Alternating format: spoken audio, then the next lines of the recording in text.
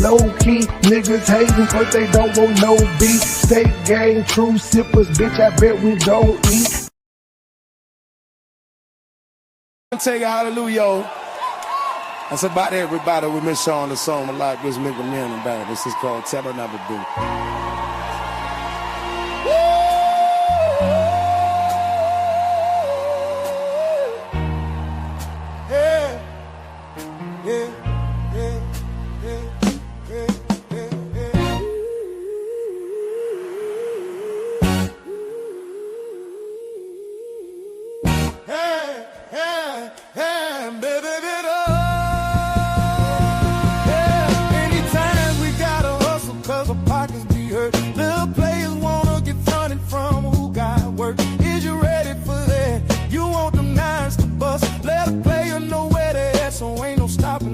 If you handle your business right, I'ma promote your ass. You bitch out and try to kite, I'ma come smoke your ass. The shit that I'm giving you, they drawing blood to get. The Vicks be running through because they love the shit. So don't come with that, no one wouldn't buy it. The shit was cool. Niggas try to rob me, nobody was coming through. Snitches, I can't have that. Bitches, I can't have that. Riches, you can have that. Just bring me my cash back. Look, it's all gravy with me, go ahead and shine. That's how you play it with me, you're big time. All I want is the G's with a trunk full of keys. A Benz on 20s, you got something you can lend me. Shit, boys ain't doing nothing for me for free. Can't put no trust in you boys, cause y'all be trying to run G.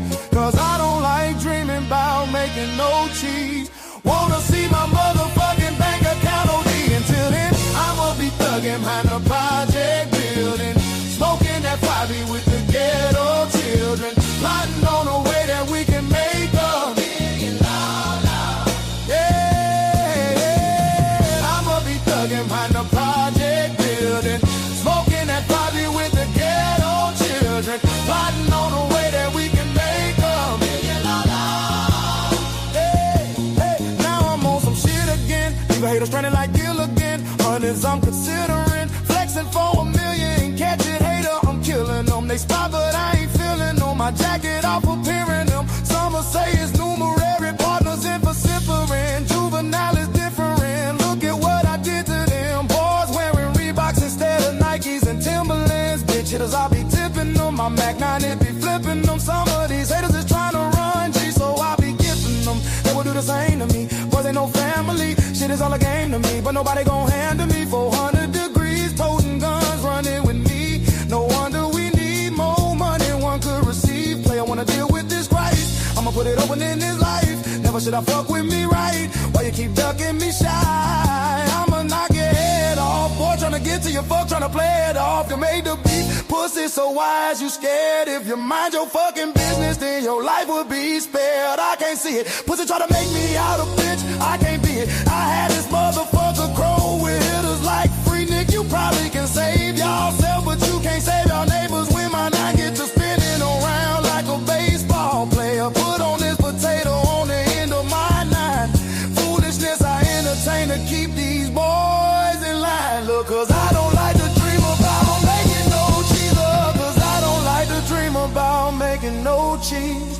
Wanna see my motherfucking bank account OD. Until then, I'ma be thugging behind a project building, smoking that 5E with the ghetto children, plotting on a way that we can make $1 million. Yeah, I'ma be thugging behind a project building, smoking that 5E with the ghetto children, plotting on a way that we can make $1 million. That's some boy about me. Bet them bitches know me. Magnolia head buster out that wild TC. I'm a young hitter. Look at what you done, hitter. You done made me mad. Now I'm gonna get my gun, hitter. Better watch your tongue, hitter. Cause I'm getting dumb, hitter. Kill one hitter to represent where I'm from, hitter. 3 things you don't ever do. Fuck with a man, exchange or his mama. You do that, you want drama. Fuck with a big timer for sure. You gon' see I'm out you. Which one of you boys want me? I'ma keep it real with you. You say you the man, I know I'm the man, and I'm ready to deal with you. I'm prepared for the toe tagging.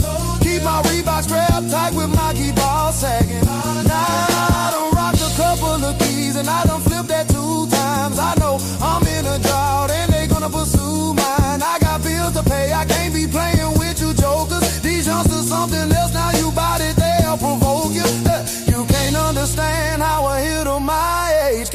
the streets like the bustin' with the 12 gauge. But I don't like to dream about making no cheese in the future. Wanna see my fucking pockets OD. Until then, I'ma be thugging out the project.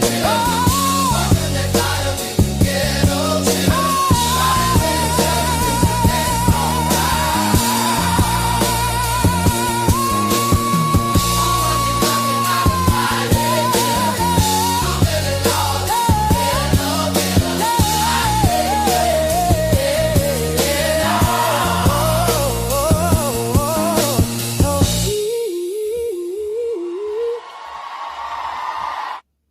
Good God, every day, ladies and gentlemen.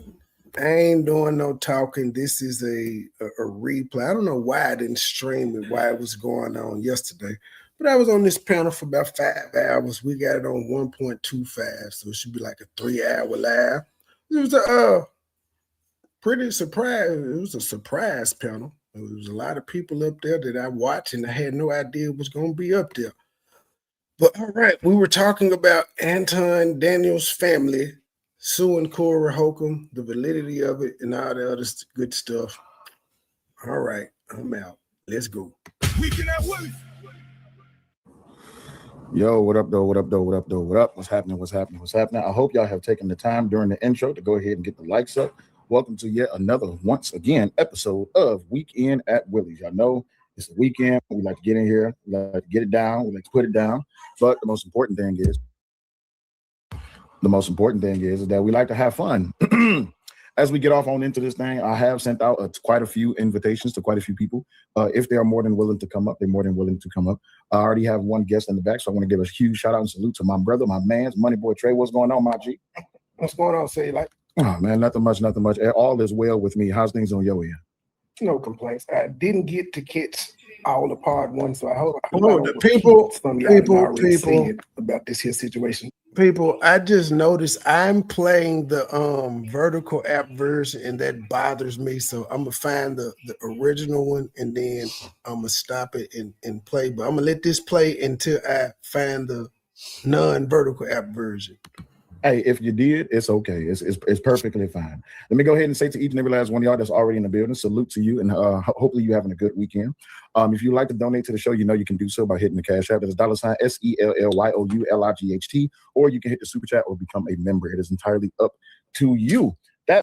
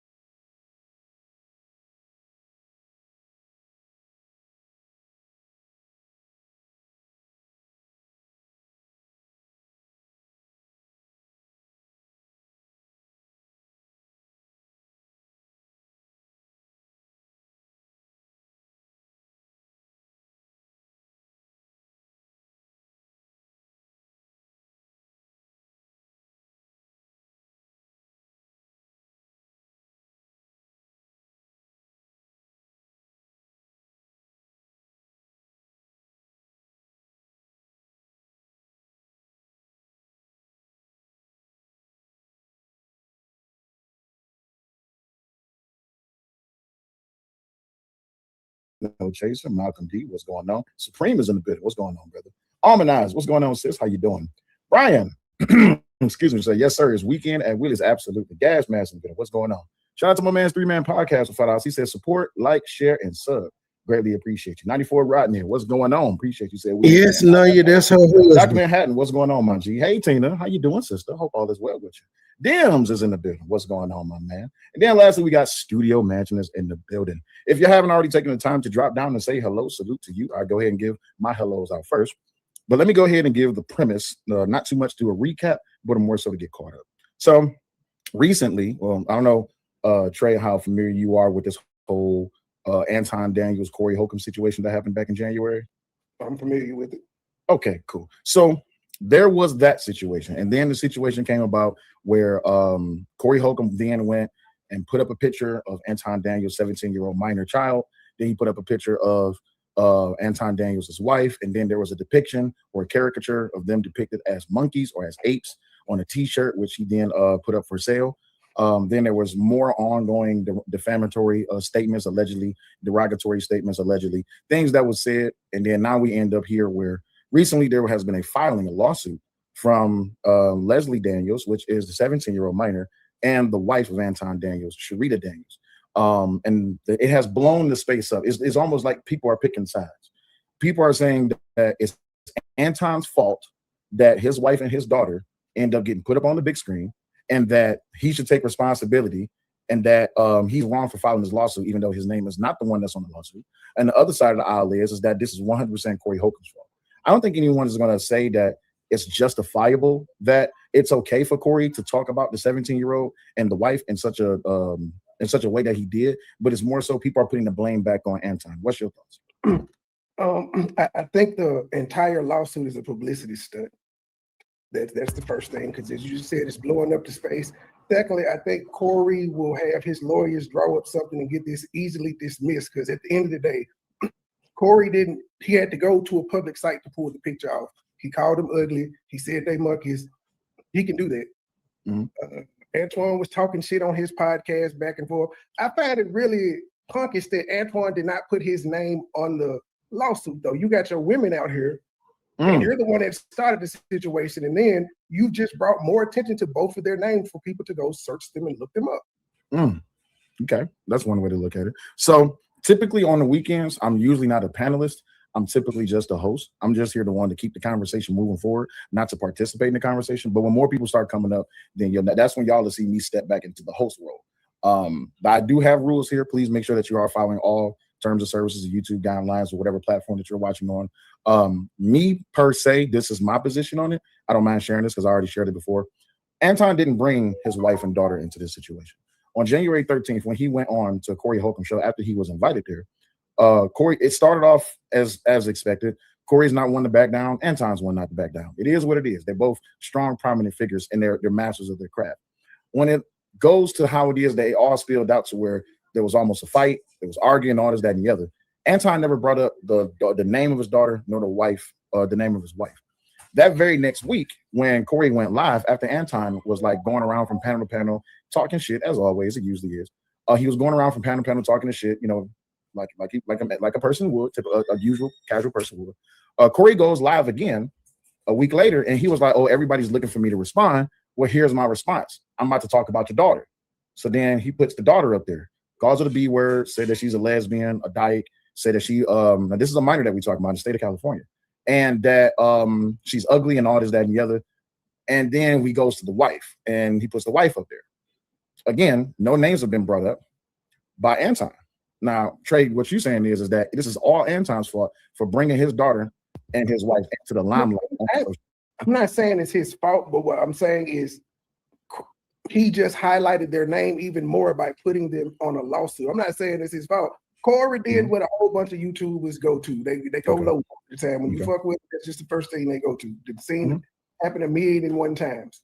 But Antoine didn't put his folks in the spotlight, but him going on that world tour after the show kind of egged it on. I think if they had just left it how it was, he even did his show the next morning, maybe Corey would have had the same vitriol. Right. So now we get to, because have you seen the lawsuit? Have you seen the paperwork? I have not. Okay, I got the paperwork. I don't mind. You got the work? Yeah, I got. Of course. Come on. You got the work. You know I got the work. I got the work. Give me a second. Let me pull it up right quick. Here it is. This complaint right here. And we already went over this. We went over this yesterday, in its entirety from top to bottom. Although I did not show the last 2 pages because the last 2 pages has a picture of his daughter and his wife, and I don't feel like being a part of that. But is there what it? Yeah. See what I mean? No, he put a bigger target on their back because their pictures included in the lawsuit, names, and all of that stuff. Well, I noticed before when you were talking, you said she's 17. Like, since he did something on the internet, does that apply in California since the person he was talking about lives in Detroit? Well, that's the argument that's being made. I'm glad that you brought that up, right? The argument that's being, there she is. What's going on, sister? You good? You ready to come up? She can't even hear me. Just put a thumbs up when you're ready, sister. Amen. Can you hear me now, sister?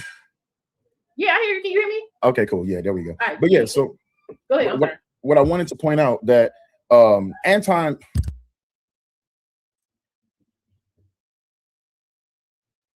goddamn dog is barking like a motherfucker. All right, so what I wanted to say is that when it comes down to it, Anton and his antics had, again, I'm just the host.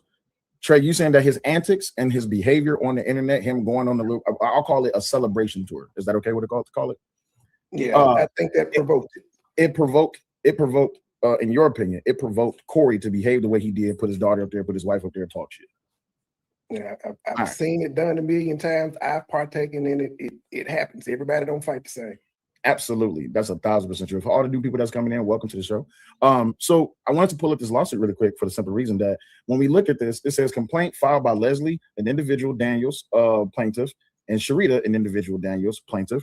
And we go here, we got Leslie Daniels and we got Sharita Daniels versus Corey Lamont Holcomb, an individual, the 5150 Show, a business organization, and Doe's, that's Doe's 1 through 25 inclusive. So Anton's not on this lawsuit, right? He's not a part of this lawsuit. This is not him bringing this to Corey. This is his wife and his daughter bringing it to Corey. And though I get what you're saying, Trey, because it's him and because he's the husband and he's the father, this is attached to him. But on the legal side, this has nothing to do with Anton. This only has to do with Leslie and Sharita. You get what I'm saying? I get it. Gotcha. Because he's technically not suing for anything, so he's not a part. I wish he could have had the Anton Daniels family or something in that motherfucker. He didn't even. There you go. All right, cool. Almond, go ahead, give us your spiel. Okay, so I mean, I get the whole Anton opened up the door philosophy. I feel like that really doesn't matter, but since that's what people want to go with, we'll use that. I don't think that Anton filed the suit specifically because Corey talked about his daughter. I think it was what he said. Like if it just been like, you know what I'm saying, your kid is ugly or she don't have no talent, or you know what I'm saying, something of that nature, it wouldn't have, you know what I'm saying, it wouldn't have gone to this level. But the things that grown man said about that child, no. No, absolutely not. That what he said is why Anton filed that lawsuit. Well, again, I want to stick with the record because we got to stick with the facts. Okay, excuse me. That's why Anton did not file this lawsuit. Yeah, Leslie filed the lawsuit. He pushed him to file the lawsuit. His name ain't on it, but we know he told him to do this. He didn't have to tell them anything. If you have been watching the Millionaire Morning Show, because most people don't, they like, you know what I'm saying, Room 9 because it's, you know what I'm saying, the EBT sector. But those of us with some brain cells who trying to have something in life, we watched the Millionaire Morning Show. Anton told us what was going to happen. He just didn't use the words that slow people needed to get with the program. Yeah. So, he like, told y'all he was going to recommend what Corey actually said. Go ahead, Trey. No, I'm saying, so he told y'all he was going to recommend his family to sue. No, he said he said they was going to sue. When I recommend that, he said it was coming. And no, it was his idea, though. His wife wasn't studying that shit. We know that. Let me ask a question because this is something that I've been hearing pushed across social media, right? This is why the title of the show is Victim Shaming, Defamation, or First Amendment Speech. Do you think that people are participating in victim shaming because they're saying now that Leslie and Sharita is wrong to bring a suit towards Corey because of the engagement that the interaction that he had with Anton? Do you think that that's victim shaming? I do. I don't think they're wrong for filing a lawsuit. They have the right to. They feel like they were defamed and slandered. That's their right. So I don't feel like they're wrong. I think it's more of a publicity stunt because I don't think it holds much merit. You can file a lawsuit. Doesn't mean you're gonna win. Absolutely. Almond? Well, yeah, I think it is victim shaming. But it speaks to the goofiness of average people. You know, because I'm a paralegal and I know what step checkpoints have to be met. They definitely have enough for this suit to hurt Corey. It's definitely enough there, and the fact that he still got them videos sitting up there. Well, even if he wanted to delete it, and that's why it's really too late. Yeah, it is too late, and that's why it's important that when you see the Does 1 through 25 inclusive, I think where it says defendants, that's just going to be probably some prominent people of the organization of the 5150 Show. Probably going to be some organizers or some facilitators, and I think there's going to be some YouTubers. Me personally, it's quite a few people who have been on the F Anton train, and they're not playing around. And has it been any vitriol towards his daughter and towards his wife? Well, we got a few YouTubers on video on their own live stream repeating some of the same things that Corey was saying. So it definitely could have an effect. Like Trey said. I mean, yeah, like Armin said, there's some things that it can fit as far as defamation per se, false light defamation of both Leslie and also Sharita with the respect to the t-shirt images, and then intentional infliction of emotional distress suffered by Leslie and also by Sharita. It's a possibility, but we all know, and I'm hoping some of the people who I invited who have a background in this, they can speak to this as well. It's not about right and wrong. It's about what you can prove in court. It's all about how you argue it. You see what I'm saying? So to the point, I want to talk to Trey a little bit and elaborate on this a little bit more. You say you think this is a publicity stunt. Typically, when people are participating or they engage or activate a publicity stunt, they stand to gain something out of it. What do you think the Daniels family could potentially gain from this? What you said earlier, it blew the sector up. Everybody's talking about Antoine Daniels' family is suing, which brings revenue and name value to his brand, and everybody wants to hear what he has to say about it. But wouldn't that also cause a further detriment to his family, putting them in the bad light? Because if he's doing this just for the benefit of his brand, which is the benefit of himself and possibly his family, he's sacrificing the public image of his daughter and his wife. Well, he's done it. Well, I won't say he's done it before, but he's let y'all know he about the business. Almond? I don't think Anton is. We're talking about him, but I mean the dollars are not going directly in his pocket. So yeah, I don't think this is about him getting money or attention. I think this is about holding a scumbag accountable for running off at the mouth. Okay. Well, there's a potentiality that his lawyers could argue First Amendment speech. Now, we can't forget that there could be an anti-slap. And for those who don't know what an anti-slap is, it would kill this whole entire lawsuit just from jump. The anti-slap just puts a stop to it right away. And Anton would have to pay the legal fees of Corey Holcomb and his lawyers. Shout out to everybody that's coming to the building. I'm sorry that I can't keep y'all. I'm sorry not clicking y'all name one by one, but also to anybody that's coming in from on the side of the game, please thank you. Make sure y'all like, share, and subscribe and support your content creator. The thing is, right, I'm looking at how the community, how the space and the internet is reacting to this, because I thought this was just going to be a YouTube thing. This is growing bigger than just something that's just on YouTube. It's all over TikTok. It's all over Twitter. It's all over Facebook. It's everywhere. And what people are pretty much saying is that they're glad that Anton is finally getting humbled by Corey Holcomb. But the community's whole entire message prior to January was F Corey. Now, all of a sudden, they're championing Corey and his antics. Do you think that if this case was to go through, I'm going to deal with the go through part. If this is successfully going through and Corey Holcomb is sued, what precedent do you think is going to set for the rest of the internet, the country, the world? What precedent do you think is going to set? You're going to be scared to talk. You're going to be scared to tell somebody they ugly, call them bitches, hoes, X, Y, and Z. So I just want to clarify. You think that the First Amendment constitutional right is being threatened with this lawsuit? Not saying it, that's what you're saying, but I'm just saying in short. Yes. Almond? No. I think you do need to, it would allow you to have to be more creative in how you criticize people. Gotcha. But again, Leslie and Rita had nothing to do with Corey's, disagreement, fight, whatever you want to call it, with Anton. So again, if his beef was with Anton, he should have kept it with Anton. And if he just couldn't control himself, which he couldn't, and put his wife and child in that, I'm sorry, y'all. The things he said about Leslie, there's no excuse for that. Something got to be wrong with you to even go there. We're talking about a child, and a child that you've never seen before. But again, we see what his track record is and his opinion of children. No, that it wasn't funny. His sliding into it wasn't funny. It wasn't funny when he said it. What he said after it wasn't funny. All of that, he a comedian and woo. That's not working for me. And again, people always want to talk about the first. You can say whatever you want to. The First Amendment doesn't absolve you of any consequences or repercussions for what you said. It just says you can say it. That's all. But shouldn't the First Amendment protect you? It protect you. You ain't gonna get in no trouble for saying it. It protects you. You just got to go through the process. Corey just has to go through the process, and it could be as simple as his lawyer writing up a great motion to dismiss and the judge agreeing with it. It doesn't necessarily have to see a courtroom. No, motion to dismiss is gonna see a courtroom. So, Almond, also, because I'm streaming vertical, it's only showing your shoulder on your camera. If you can adjust your camera, it's only showing your right hand. You have to slide to your right. But Trey, you good? You're in great position because you're right on camera on the vertical screen. So the thing is, right? I'm one who believes in free speech. I'm one who believes in the First Amendment. I believe in the Constitution. That's just the way I was raised. That's the way that I followed. That's the way I came up in this country. I don't think the First Amendment should be approached nor encroached by anybody.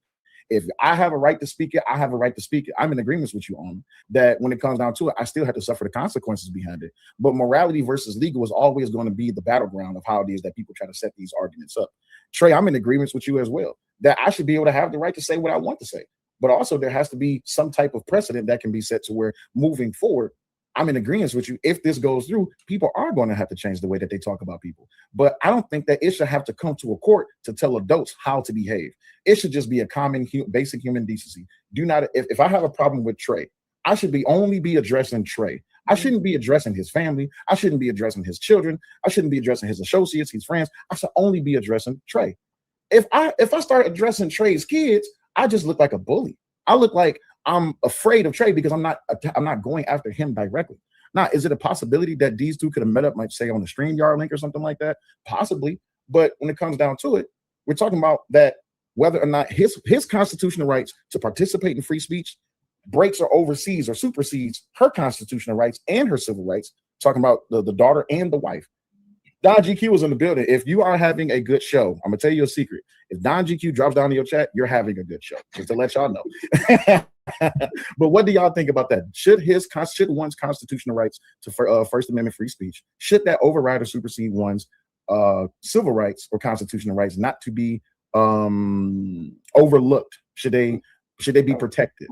Go ahead. That's a no. Okay. Almond?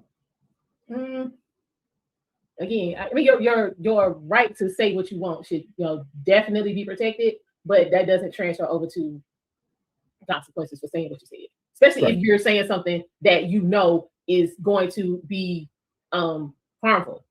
Yeah, and harmful to a child, because again, here in the EBT sector, we always hear, as soon as something happens to a Black female, their frontal lobe wasn't developed, and they all of these different reasons as to why they can't be held accountable. So if we're gonna use that logic in those situations, we're gonna use it here with somebody who didn't do anything. And I have a question. You're the second woman that I've heard use this term, the EBT sector. I think she was using it in a derogatory term towards me. What is it? It's not towards you. I coined the. Well, no, it's this other chick. She was using it towards me, not her. I'm asking. I don't know what it means though, other than food stamp. That's what I know. I'm the one that. I named Black YouTube the EBT sector. So anytime it's some derogatory shit going on or some crazy shit going on or just some nigga shit going on, it's EBT sector. Like the Umar shit is EBT sector. That's who called it. That's who said that to me, the chick from the Umar sector. Yeah. So it's the EBT sector. Like it's a revolving door of nonstop buffoonery. That's all it is. And until it comes there, like everything that's happening right now, even what's going on with this Anton and Corey thing, this is nothing new. Is it different because now there is a legit lawsuit that's being brought forth that can have consequences? Absolutely. Look at Brittany. Look at Brittany. All snap. Hey, Brittany. But no, it's not derogatory. It's like at you when people say EBT sector. So yeah, back to this. I was talking with E Black last night, and I'm not gonna lie, E Black pissed me off last night. Hey man, what's going on? E Black pissed me off last night because he wanted to introduce, and this is why we're having the show today, that people are reacting to this Anton and Corey situation, saying that this is entirely Anton's fault. And again, the link is posted at the top of the chat if y'all want to join up. If any of my invitee people come through, they're more than welcome to come up. I did send them the link. Please, it's preferred that you be on camera. It makes for a better show. But people are saying that since January 13th, that this is solely Anton's fault, and that this should set the precedent if this lawsuit is met with an anti-slap and it's pretty much struck down. I have a fear for that. And the reason I have a fear for that is because now you're opening the door to anyone to say anything about minors, especially in the state of California, because this is where it's happened at. What's your idea on, should it be okay? Do you think that Corey was justified to behave the way and do the things that he did on this show? Absolutely not. Trey, you muted. Oh, yes and no. He has the right to be as despicable as he wants to, no matter how I morally feel about it. And as I said earlier, I can't tell nobody how to fight. It's despicable what he did, but it's his right to be despicable when he right. And it's Anton's family's right to say you took it too far. This is how they're saying he took it too far. So yeah, everybody's within their rights. You gotta let him finish. I was done. Oh, okay. We're just gonna go in circles about that because we just gotta wait for the court to decide if there's who wins. That's all we gotta do. We just gotta sit back and watch. I don't say Antoine it's his fault, but I give him like 15-20% because I think if the show had just ended the way it was and everybody went their separate ways, it wouldn't have got that far. Right. Brittany B brings up a point. She says, so if I have a big butt and a man slaps it, it's my mama fault or my fault or the man's fault. Whose fault is it that she has a big butt? Since that's the angle that Brittany B wants to come from this from, whose fault is it that she has a big butt? It's weekend at Wheaties. I'm just letting y'all know we just have fun. This is how we decide. Yeah, I got it. Yeah, y'all do know his name pronounced Anton, not Antoine, right? Yeah. Okay. So whose fault is it? Because we can't say that. We can say that because of genetics and DNA that Leslie looks the way she looks. But are we going to say that? Oh, I have a right to say that she's ugly. Do you have a right to? Do you have a right to disparagingly talk about a minor? Do you have a right to talk about anybody? Of course, you have the right. You have the First Amendment right. Do you have the right to be sued because of your statements? Absolutely. And that's why I think the line is being drawn, because now people are saying, oh, Anton is snitch. He wrong for defending his daughters. Well, first, he's not on the lawsuit. Second, his daughter and his wife is the one that's on the lawsuit. So they can't defend themselves. They're using the example of what just happened with Pooh Shiesty and Gucci Mane. A lot of people feel like Gucci snitched. My thing is, y'all say the same thing about what's the boy with the colored hair that got picked up by the Bloods? 6ix9ine. 6ix9ine. They say that 6ix9ine is snitch. So this is why I asked about the question about victim shaming. If I pursue to receive damages, compensatory damages or punitive damages because of how you treated me, does that make me a snitch? No. No. Oh, so people are just saying things out the side of the neck. Now we get to the big question. Do people just not like Anton that much that they were willing to accept the disrespect to his daughter and his wife? Or is this still just Anton's fault? Oh, my bad. You gotta go ahead. Absolutely. This is classic jealousy. Folks are still butthurt because Anton, said pull the plug on Fight Club. He pulled the plug on Fight Club. He tried to take cornballs and jokers and goofballs along. They didn't want to, they didn't have the ability to pivot into what Anton was getting into. So they just, instead of owning that and coming up with something, popping themselves, they want to spend all their time mad because Anton was successful in getting paid and he left them behind. Black people, back up. Negroes don't want to do any work is the problem. Because thank you for the $10 cash app. I got that message up there too, because Angry Man just came up there wrong as a motherfucker fucking with me. And I didn't want to do OG like that yesterday. So I let him win, but he definitely was wrong the whole time. When he said you don't have a right to say what you want to say. Thank you for the $10 cash app that says I'm still supporting. We appreciate $1, but we would rather have 10. We appreciate $20, but we would rather have 50. We appreciate $50, but we would rather have 100. We appreciate $100, but we would rather have 200. Thank you, Sister Avanti, $10 coming on the cash app. Thank you, sister. Next time, make it 20, but thank you for that 10. I know you barely had that. Thank you, sister. Time, let me go all the way back because I didn't watch Fight Club. I had a life. I didn't have time to be giving up 8, 9, 10, 12 hours every day, on the weekend for that foolishness. He gave them ample time to get their life together because he was like, this is not sustainable long term. YouTube is demonetizing these videos because y'all are out of hand. We got to clean it up. They didn't want to clean it up. They want to keep doing what they want to do and be in the EBT sector. So he pulled the plug. They pissed. It's that simple. Because in the sector, that's all you hear about Fight Club. Okay, why y'all keep trying to recreate Fight Club? It wasn't sustainable. Let it go. Absolutely. Let's talk about it. So now we got all these beefs going back and forth.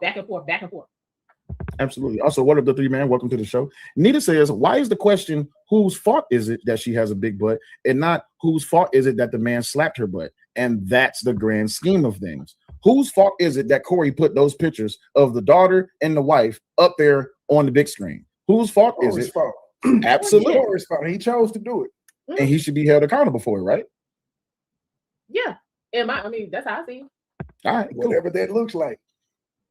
If he wins, if he gets the case dismissed, was he held accountable? No, he was not held accountable. Well, I would say yes, he was held accountable because he would be. Yeah, based on the judge said, hey. No, I'm saying if Corey's lawyer gets it dismissed and he wins the lawsuit, did he, other than paying legal fees, did he? In a way, he's being held accountable now. He's losing gigs. 5150 circling the drain. So he's in a way being held accountable now. If all we care about is access and visibility and money, Corey already being held accountable. Absolutely. Give me a second. Let me read the super chat right quick. Shout out to Brian. Says just fun, allegedly. LOL. Blessings. Thank you very much. Greatly appreciate you. 3-Man, go ahead and give us your spiel right quick before we move forward. Well, you have everyone have the First Amendment right, the right to free speech, freedom of expression, so on, so on.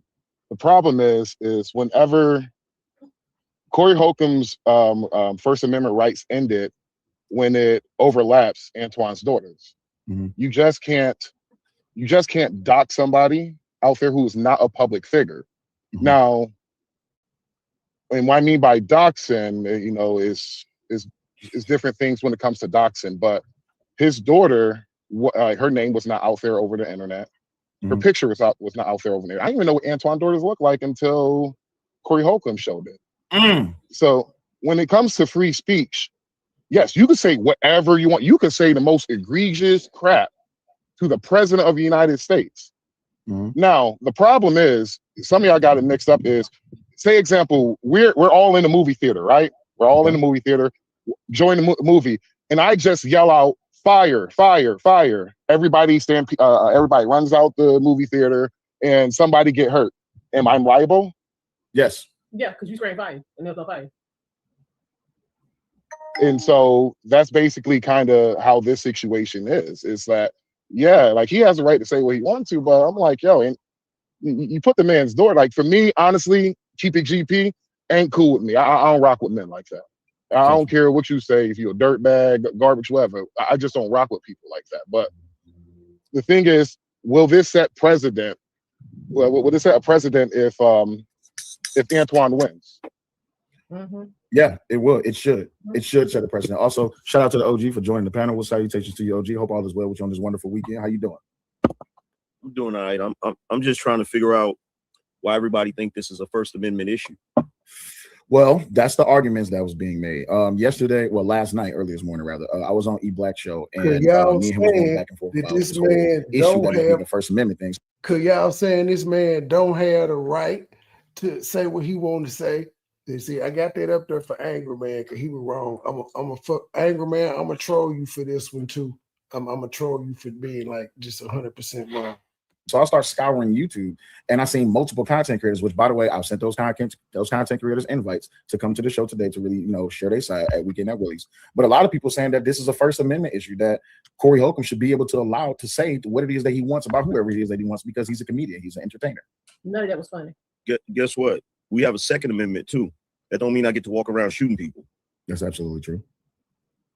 This is not a First Amendment issue. And the reason why it's not a First Amendment issue is because Corey Holcomb had a back and forth with Anton Daniels. Because of that back and forth with Anton Daniels, he decided to be malicious towards somebody that had absolutely nothing to do with anything of that situation. Mm-hmm. The person that he decided to slander and attack verbally was a minor. Period. This is not a First Amendment issue. You said verbally attack. It is the First Amendment issue. It's not a First Amendment. It's not a First Amendment. It's not a First Amendment issue.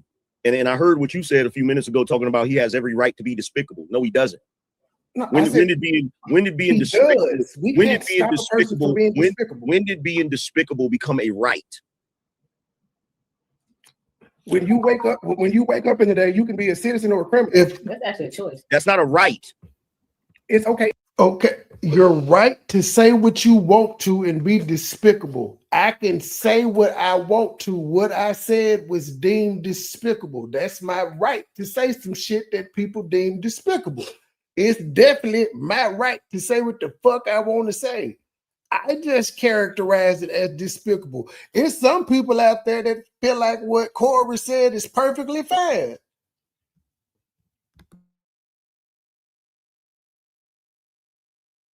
It's a choice, but he still It's a choice. It's not a right. He to be despicable, or he could be righteous. But here's the thing: a choice or right.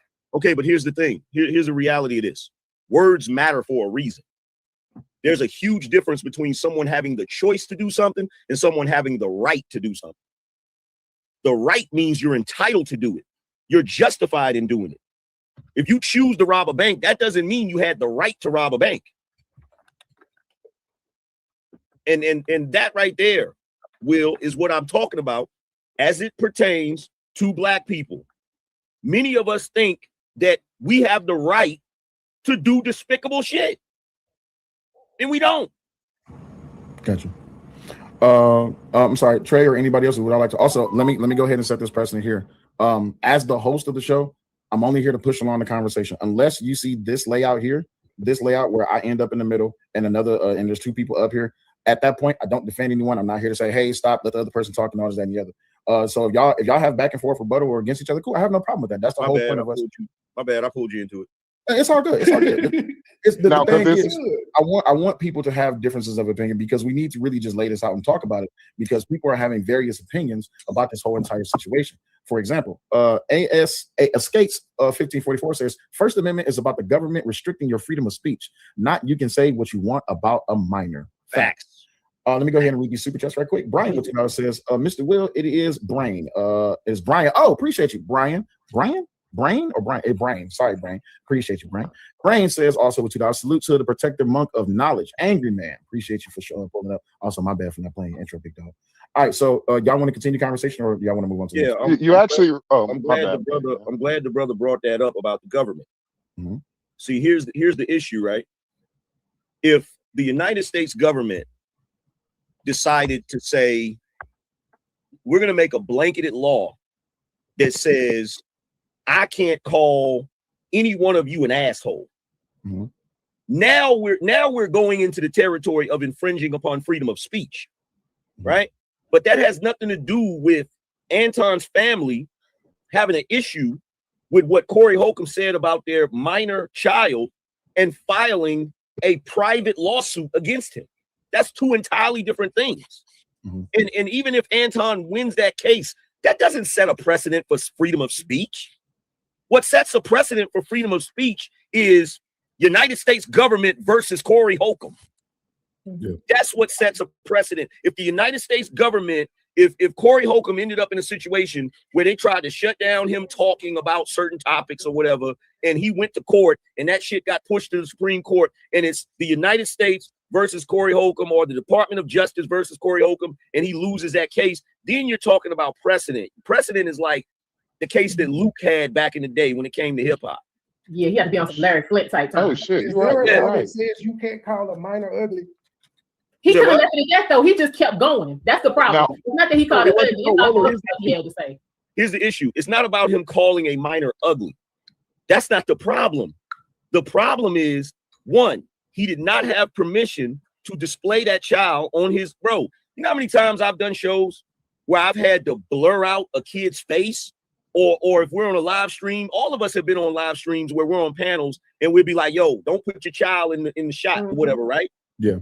So we already know you're not supposed to put children up there that are underage without the permission of the parent, right? So he was already in violation of that. That's one. Because look, here's my thing. I don't give a shit what people say, right? When you start violating laws and infringing on people's rights, that's when I have an issue. And Corey Holcomb infringed on the rights of Anton and Rita the moment he decided to take the liberty of posting their child. He infringed on that right. And then he took it a step further by saying extremely derogatory things about her, which some of those things, it's not illegal, it's not a violation of the law, but it did cause harm to that child. So now, in my opinion, they have grounds for a civil lawsuit.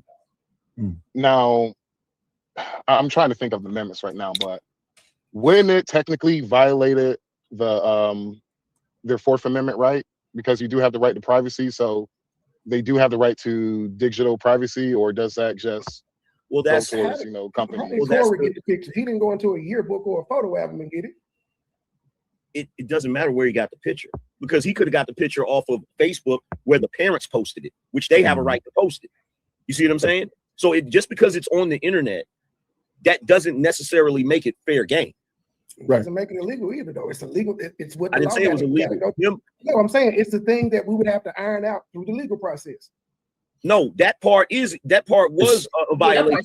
They're not arguing whether or not it was legal. They're arguing the damage that what he did cause. They're not arguing whether or not it was legal. Now, here's the thing. Here's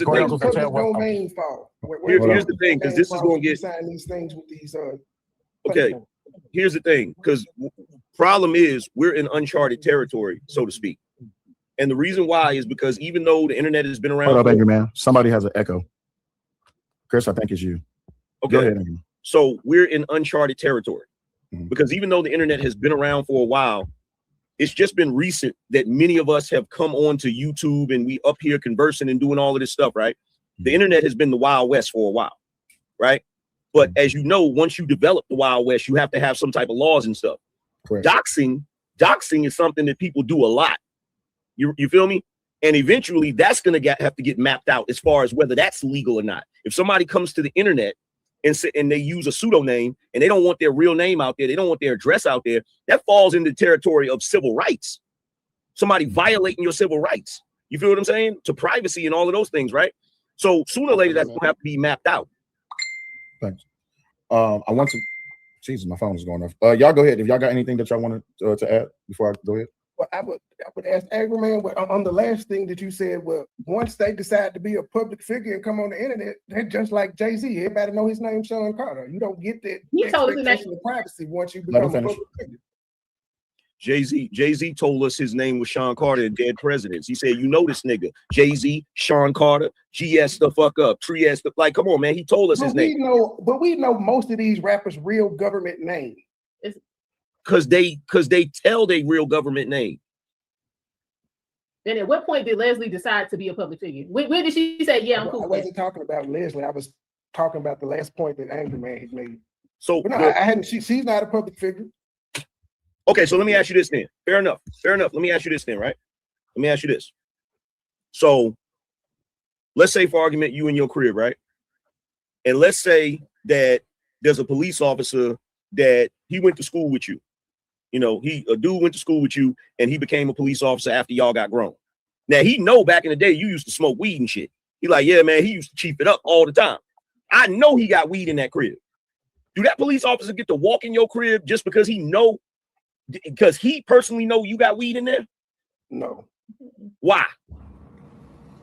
Because he doesn't have any current probable cause. And you have a right to what? You have a right to what? Privacy and illegal search and seizures. Against illegal search and seizures. Okay. Now, this is something that I've pointed out that a lot of people ain't talked about, right? You got people getting convicted because of stuff on their social media page, even if their social media page is private. That's a violation. And because it's on the internet, it's treated differently.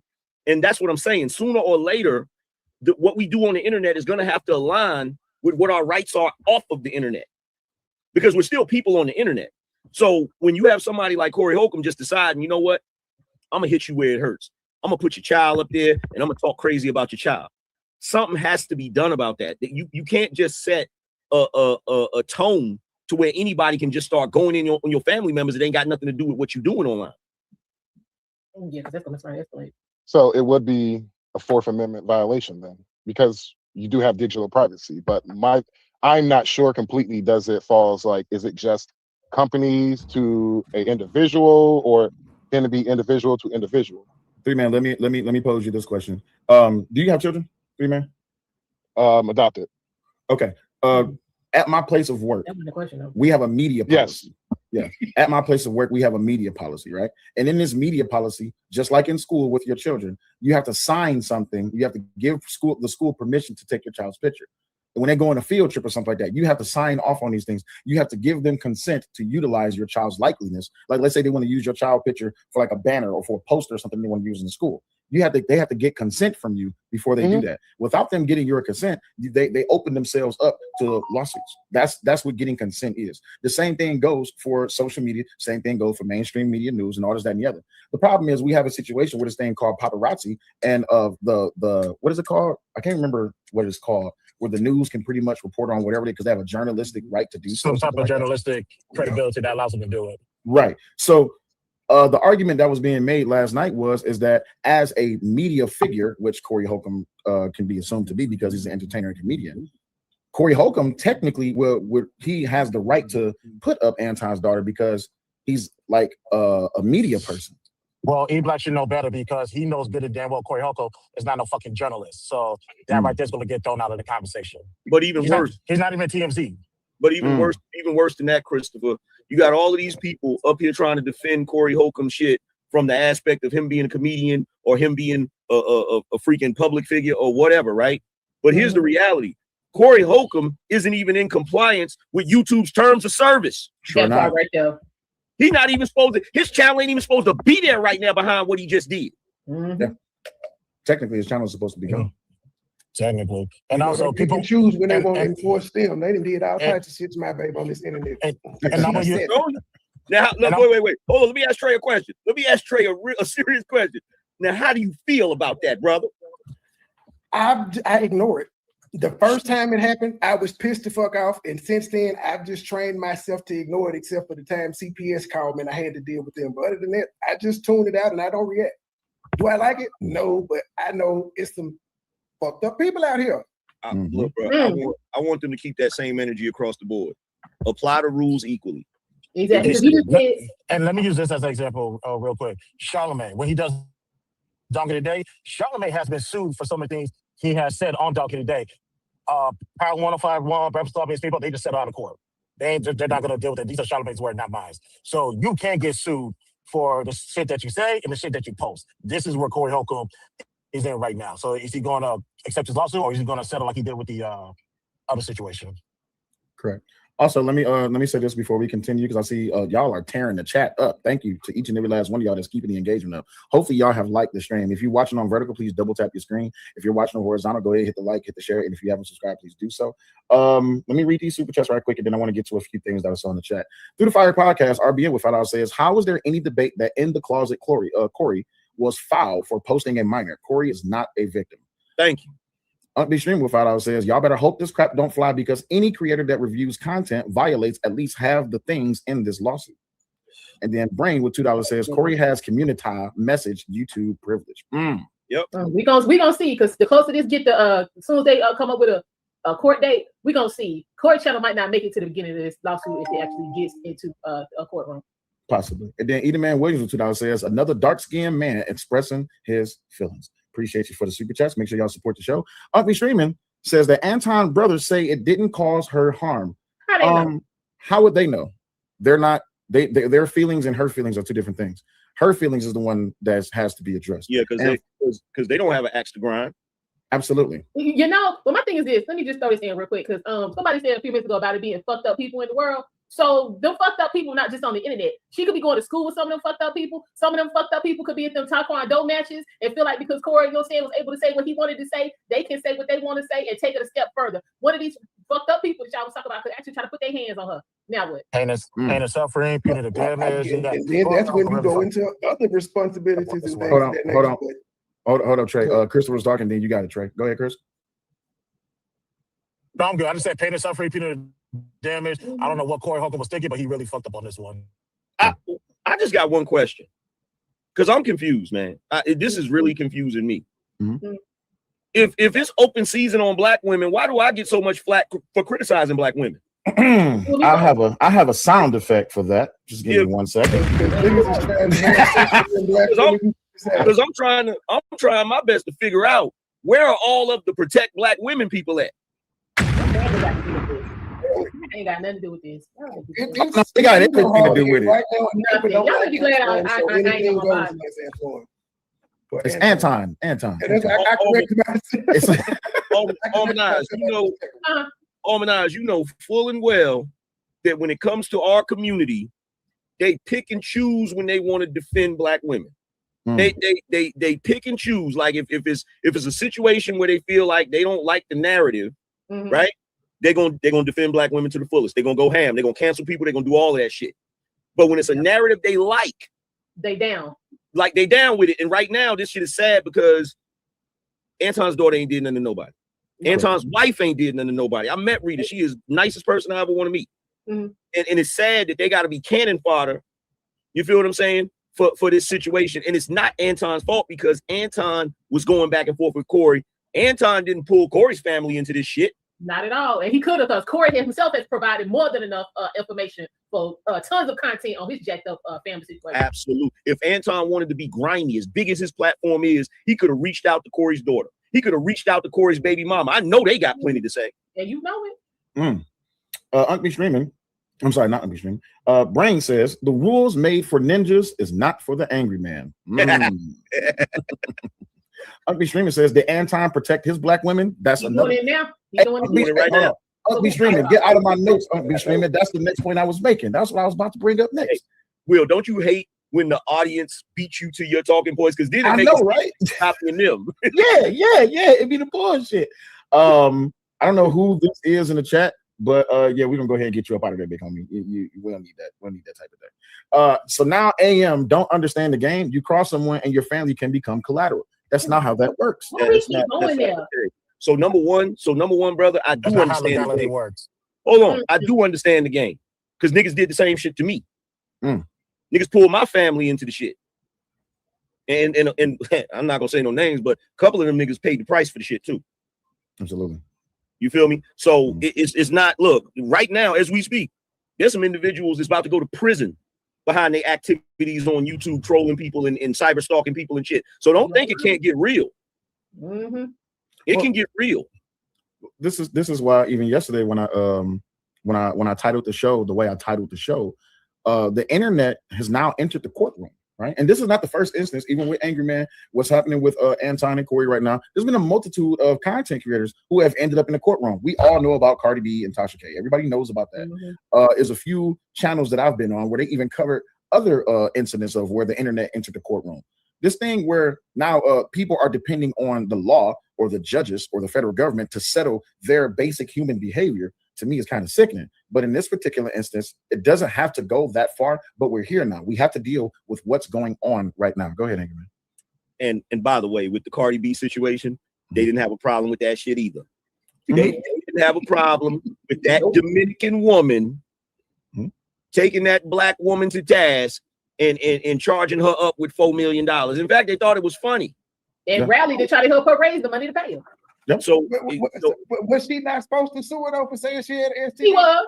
Yeah, she was supposed to sue her for that. Yeah, she was supposed to sue her. She could have just took the video down. A lot of this shit be self-inflicted. She could have just took the video down. Well, this Corey situation. Corey could have took the video down. Yeah, Corey didn't have to be despicable.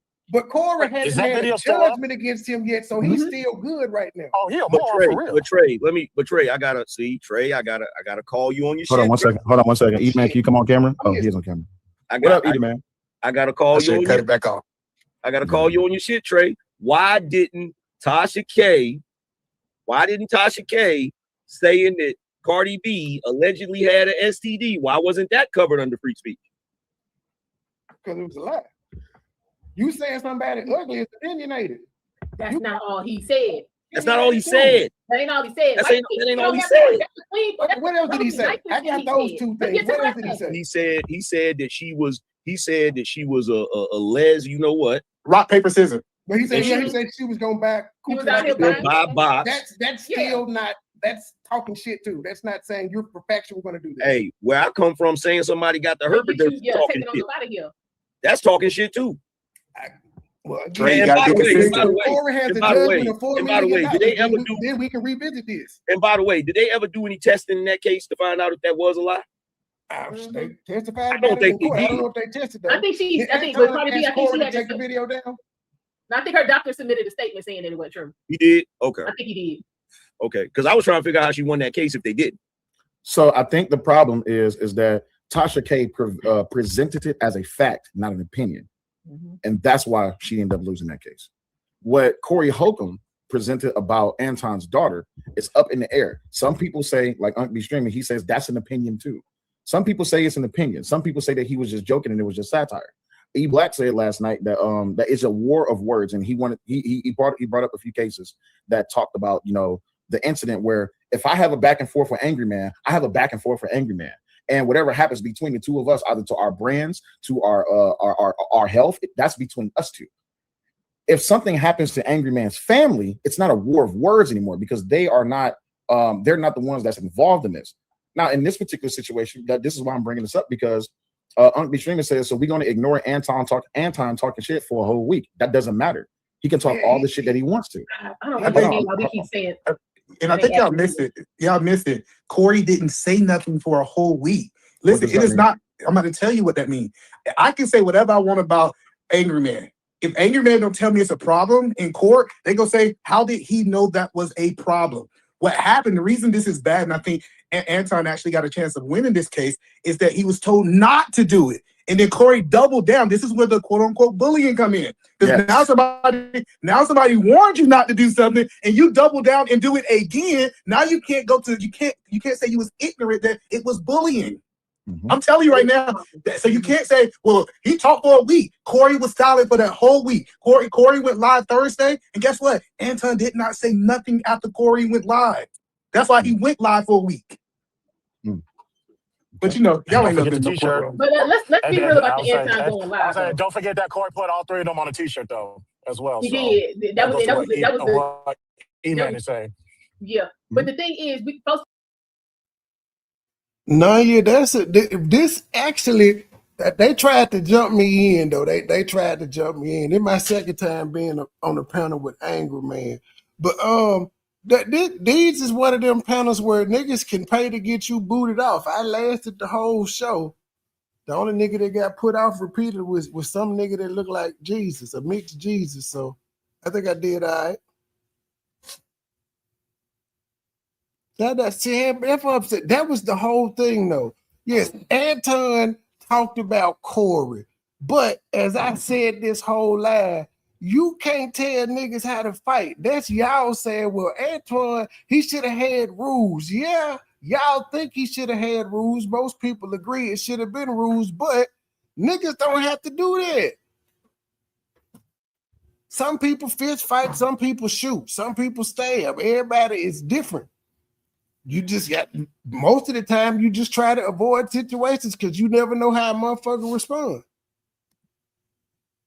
He talked about Anton went on this victory tour. Anton did this. Anton did that. Anton is always popping in and out of people's, streams to see what's going on. What Anton did was he pulled up to each and every one of them bootlicking. Let me jump on this and see if I could get popping ass niggas who was like, I bet you Anton ain't gonna come up here. Anton showed the hell up. So I don't understand why we calling that a victory tour. Like he just fired up a bunch of live streams and was like, let me tell y'all about how I'm flexing on these niggas. Nah, he pulled up because they said he would. But y'all don't realize. Hold on. Yeah, go ahead. I would have went on a victory tour too. If I was on your show in person and you told me I was kissing Caucasian ass, and then I tell you sucking D, and you get up like you tough and come sit in front of me and start talking shit, and then I say, I tell you what, homeboy, let's go outside. And you don't go outside, I'm gonna talk shit about that for a month. And I think people don't realize it's a lot of people with their legs crossed watching this case because you don't understand this. If Anton wins this case, this is gonna open up the floodgates. You know how many people can sue Corey if they can prove this one? Go been suing Corey. Yeah, so I'll just tell you, like, y'all think this is the first lawsuit. Even if Corey settled, I think we're gonna see 4 or 5 more cases at the minimum. He got one coming. Flacco. My bad, y'all. I spilled water all over my desk. I saw you. Rob must came in the room and got him nervous, man. Yeah. You got to tell us stop beating on you like that.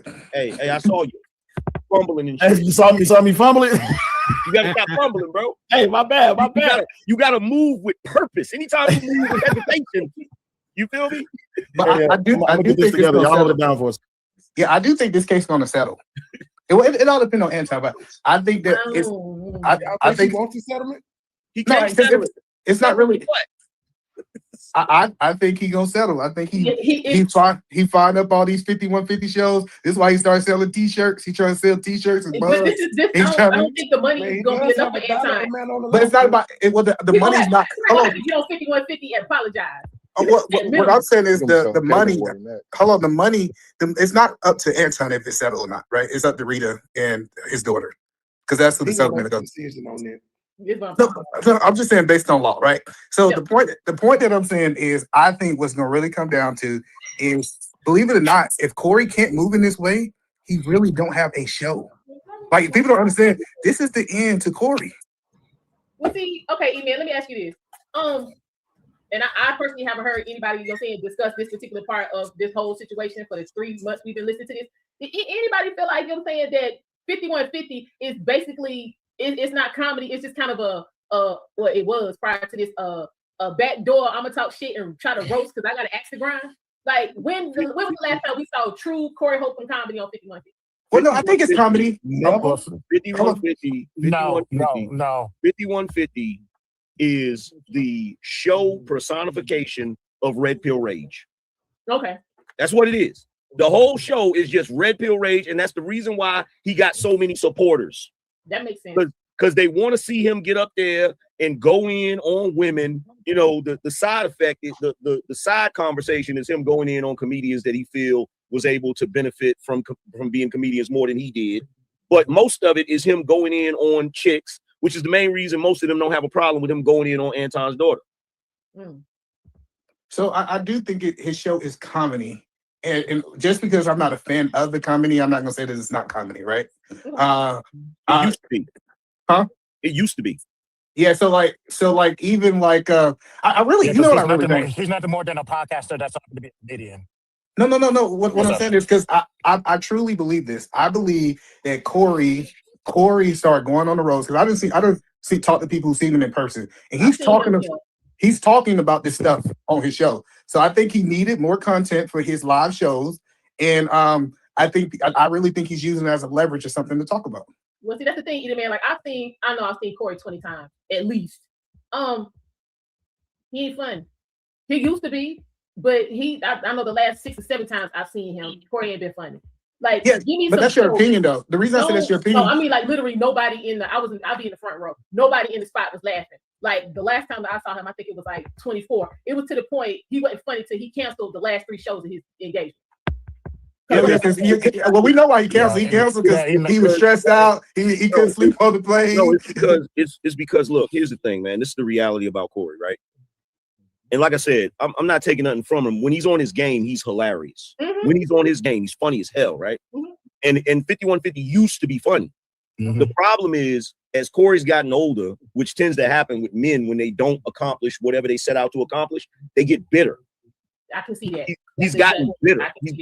He's gotten bitter, and because he's a comedian, comedians draw from their life to tell jokes. They draw from their life. They draw from real life situations. So you're hearing his bitterness in his comedy, and he don't know how to balance that shit out. And that's the reason why it's coming off the way it's coming off. And his fans don't want to hear that. You know what I'm saying? I'm pretty sure there's some of them in the chat room right now. His fans don't want to hear that, but that's the truth. Until Corey finally gets off of this shit and recalibrates, it's just going to keep getting worse. Yeah, Brittany B said, I seen him in Nashville in February, and he brought up Anton. I would love to know what was the room's response to that. And the thing is, when Corey was live, that the day that him and Anton got into it, I think it was like 20,000 or 15,000 people in the chat. Yep. When Corey went live that following week, it was more people in the chat. Mm-hmm. Like 45. Yeah, as the weeks went on, those numbers got progressively lower and lower and lower. As a matter of fact, people was even saying that because he wasn't addressing Anton, he wasn't really talking about it. You said nobody knew what he was talking about. Crazy. He flopped. Wow. He flopped. And see, that's the thing. He flopped. He got on that show and he said, show the video. And even his people would show the video. Like, it was a flop. His response was it's bad production, bad planning, bad execution. Like, they didn't have any clips together. Like, it's like he just get on there and talk. You know, nothing is whatever. He's a YouTuber. He just famous. No, he's not a YouTuber. He ain't no YouTuber. He's not a YouTuber. And then I kept saying this last night, and it seemed like nobody was hearing me. In this lawsuit, they say Anton Daniels' daughter is a international taekwondo star. She competes in tournaments. She's been on magazines. She's been in newspapers. She is a public motherfucking figure. And then when I pointed out these athletes are public figures, they be on the AAU circuit. They sponsored by Nike and shit. They was like, they're not. Are they people in middle school? Are they public figures? I was like, yes. I was like, you do realize niggas get college scholarship offers in the 7th and 8th grade for playing sports. They public figures.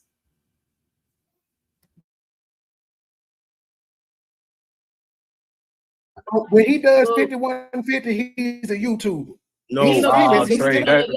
That's crazy, Trey. That's different. Well, Trey, the reason that's a bad take is because he done been in the industry for 20 years. Like, he should know. Listen, being in as a comedian for that long, he should understand production. That's a bad take, Trey. He's not. Look, here's the thing, right? I get what you're saying. He comes on. No, go ahead. No, look. Here's the reality, right? You can't say he's a YouTuber, and the reason why is because if you go look at his show, Corey doesn't even understand how to really Run milk YouTube for what it's worth, right? He just now turned on his memberships, right? Corey Holcomb, with the size of his audience, since he's been on YouTube, he could have made a fortune off of YouTube, but he didn't. He was just using YouTube as a way to him to, you know, vent, run his mouth, talk about shit he believe in and stuff like that. He wasn't using it the way most people utilize YouTube, right? Because he's a comedian. You feel what I'm saying? And he said numerous times, like, yo, I'm good. I don't have to do this and da da da. He said that numerous times, right? So he's technically not a YouTuber. Because I can tell you right now, doing YouTube once a week, and every time you talk, you're saying things that's getting you age restricted. So you're not making the money you would make off of AdSense. You're only making the super chat money, right?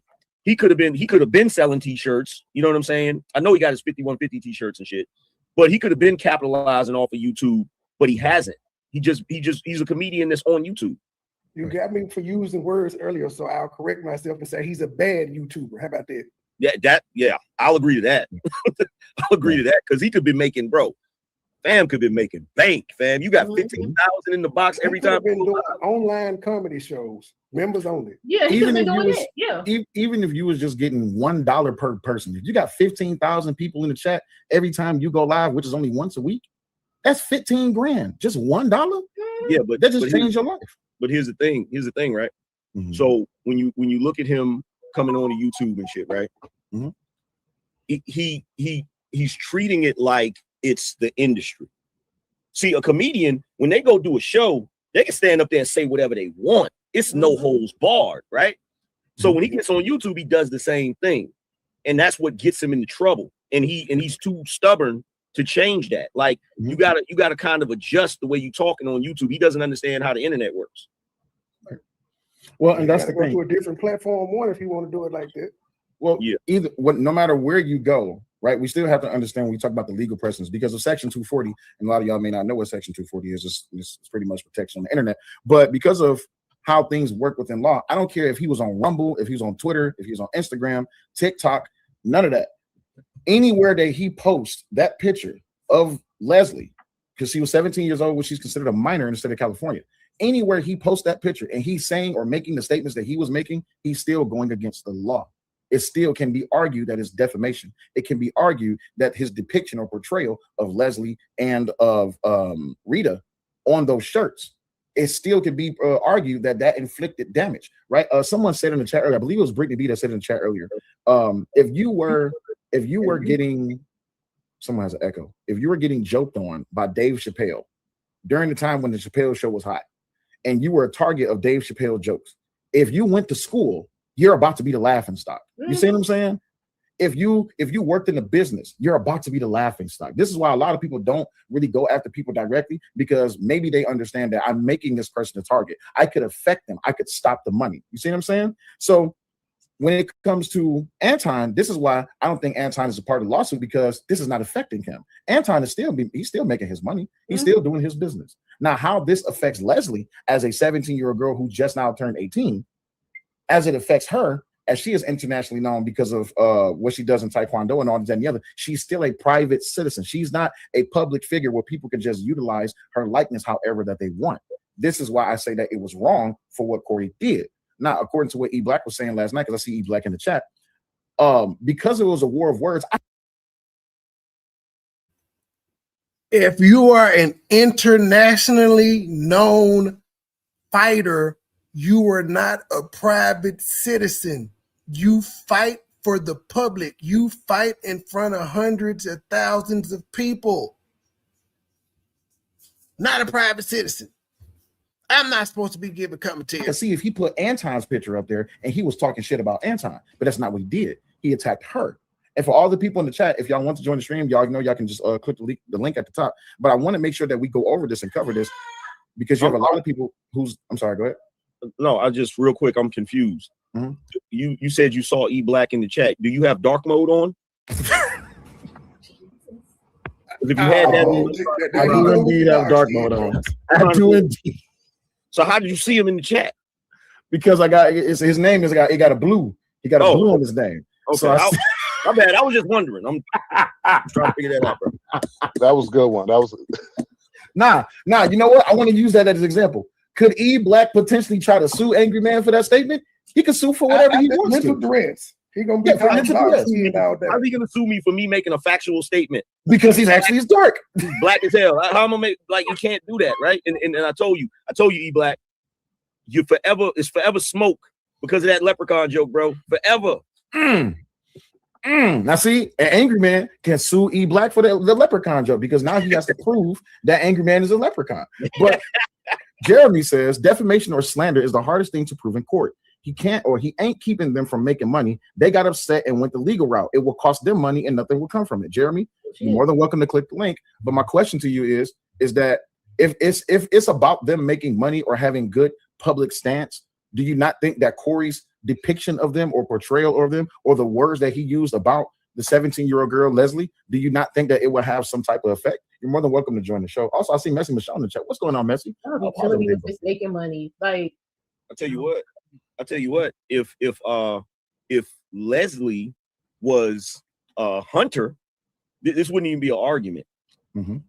This wouldn't even be an argument. These cats in the chat, they would look. If somebody took a white content creator's white daughter that's a minor and put them all over the screen, don't play that game. They're gonna get sued. They're gonna get sued and they're gonna win. Thanks. But you know, the biggest thing is like, I don't like how he framed it. Jeremy said he ain't keeping them from making money. They got upset and went the legal route. So this is where I come with the whole victim shaming part. Are victims not allowed to defend themselves? They are. That's why he mad, because they get making money. Let me ask the question right quick. Not in the community. And this is about to get, let me just go ahead and say this disclaimer right quick. What I'm about to ask is about to get hairy. Even if you want to join the show, please leave your emotions at the door. But if you bring your emotions up here, I'm not here to. The precedence that y'all are setting right now is that victims cannot defend themselves. My question is Leslie and Sharita technically a victim of Corey Holcomb in his statements? That's my question to y'all. Yes. Absolutely. Right. In this watered down ass age we in, yes. What you mean watered down? Wow. Because like playing the dozens we've been bringing motherfuckers, family members into arguments in city school, talking about their sister, their mama, their auntie, their cousin. There's nothing new. Okay, but when you playing the dozens, both parties agree to that. All parties involved agree to that. They ain't agree to any of this. In a perfect world, yes, but we are in a real world where people are just mean and just fuck with you for no reason. Okay, well, you should have started with that part instead of the playing the dozens, because there wasn't nobody there before. But the difference is, like you want to Jones somebody, it's like 10 people max. Corey Holcomb did what he did in front of how many viewers? 15,000 viewers? At least. Hey man, I don't know where these niggas is from, but they just totally ignored the point of we've heard this shit before in life. This is nothing fucking new. When the comedians used to make the jokes about the retarded kids on the school bus, y'all do realize they was talking about minors, right? Saying they was on the short bus. And what was that comedian that used to have the walk like the little retarded kid? Hell, Ricky Smiley used to do Lil Dare. Lil Dare was the impersonation of a fucking retarded kid. So my point was, we so sensitive now, you can't do shit. The man called the woman ugly. He said she was gonna buy pussy like her daddy. It niggas is acting like that is just so egregious. And then they keep saying she a minor, like it's a 3-year-old. They only use the word minor to make you feel bad.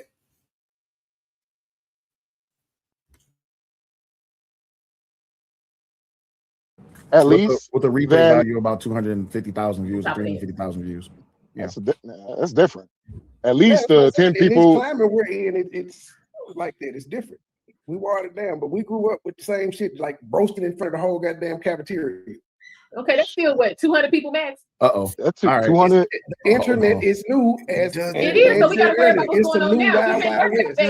It would happen in front of 200 people max, and then them 200 people would go home and tell the neighborhood, and niggas from other schools knew about it. So a lot of people still knew about the shit.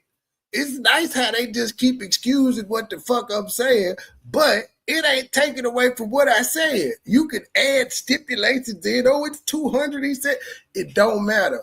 We are accustomed to seeing this shit, so I don't know why niggas are acting like they've never seen this shit before in real life. and or on the internet. So if that's the case, right? You're saying that Corey was basically doing what we do when we play the dozens, and it's all fair game, right, Trey? I said what he did to me was despicable, but we have witnessed it before when we've been out playing the dozens and checking and roasting and kicking shit. Okay, so as a comedian, if he's roasting somebody, then he should expect to be roasted back, and it's fair game, right? Yes. Then why is he on his channel every week crying about his reputation? Why is he on his channel every week? Why is he on his channel every week crying about YouTube content creators talking about him? Why is he striking people? This watered down age that we in. Everybody wants to do what they want to do and then play victim when it happens back to them. But how we holler watered down and he older? Well, I know he older than me, but like, well, I don't disagree with what Trey is saying. What Trey is saying is that people shouldn't be so fickle. But here's my counter to that, Trey. And E Black, I see you came up here. Welcome to the show. Here's my counter to that. Do you know someone by the name of Tommy Sotomayor? I do. OG. Do you know the things that Tommy was saying about black women? Yes. Well, my man MoneyBoy Trey in the building. He said, hit that like or we gon' fight. Make sure you check him out on YouTube. What was the response that Tommy got from the black community from the things that he was saying about black women? It was torn. What was the result of what happened to Tommy because of his opinions about ended up having to leave YouTube and go to Kick, Rumble, OnlyFans, and everywhere else. Same thing happened to Mumia Obsidian Ali, right? Well, sort of. He had beef with one person, yeah. Well, he kind of took it to a different level. The reason I'm bringing this up is because if I'm going by what you're saying, on the avenue of what you're saying, Trey, everything that any man has ever said about any woman on the internet, it shouldn't be no kickback from it. But what have we seen happen from all of the things that has been happening, I say over the past 15 or so years, how there has been resulting actions to a lot of men who have seen consequences from what it is that they say on the internet. And most women haven't seen that. So I agree with your statement that a lot of people are fickle, but there's consequences to your speech. You have the freedom to be able to speak. That does not mean that you're free from the consequences of your speech. Would you agree to that? Yeah. Yeah, we said that earlier, that you got the choice to do what you want to do, but you have to face the consequences, whatever that may be, that comes with it. Whether it's you get canceled, you get sued, somebody hits you in the mouth, whatever it is. And see, this is why I say that, right? Because Kimberly says people so sensitive. Drewski and Corey are funny. I don't care what Anton hypocritical ass does because he did this to himself. Again, this is not. I agree we're sensitive. This ain't Anton. Yeah, we are definitely sensitive. I agree with that statement. That's what I was saying initially. Like in this time we're in, everybody is sensitive about everything. Not to mention, Anton has said some disparaging things about black kids in general. I forgot to bring that up last night too. Like he didn't say disparaging things. And I don't know if he singled somebody's kid out for sure, but I've definitely heard him say disparaging things about black youth in general. He ain't exempt neither. I know damn well she didn't jump up there talking about Drewski and Corey is funny. The way you niggas was crying over Obama being portrayed in the Lion King video. Absolutely. All right, E Black, you up here? How you doing? What's going on? What you got? What is good, everybody? Did you come to argue? Or did you come to converse? Because this is Weekend at Willie's. So if you want to argue, you're more than welcome to do it. No, we just came to converse, you know. Okay. Now, if you end up in this layout, like I said before, you end up in this layout, I'm not here to protect you. I go quiet, and however it is that y'all handle it, okay? Okay. Good. All right, cool. Go ahead. Thank you for letting me know. Mm-hmm. But yeah, I think even after last night, like I said, I'm more resolute in my position in regards to this. This is what they call lawyer slop. This is courtroom slop. This is not going anywhere. It's a waste of money on Anton's side, and it's going to end up in just like every other case that has been like this in the trash. No judge. There's reasons why we have words like anti-slap and a whole bunch of other terminologies for and a lot of other burdens of proof. So good luck, but it ain't really gonna be it ain't worth it to me. You hope. I hope what? You hope it goes nowhere. I don't. Big sister, gorgeous woman, black women are the least protected from what? What is out here attacking black women that they need protection from exactly? And they can't be the strongest and the most educated and the most everything, but then be the least protected. Like, you can't be the strongest nigga in the world, then scream out, you're not protected. Black girl magic, strong black woman, don't need no protection. I'm just saying, it's an oxymoron. I do. I do. I hope this case goes nowhere. I hope this case gets slapped down just like every other case. So you don't want Sharita and Leslie to get justice for the statements that was made about them? Justice? Yeah. What justice means that there's a fair and equal punishment. I don't believe there's going to be a fair and equal punishment for this. But an injustice anywhere is an injustice everywhere, correct? No. Millions of dollars is justice. Wait, stop. Say that again. You said no? Yeah. Okay. Millions of dollars been justice for a long time. That's why these bras keep using it. So a woman walking away from a divorce with half a man's shit, is that justice? I don't think that's justice. The law says justice. Okay. It's definitely not justice. Yeah, which is why I don't agree with the statement. The funny thing to me is E-Black get up here with his sense of morality, his misplaced sense of morality. And you think just because you think that's the way it's gonna go in court? Yeah. How has it gone previously? So you're telling me nobody's ever won a defamation case similar to this? Not like this, no. Okay. You'd be hard pressed to find one. Okay. Because even like I know people talk about Tasha K, but there's stipulations in which, like I said, the burden of proof of defamation have to be hopped over, and she proved it.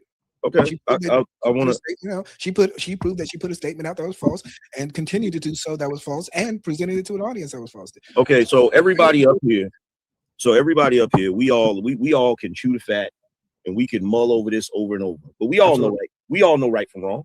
Mm-hmm. We all know right from wrong. And I'm gonna say this: every last one of you that are taking the position that you're taking, E-Black, whether you like it or not, you are in defense of Corey Holcomb, right? I would definitely be in defense of that. Where's your 5150 hat at? So it's right here. Hold on. Go ahead and put it on. So here's the thing. He actually has a 5150 hat. Wow, that's crazy. So you might want to flip your camera around, weirdo. Look, so here's the thing, right? Every last one of y'all that are in defense of Corey Holcomb, right? Are we in defense legally, or are we in defense? Yeah, let him finish. Corey Holcomb we're not gonna play that. Okay, we're not gonna see. Here's the thing, y'all got to decide what y'all want to be. You either black or you white. And the reason why I say that is because white people love to play that technicality shit. Black people, we don't play that technicality shit. It's either right or it's wrong. Period. Right? We know that's wrong. We know what he did to that man's daughter is wrong. Yeah. So every last one of you that are defending Corey Holcomb, y'all a bunch of weirdos. Or we just love the American justice system. That's just be honest. We just love it. We just believe in American justice system. No, you don't. No, you don't. Freedom of speech. No, you don't. If a white man said the N-word, I do not believe that he should be sued for it. I don't care how wrong I believe it is. I don't care how immoral I believe it is. It means that I believe in the American justice system enough to say freedom of speech. Okay, cool. So you believe in the American justice system. You just said that, right? I more or less believe in the Constitution. Okay, cool. So then that means that you also agree with slavery. No, I don't. Why not? That was part of the American justice system. Yeah, up to a certain point, and then it got ruled out. So I don't believe. Okay, but it was legal. You didn't ask me if I believed in every American. No. That's not what you said. You said that's your fault for phrasing the question. What you said is you believe in the American justice system. So if you believe in the American justice system, you also said you believe in the Constitution. And at one point, the Constitution declared us as 3/5 of a human being. I believe pizzas are healthy, but I don't believe you should eat pizzas every day too. That's not what we're talking about. And that's saying you're asking me a generalized question. You're asking me once again a generalized question in regards to the American justice system and its history in regards to slavery. No, I'm telling you that I believe in the American Constitution once it does benefit for me and the things that I enjoy. So no, I didn't ask you. I didn't ask you anything. You made a statement. I repeated your statement in question form, right? You made a statement. You said you believe in the American justice system. Yes. So in order for you to believe in the American justice system, that means you believe in every wrongful prosecution that has taken place as it pertains to black people. No, I don't. So then how are you going to sit there and say you believe in the American justice system? Because I believe, like, once again, when it benefits me. That's the same thing that white people used to do. They believe in the American justice system. That's not the question. Because it benefited them. That's the entire reason. That's the entire reason that people complain about white privilege and those things. Once again, I believe that the First Amendment should be held to a strict upper standard, and it's the reason why it's the First Amendment, because we do not want to have our speech to be bastardized by lawyers and rich people. We want a lot of things, freedom of speech. So Okay. I don't understand why this is such a hard subject for you, especially you, Angry Man. It's not a hard subject for me. You're the one that's making certain statements without context. You said you believe in the American justice system, and based on the way you said it from the position that you believe in it so long as it benefits you. Yes. Excuse me for 1 second. Almond, please pin the StreamYard link to the top of your chat, please. Thank you. Go ahead, y'all. You don't see a problem with that? See, here's the thing. There's a reason why Lady Justice is portrayed as a blind woman, right? You're supposed to believe in the American justice system, whether it benefits you or not. Yeah, well, that is true. That is true. I do believe in both. Okay, so then you see why I have a problem with what you just said. Yeah. Then that's not believing in it. No, that's what it means. Wait, hold on. You don't believe in the justice system. You only believe in it when it's a benefit for you. That's the part that you can't leave out. If it's not a benefit for you, is it still justice? If you lose a case, is justice still deserved? Yes. Okay, so then it can't be. In fact, I've lost a court case, and I've realized why I've lost the court case, and I realized why I lost it, and I'm fine with it. So you question the legal process. So what you're telling me? Thank you. So what you're telling me is this, right? So what you're telling me is this: if this case does go, if it does pass the anti-slap situation, right, and Anton's family does win this case, you're gonna be cool with it? I'd have to be cool with it. I have no choice. But I would think that based on other cases that are just like this, in fact, very much mirroring just like this, I would say it's not. Okay. In fact, I would say 95% chance that this case doesn't go beyond. Okay, well, you've established that already. That's not what I'm asking you, because I'm looking at the hill that you want to die on. And What's so the hill? Can you describe my hill? The hill you want to die on is that this case is a frivolous case and it's not going to go anywhere. Yes. Okay, so since you want to die on that hill, what I'm asking you is if, because I don't know either, if they actually prevail and win this case, are you telling me E Black, the content creator, is not going to do content complaining about them winning that case? I would definitely. I would feel that it'd be a travesty of justice. You just said. I'm sorry, but just being okay with it doesn't mean he ain't gonna speak about it. See, y'all see this dubious shit? I can accept something and disagree with it. This is dubious shit. You cannot make a statement like he made a second ago, and then he's talking out of both sides of his neck. He said he would be okay with the judgment, but he would also do content saying he disagreed. You can do both. He can't do nothing to change he can't do anything to change the verdict. Yeah, exactly. He can disagree and move on with his life. Give the reason why he disagreed and moved on with his life. Exactly. But here's the thing. There are people out here in this world that actually do believe in the justice system and the process. So if, in fact, whether that case goes in either direction, the person that truly believes in the system, if they win, they're going to say justice was served. If they don't win, they're going to say justice was served.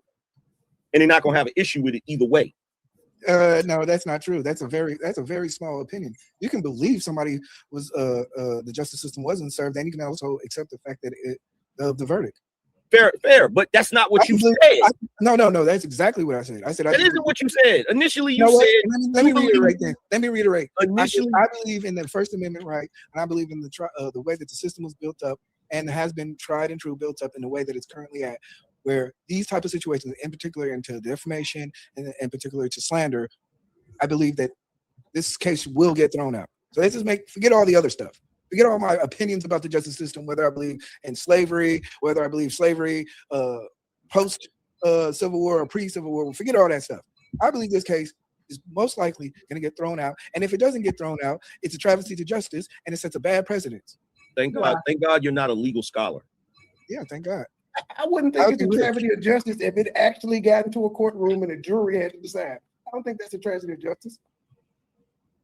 That's letting the legal process play out. But he does. And the reason why I'm pointing this out is because he is no different.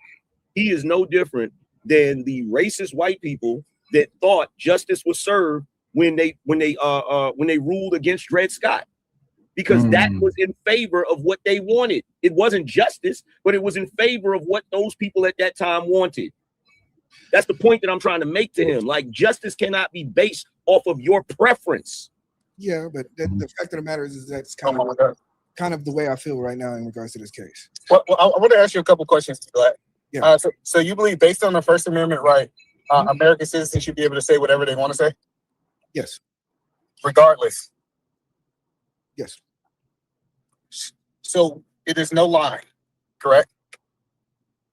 I think you should be able to say whatever you want to say, but I don't think you should be like, I do believe that there are certain rules of like, you can't, I don't think you could be like in a movie theater yelling fire and it caused deaths of people, not be punished for it. All right. So when it comes down to threatening, should I be able to threaten anybody? That's an interesting question. Should I be able to threaten anybody? This is the hill that you've been living on that we've been trying to get you off of. Yeah, I do believe that there's a certain level of that. Yeah. So you should be able to, hold on, wait. Let me ask. So you should be able to threaten people and there be no consequence.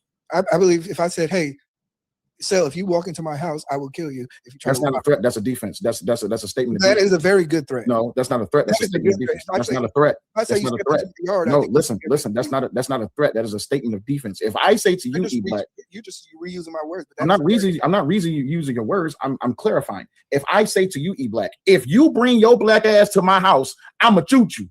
That's a statement of defense. If I say to you, E-Black, I'm about to walk over there and blow your shit out, that's a threat.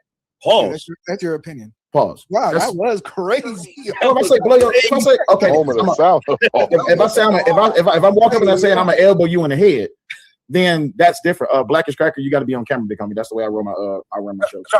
But I want to go down this line of questioning. So, E-Black, you believe that I should be able to say whatever I want, regardless of the cause of harm to the person that I'm saying? I don't think it's absolute, but I believe that in general. So in general, okay. So when is it not right? Hey, hold on. To hell with all of y'all saying some damn pause. I'm from Detroit, all right. If I say, bro, like, keep talking that shit, I'm gonna blow your shit out. That's no Eddie, boy. It's no Eddie. Hey, no Eddie, bro. Listen. Eddie, wrong side of the game. That's the crazy. Keep playing. And the video made it worse. I know the video made it worse. I don't care. It's Weekend at Woody's. We're here to have fun. So Blackish Cracker, if you don't want to be on camera, then you got to hit the cash out, big homie. The rule is you have to be on camera. I would prefer you be on camera. It makes for a better show. But no, so I need you to understand, E-Black. If I say that I'm going to cut you with this knife, then that's a threat. If I say to you, if you come in my house uninvited, something gonna happen to you. That's not a threat. That's a statement of defense. You know what counsel law is, right? Yeah, I understand what you're saying, but you're just twisting the words and making your own definition. Words matter. They're both threats. Words matter. In the context of words matter. Whether it be a defensive threat or offensive threat, it's still a threat. The context of words matter. If I sit on my show and I say E-Black has a particular STD, the same way Tasha K did, that's problematic. If I say he allegedly has an STD, that's a whole different story. Yes. Well, no. I'm trying to understand where E-Black stand at. So, right. So, say for example, you're trying to get. Say you're trying to become a porn star, right? E-Black. Corn. The porn star. Okay, corn star. And I start spreading rumors that you have AIDS, right? Yes. My question to you, and you lose jobs, right? Yes. Should you be able to sue me because I affected you financially? Yes, I believe that. Okay, so to me, we can't just say anything without being sued. I didn't say anything. I said in general, yeah.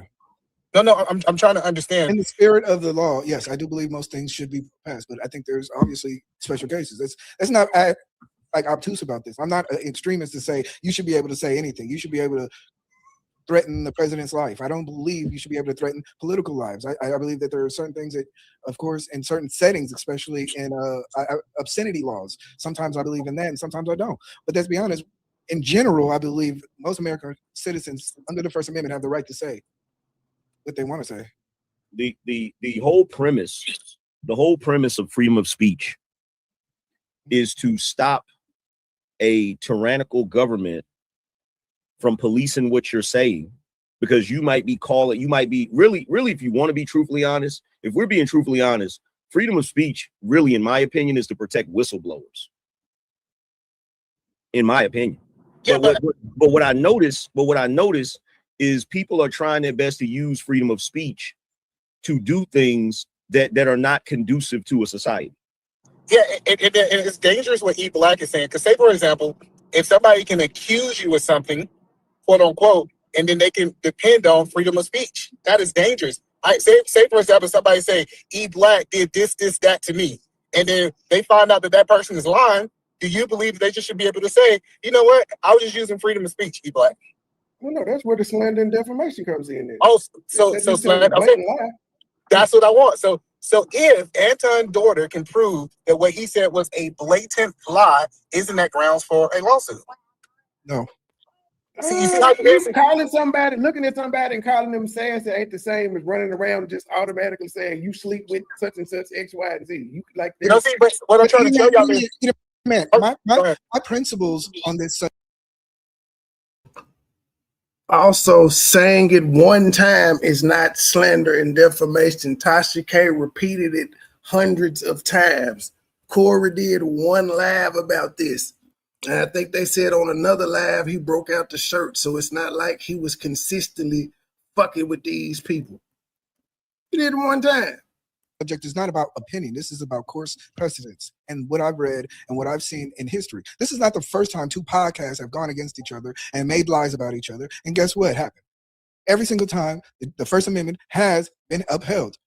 She's not a podcaster. I think the problem that you keep saying, the person that he attacked is not a podcaster. Exactly. Isn't she hold on. Why does it matter? Because it changes your argument. Hold on for a second. Let me be the host. You have to understand, and I pulled this up for a very specific reason. On this lawsuit, it says Leslie Daniels, Sharita Daniels versus Corey Lamont Holcomb, 5150 show, Does 1 through 25. Anton Daniels is not listed as a plaintiff in this case. So you can't use the argument that this is between two podcasters because neither Sharita nor Leslie are podcasters. And it fits your narrative. No, it's not that it fits my. It doesn't fit case law. It doesn't fit E-Black, you have to remember. E-Black, you remember. I'm just a host. I'm not here to argue with you. I'm just setting the facts. So you can argue with anyone. That's not a fact. Hold on. It's not a fact that he's not listed in the documents. It's not a fact that Anton has nothing to do with this. That's not what he said. If that's the case, E-Black, then how did Johnny Depp win his lawsuit against Amber Heard? Because of multiple false statements that was made under I think it was multiple false statements, knowingly they were untrue, and then after the fact, I think still kind of pressing along with said and lying under oath and a whole bunch of other stuff. Like that was a very different style of case. No way. Them tapes up. Huh? But if Antoine, somebody she's an international fighter or something like that.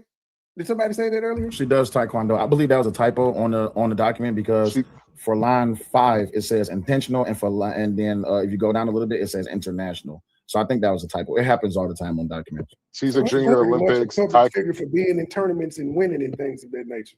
I don't think that's what's being argued. I think what's being argued is whether or not if this lawsuit is against Anton or if I see you back there, Blackish, and I see you back there, word up. All right. So the thing is, I'm going to reiterate this. What E-Black is arguing is that this is between two podcasters, or rather, E-Black, let me ask you to clarify your argument. What is your argument? My argument is that the resulting fact of two podcasters having a war of words is the result of is what this defamation is about. It's not like Corey just walked out his house one day and decided, "Hey, I'm going to pick on these two individuals." That's exactly how it happened. In fact, no, it's not exactly how it happened. And if you remember exactly how it happened, it started off as, in fact, go to the document and they will tell you how it happened. No. If this was just about Corey making, hold on, stop. If this was just about Corey making a statement, then there would be no need to add Anton Daniels' initial podcast appearance on the document. Why not just say, "Hey, a guy"? Why not just say? Because you can't do that. Why you can't? E-Black. You have to set the whole thing up. Like you have to. E-Black. If you were in front of me, E-Black. But still, they wasn't talking about Leslie or Rita when Anton was there in his face. E-Black. If you're standing in front of me, yes. If you and two of your homeboys confront me, right? And you say, I got something for you, and you whip out a knife. I can't pull out my gun and shoot your homeboy. Even though your homeboy is with you, I cannot claim self-defense for shooting your homeboy when you the one that pulled out the damn knife. Well, that's great for criminal case law. So you sitting here, E-Black, you let them finish. So you sitting here saying, oh, Corey didn't just get up one day and decide he was going to attack Leslie and Rita. That's exactly what he did, because that was between him and Anton.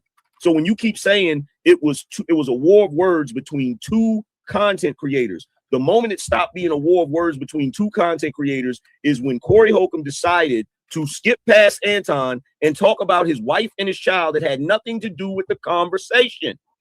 Exactly. Once again, that is based on your opinion, like case law and case precedents, and how this is always done. Because has this been the first time two podcasters have had a situation? And not two podcasters. Hold on, listen. Have two podcasters had situations where they've talked about each other's family? Is that the only time? Is this the only time we've talked about this? You keep pushing this non sequitur. We're not talking about two podcasters.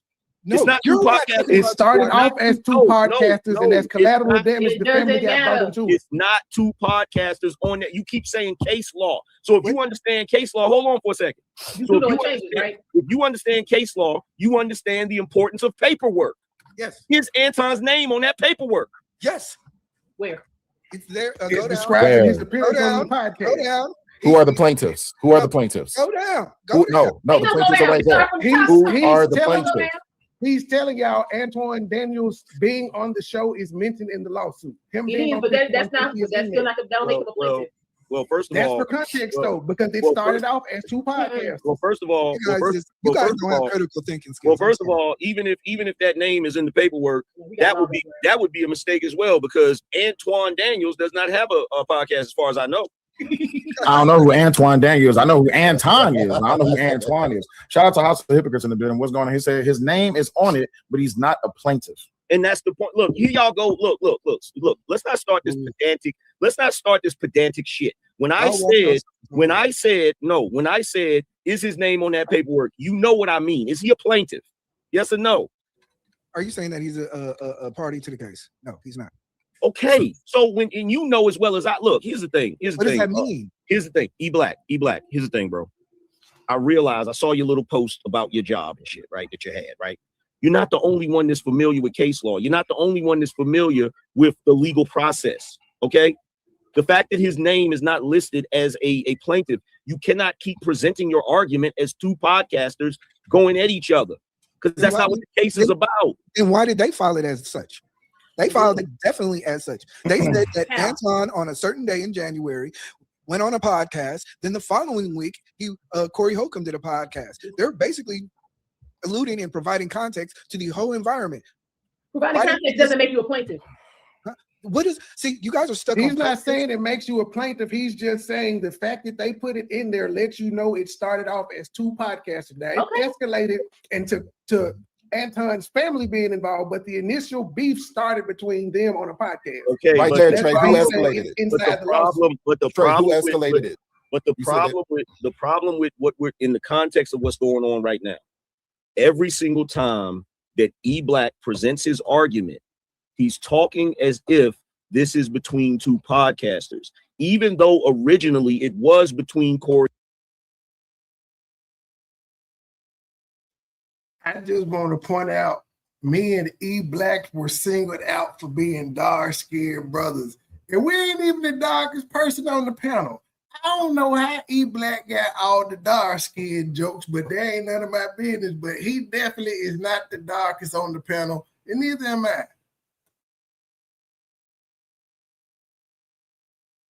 And Anton, that is not what the case is about. The case is about them being included in the shit that they were not a part of. Mm-hmm. That matters. You guys, a squabble between two. Great opinion. This is just may I please? Yeah, very white, patiently waiting. Yes, give me a second. I'm very patiently waiting. Go ahead, you got it. Yeah, I'm on this cast right now. Give me a second, baby. I feel like everyone is missing the whole point of this. and it's a constitutional question. They're trying to say someone can't say something because someone else got offended. I mean, I could only imagine how it would be in the 80s when all these rap groups were getting sued, having some of y'all on the jury. Wow. I could only imagine. We wouldn't have half the music that we have because someone else got offended. And that would have been a benefit to us. That would have been a benefit to us. We should have locked all them niggas up, and the damn community probably wouldn't be. Listen, angry man, bro. Listen, don't be part of the problem. Be part of the solution, bro. No, I am part of the solution. Blackish Cracker, I am part of the solution. You're equating. Me and Angry go back. Me and Angry go back. I know Angry knows me. Yo, that's all I'm saying. Blackish Cracker, you're equating Corey Holcomb to NWA. I'm saying the same principle of that question is if someone can say something to offend someone else. Who's so right? Revolution. Who has the right? I'm asking. Do you have a right to offend, or do you have a right to be offended? Protest music against Black people getting their ass whooped by the police is which the the same police try to shut down. Hold on. Is in the same vein as two women who had absolutely nothing to do with a squabble between two men. Yep. Explain it to me. That's crazy. It's not because the police that sued NWA had nothing to do with the NWA song, right? Okay, but they still decided to sue because they heard something that they decided to listen to that they didn't like. That is the whole point of all of this. Okay. And so everyone is missing. Who cares about the unconstitutional law on the books? I don't care about it. Okay, but here's the thing. You just brought up the police, right? You're talking about an institution trying to sue American citizens for saying something that is protected under freedom of speech, right? That's a totally different thing than a private individual making statements about a minor and displaying her photo on his screen. That's different, bro. No, it's not. It's all freedom of speech, dude. It's all First Amendment. It's a First Amendment question. It's a First Amendment question, dude. Because if you want to be on the side that, if you want to be on this side, which I'm going to describe right now, if you want to be on the side where people get offended and you can shut someone's free speech down because they got offended, what are we going to be talking about tomorrow that's not approved by all the big box companies that have the right to sue because they're not part of the government? No. ABC and CNN that used to run around and talk about Michael Jackson being a pedo all the time, right? Hey, watch that. I don't care what you say on other people's channels, but don't say on my channel. Yeah. Talking about that all the time. How many times did Michael Jackson sue NBC or CNN? He didn't have the right to, so he didn't. Bro, today, things are laxed again. You can absolutely, if you have never been convicted of being a PDF, you can absolutely sue somebody for saying that you're one. Okay, this is what I'm talking about. You're leaving out context. This is not just about someone saying something offensive and the other person being offended by it. It's deeper than that. Yeah, I don't know why people keep trying to. I don't know why deeper than that. So let me Blackish, let me ask the question. What did Leslie or Sharita say about Corey? It doesn't matter. So Corey has the right. Hold on, Blackish, hold on. I'm going to. You asked me a question. Please allow me to answer it. So did they say? No. Let me answer the question, please. You asked me a question. Let me answer the question. Did they say anything? Keep it simple. Did Sharita and Leslie? Did Sharita and Leslie say anything about Corey Holcomb? It doesn't matter. That's not an answer. They didn't. Okay. Thank you. All right. It doesn't matter. It doesn't matter. It doesn't. He has a right to say whatever he wants to, as long as it's not violent. That's the only thing. That's the only thing everyone can agree on. You can't go around and say you're going to, destroy people. Right? You can't say that. You can go around and say, hey, that dude. No, you can go around and say, hey, that dude's an asshole. That dude's an asshole, and his family's full of whores. You can say that all day. Okay. You actually can. So let me just actually you can't. But well, you know what? Whenever anyone says anything I don't like, I'm going to sue them. All right. So let's just live in that world. You got money to do it. You can. You got money to do it. You can. Us being black, we should just totally be okay with not us being able to sue the white man. All right. Wait. The black man can sue the black man. Hold on. When we sue the white man, our case gets thrown out. That's what we're failing to realize here. Here's the thing, right? So you can absolutely sue somebody for saying something that you didn't like. You're not gonna win the case. Exactly. But you can sue them. The point is they're suing on the grounds of certain things. It's not just, he said something that we didn't like. But what he said technically leads to her mental state and all of the other stuff. So it still falls back on what he said. Because they're saying that. What who said? Can you put names on it, please? What who said? What I'm Corey saying said the is about her lawsuit mental state. is saying that she has mental distress and all mental anguish and all that based off his words. Oh, because she decides to go online and look at all that. Because she decides to go, and you can't just. The internet's not in your brain. It's not going through your head all the time. Okay, you have to pick up a device and you have to connect to it. No, you have to connect to be offended. So these people that are oh my God, she can't live her life anymore because every time she goes on Twitter, she's a post about herself. We're talking about a child, dude. We're talking about a 17-year-old dude. No. It doesn't. Okay, listen. You know what? Blackish, hold on. You got to pass the mic. You Blackish, keep saying the pass the mic. 17-year-old crap. Blackish, you have to I pass hear the mic. that, bro. Blackish, you have to pass the mic. I understand what you're saying, but you have to pass the mic because other people. Yeah, relax, my Jamaican brethren. Hold on. First of all, here's the thing, right? Here's the thing. What you're saying is ridiculous because she's not the only one that goes on the internet. Okay, her classmates go on the internet. People around her go on the internet. So if she chooses not to go on the internet because she doesn't want to see it, that doesn't mean she's not necessarily going to be affected by it. So she should sue the people that are telling her about what they're seeing on the internet. Well, if she because they're the ones that are directly affecting her. She can sue the source of it. No. What do you mean? Crazy right now. So wait, you're saying that instead of Leslie and Sharita suing Corey, they should be suing people who brought the information to them? Oh yeah, because those people are actually giving. Those are the direct. No, listen, yeah, bro. Because listen, she didn't have the information until those individuals gave it to her. Let me ask you the information that the individuals gave to her are the ones that is the information that caused her distress. He supplied information for them to give her. Let me ask you a question. If me and you was driving down the street and I slam into your car and it's my fault, you can sue me, but you telling me you can't sue the insurance company too? Now you're talking about something that has a lot of legalese around it. Angry man wins again. Angry man wins again. No, you don't hear the question that he asked. Everybody's tripping out. Did you hear the question? I heard the question. Wait, I heard the question. I can sue both of you. But wait, I heard the question. I heard the question that he asked, but I think you know why I can sue the insurance company? You know why? Why? Because that's insurance law. Okay, and there's defamation law. That's the law. We have defamation law too. So what's the history of defamation law? What's the history? I could give you a recent case. Hold on, no, I can give you a recent case. E-Black, I'll give you a recent case. Hold on. I'm gonna say something right now. Hold on, y'all. Wait. Hold on. Omni is trying to speak. Hold on, y'all. Go ahead, Omni. I'll give you a recent case. Happened not too long ago. Cardi B versus Tasha K. Exactly. And the reason why is because she was told that this information was false, and because it was repeatedly stated as fact after the fact that she knowingly did that. That's the reason why she lost that defamation case. It's not the reason why she lost the case. Reason why she lost the case. Okay. It's not the reason why she lost the case. Let me ask you this. Have there been a situation where two podcasters went back and forth? You're saying two. You got to stop. You have to stop saying E-Black. You have to stop. You have to stop. Wait, hold on. Wait. What you're talking about? You have to. That literally is why Tasha K lost the lawsuit, though. She said the woman had an STD.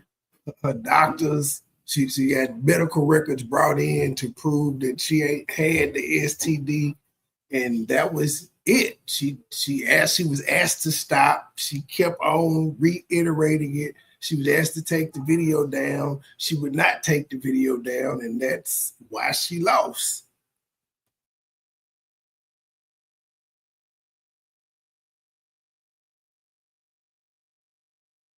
Stop saying two podcasters. You're repeating the same bullshit. Okay, go ahead. And Sharita are not. Can I? Okay, so Let him finish. No, wait. Let him finish. Hold on. Let him finish. Go ahead. Okay. Has there been a situation in which two podcasters had in the past? Yes. And children were mentioned. In the past, yes. What happened with those situations?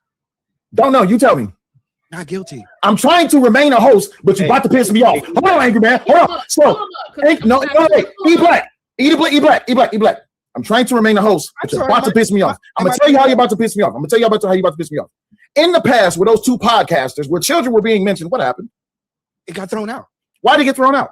Because they had a war of words. Did the children sue? So what the fuck is you talking about? Why? The children were never plaintiffs on that case. Okay, so what you're saying is that if those children sued, they would have won? more than likely they would. Yeah. See the problem. No. See the problem. No. Here's the problem. You're Here's the problem. He black. The problem. He black. He black. He black. Yeah, like law doesn't change. He black. You said what's the getting history? the law up to date with all of this internet stuff that's going on? He black. Like, law changes. What are we He talking black. about? You said what's the history of defamation? See, the problem is you don't understand defamation, right? So let me break it down to you, right? So if you came to my house and you put your hand on my pearly white car, That's assault. Oh, sorry. Assault? Yes, you assaulted a vehicle. I thought you were saying your part. This is the AJI, you know. Listen. If you put your hand on my all white car and left your black ass handprint on it, and then you went and told everybody I had a black car, I'm suing you for defamation because that's a white car, nigga. Stop lying about my car because you put your black ass hands on it. Facts. So I'm trying to understand, E-Black. You keep saying there's a history of two podcasters. There is a history of two podcasters, and you can't even use Cardi B and Tasha K because Cardi B is not a podcaster. She is a singer. Now, with that being said, there is a history because this is the bullshit that you pulled last night with Barstool Sports and Michael Rappaport. The children didn't sue. There has not been a case. There has not been a case where a child has says this person had a back and forth with my parent, and I'm now here to collect the damages because of the. E-Black so good at what he do. He is being interviewed on Barstool Sports with Michael Rappaport now. He good at what he do. Engagement that they had affected me. You don't have a case like that. Nowhere in history. I'm not inferring anything. I mean, I'm not inferring. I'm making a statement of wait. I'm making a statement. I'm making a statement of fact. Hold on, and I'll let y'all have it. I'm making a statement of fact that a child and a wife, the mother of that child, has come forth to say that the actions brought forth by Corey Holcomb, 5150 Show, and those 1 through 25 has affected them because of their actions and their statements that was made. It does not say anywhere on here that my father is the resulting factor of what happened to me. It actually does. What are you? No, it does not. Wait, it does not. Wait, it does not. It does not. It does not. Wait, stop. E-Black. You playing games with the audience. This is. I'm not playing games with the audience. Where do you want me to start at?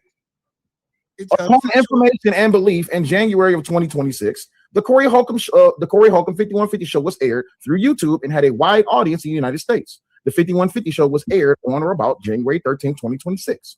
Anton Daniels, the father of plaintiff Leslie Daniels, and the husband. Stop. You said why does it matter? Because I'm asking you rhetorical reasons. Why does it matter if we're talking about two? Why does it matter? Because this is factual. Do you not understand what factual background is? Yes, exactly. I exactly understand. Okay, cool. So let me ask you a question. In the case, what was the name of the young boy that they tried to charge for? They say that he allegedly took an AR across state grounds and shot a whole bunch of people. What was his name again? We're talking about different laws, man. Hold on, wait. Just give me a second. What was his name? What was his name? What was his name? Rittenhouse. Can Rittenhouse sue? Can Rittenhouse sue for everything that all of the multimedia people were saying about him, that he was shooting black people and that he was a racist? Can he sue?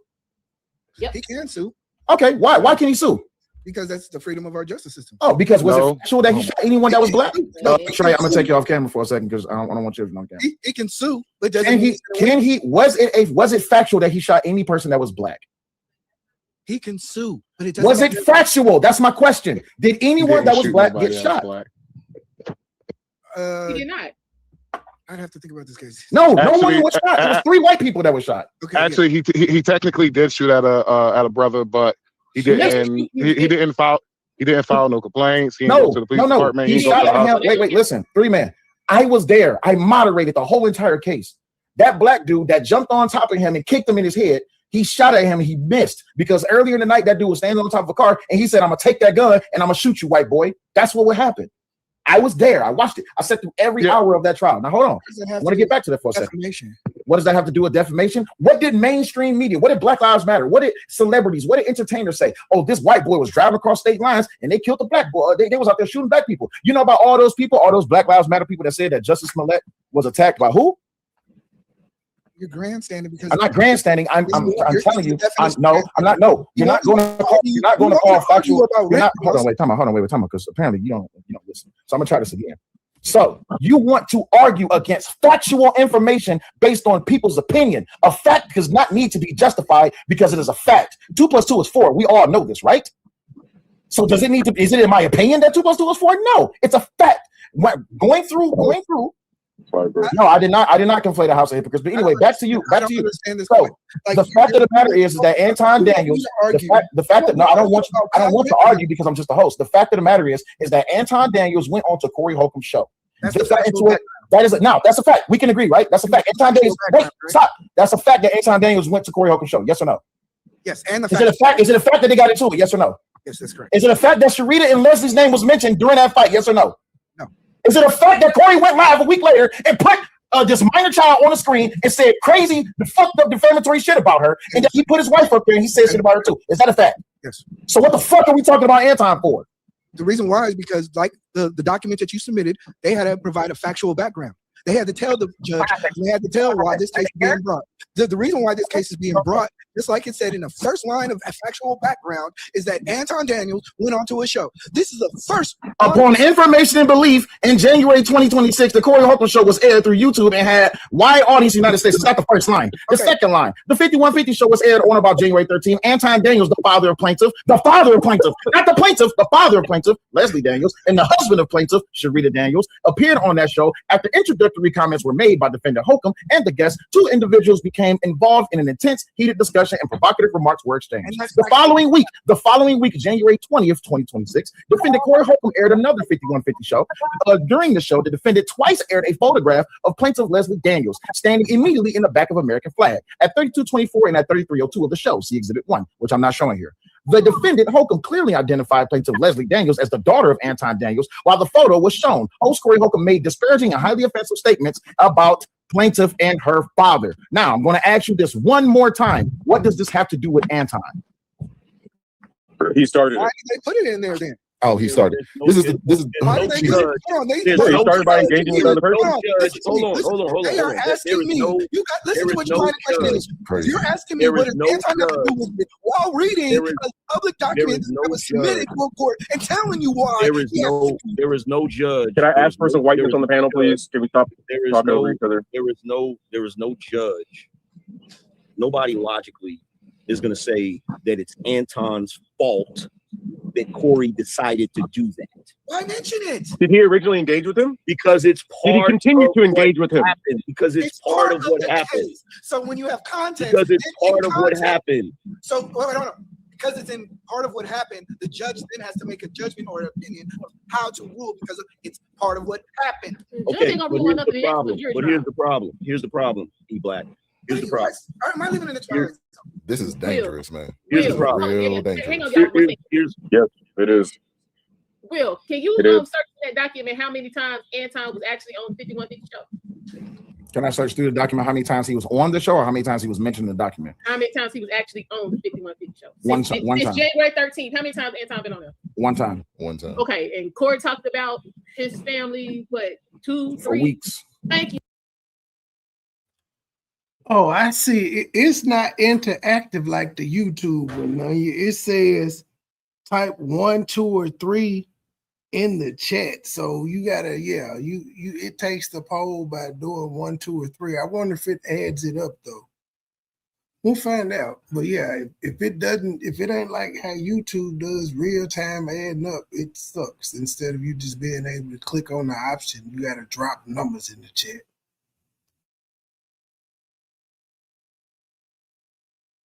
Weeks at a time. So Anton being there, it would be different if Corey said all of this while Anton was there. Then what E Black is saying make a little bit of sense. But because all of this happened and Anton wasn't nowhere near Corey, that you have to throw that out. What? But you have to What the fuck are you talking about? You have to establish association your opinion and verify why he would go after them. He went after them because he your... was pissed off with Anton. He was pissed off with Anton because Anton made like a fucking fool in front of thousands of people. Corey was pissed off. He didn't have no content, so he decided to go after Leslie and Rita. And because they kept getting, the more traction he got, the longer he tried to drag that out. Now he don't have nothing to say and ain't nobody watching. It don't take too long. Give me a second. Hold on. Give me a second because I do gotta get some order. So Angerman wanted to speak. House of Hypocrites came up. Blackish, I think you wanted to say something. If not, then I can go ahead and move on. But Angerman wanted to speak. Then House of Hypocrites and House of Hypocrites. Thank you for the cash up for not being on camera. Appreciate you. All right, so go ahead, Angerman. Okay, we get that y'all don't like Anton. We understand that. Okay, but Anton had a back and forth with Corey Holcomb on his show. During that show, neither Anton nor Corey Holcomb brought up Anton's wife and daughter. At no point on that show, right? A week later, Corey Holcomb decided of his own volition to bring them into the situation. That is not, Anton is not culpable for that. What line of logic are you using, E-Black? The exact same logic is the reason why they are putting it into the case, because it provides context to the context of the case. That's Okay, the reason why. Even the lawyers of them are saying it matters. Am I saying, am I Michael? The lawyers are saying it matters. If a document is drawn up because of a situation that happened, of course they're going to include the details of the situation. And the details of the situation matter. But that doesn't make him culpable. What are you talking about? No, actually, it does. No, it doesn't. No, it doesn't. If I rob a freaking store, and there are people in the damn store. No, if I rob a store, about defamation or slander. If I rob a store, no, we're talking about paperwork right now. We're talking about paperwork right now. Different type of we're talking about. See, notice you're fucking filibustering because you don't want me to say shit that makes sense. Jeez. If what I'm saying is ridiculous, let me say it, and that'll give you a moment to have your 5 seconds of fame. You're talking about paperwork right now. Regardless of whatever type of case you're dealing with, you're still talking about paperwork. If you have paperwork, you're going to put the context of everything that happened in it. You may even include people in it. That doesn't mean they're culpable for certain things in that paperwork. I just think you're just factually wrong, and you're just not acting like. I'm not factually wrong. It's okay to say you don't know. I'm not factually wrong. It's okay to say I'm not factually wrong. It's okay to say that. I am not factually wrong. It's okay. Angry man, can you stop filibustering, please? If he's wrong, let him speak, Angry man, please. I'm not factually wrong. It's okay, Angry man. It's okay.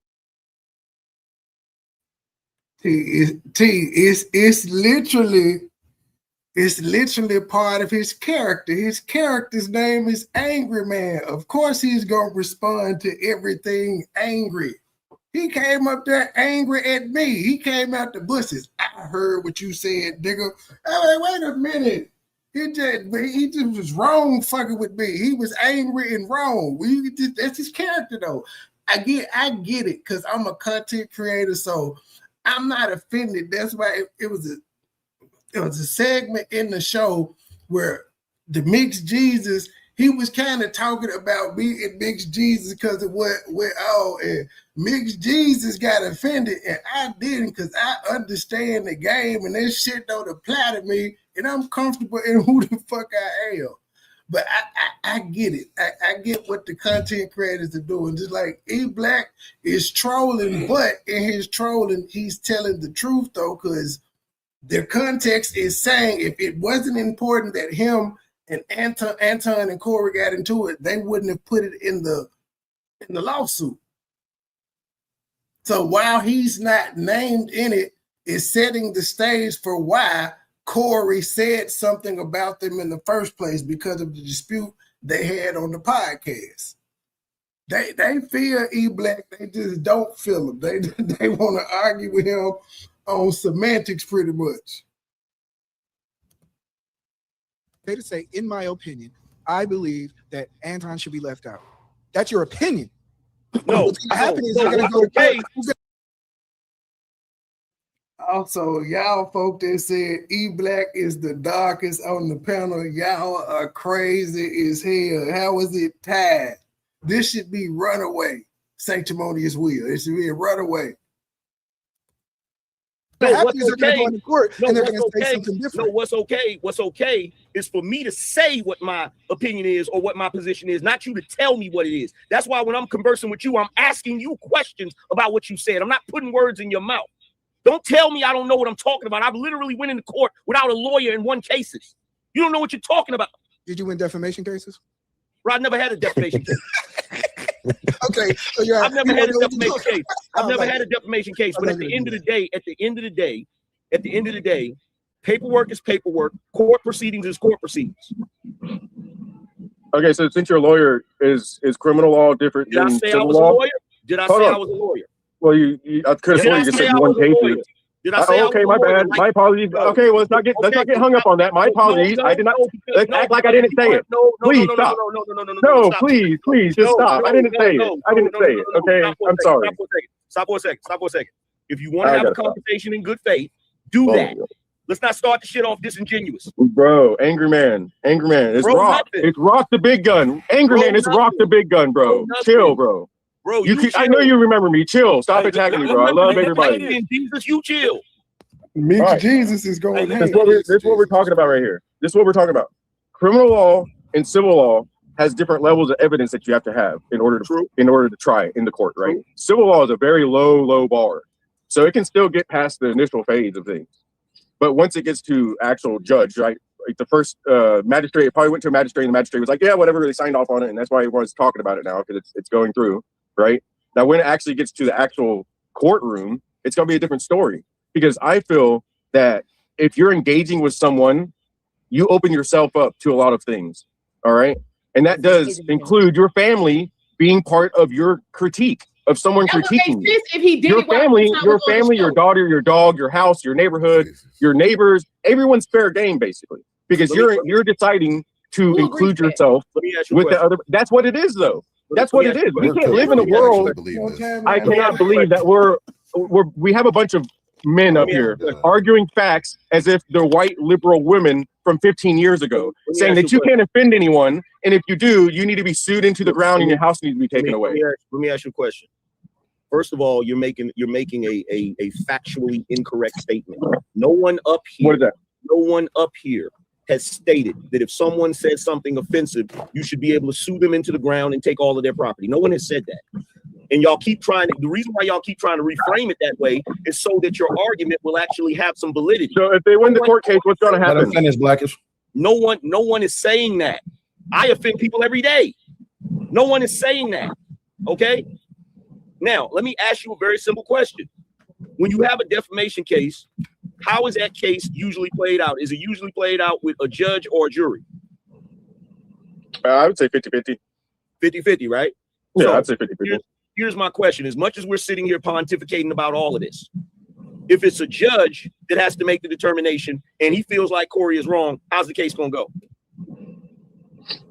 Well, I mean, he has to follow the Constitution. So what? I feel like it's gonna be thrown out, or the judge is going to decide not to get in the middle of it. And just like what happened with the whole. I'm asking again. Whether it's a judge or a jury, if the judge or the jury feels like Corey is wrong, how is that case going to be decided? Exactly. What's going to be the consequences? Is that what you're asking? Yeah. Somebody's going to pay money. They're going to win, right? No, the consequences is you having to pay money. No, and maybe make a statement. Listen what I'm saying. What I'm saying is, if a judge decides that Corey is wrong, or the jury decides that Corey is wrong, that means Corey's going to lose that case, right? Sure, he loses the first case, yes. Okay, so E Black up here making his proclamations. The shit is ridiculous. Because here's the thing that stay on track. Here's the thing. We just talking about. Can I say something? We were just talking about if the case follows through to the end and what's the consequences of the case, right? Yeah. Okay. The consequences of the case is the gentleman making a public statement and probably paying money. All right. Okay. So here's the thing. Will brought up something very important, right? Because E Black keeps bringing up legal precedents, which is important. Okay. Yeah. Here's my question. Do we have legal precedents for this specific type of case? In other words, do we have legal precedents where a content creator went back and forth with another content creator, decided to bring the content creator's family into the conversation where they did things that were violations of certain penal codes, and then that content creator's family brought the lawsuit? Do we have precedents for that? I'm pretty sure they've gotten all thrown out. That's why we haven't heard of any of them.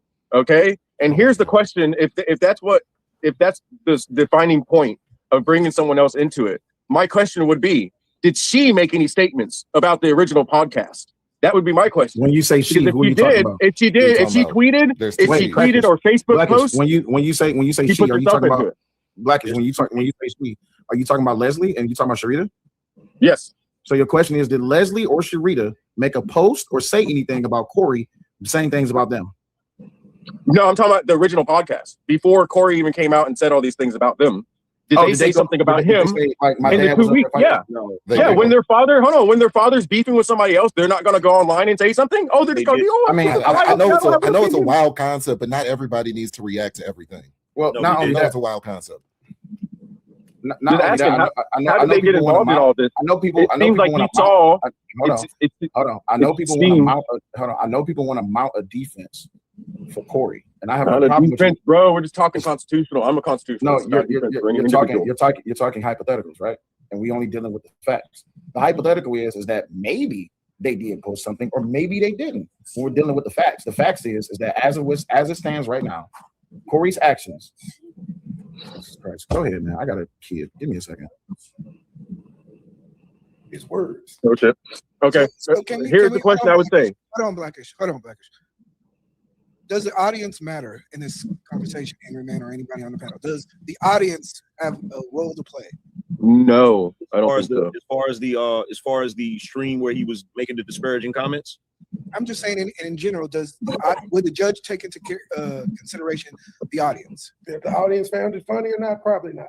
Oh yeah. Well, no, hold on. That is part of it. I was reading over here that it depends on if the reasonable person watching the information or hearing the information can discern it for themselves to if it was true or not. Right? That's the difference. That's the difference. This is why I'm gonna say, E-Black. In civil cases, the audience reaction tends to not matter as much as the character of the person who did the thing. I would disagree. I would say the context of the situation and the audience. They're looking at your history. Someone's in the person's. They're looking at the person's character. I'm going to repeat what I said. Go ahead. Context of James, you can pull up if you want to. I don't know who your ops is. Give me 1 second. Someone in the back named Kendrick. You got to be on camera, big homie. Go ahead, yo. The context of the situation. People who are watching a situation matter in a defamation lawsuit, because the judge is going to ask, like Blackish was alluding to, does the reasonable person watching Corey Holcomb and Anton, are they able to decipher facts versus hyperbole versus rhetoric versus all this other stuff that's going on? And if they say, you know what, based on the situation, this looks like two podcasters having a beef, then they're going to say, we're going to throw this out. And that's what the case law study is. Time out. You talking about Leslie. You talking about Time out. E-Black. Oh, y'all got to get over the next one. You got to get over the 17-year-old thing, bro. You got to get over that. Because he's online posting like everybody else. Stop. Y'all sound like y'all in agreement. Other people wants to get in. You can't talk over them. If you E-Black and you Blackish, if y'all in agreement on this, and what he said just landed, both of y'all argument, why do y'all need to continue to keep talking about other people's talking? God damn it, because everybody else is doing it, bro. Okay, well, guess what? You see me stopping it. Yeah, you see me stopping it. Right? Ain't nobody picking on nobody. The constitutionalist is trying to silence people. I know he's trying to silence, but he's trying to silence my First Amendment right on my show. And he ain't paid not $1, not a super chat or a cash app. I'll shut the fuck up. Send a $200 super chat. I'll shut up. I'll get off the show. That's how you shut me up. You shut me up with money. But other than that, y'all made y'all point. I'm sorry. E-Black made y'all point. Y'all point landed. Let it be rebutted. Go ahead. So E-Black and this gentleman from Nazareth. I'm sorry, I can't help it. Look, here's the thing, bro. See, I forgot what I was gonna say because of y'all's rant, man. See, that's how y'all. I was talking about audience and the precedents and this perspective of the audience. The audience. Okay, the audience. What Omanaz and Omni said is true. They're gonna look at his character, and y'all keep saying that. Oh, you got to get over the 17-year-old. You can't get over the 17-year-old because that's part of the violation. Is the fact that he posted a picture of a minor. That's part of it. What part of the charges are the 17-year-old taken into effect? That's the part where difference between a toddler and a 17-year-old. No. What law? E-Black, I understand you want to interject, but let him finish. I'm sorry. Go ahead. You said, is there a difference between a 17-year-old and a toddler? If I'm not mistaken, in the eyes of the law, a minor is a minor. So there's a slander of a minor. Law. So here's the thing. You keep trying to change it. E Black, you keep trying. Do we need to pull up the penal code? You're not allowed to post a photo of a minor without the parents' express permission. So that's number one. In addition to that, because you're talking about a court case, if this sees the court, if it doesn't get struck down initially, right? If this goes into court, you have to factor into the fact that this was a minor that he was talking about, in addition to the countless videos he has saying weird shit about minors. All right, give me a second, y'all. Shout out to the BTSI show with $20. I mean, with $10. He says, I find it unappealing when people try to sound politically correct while taking an L in discourse.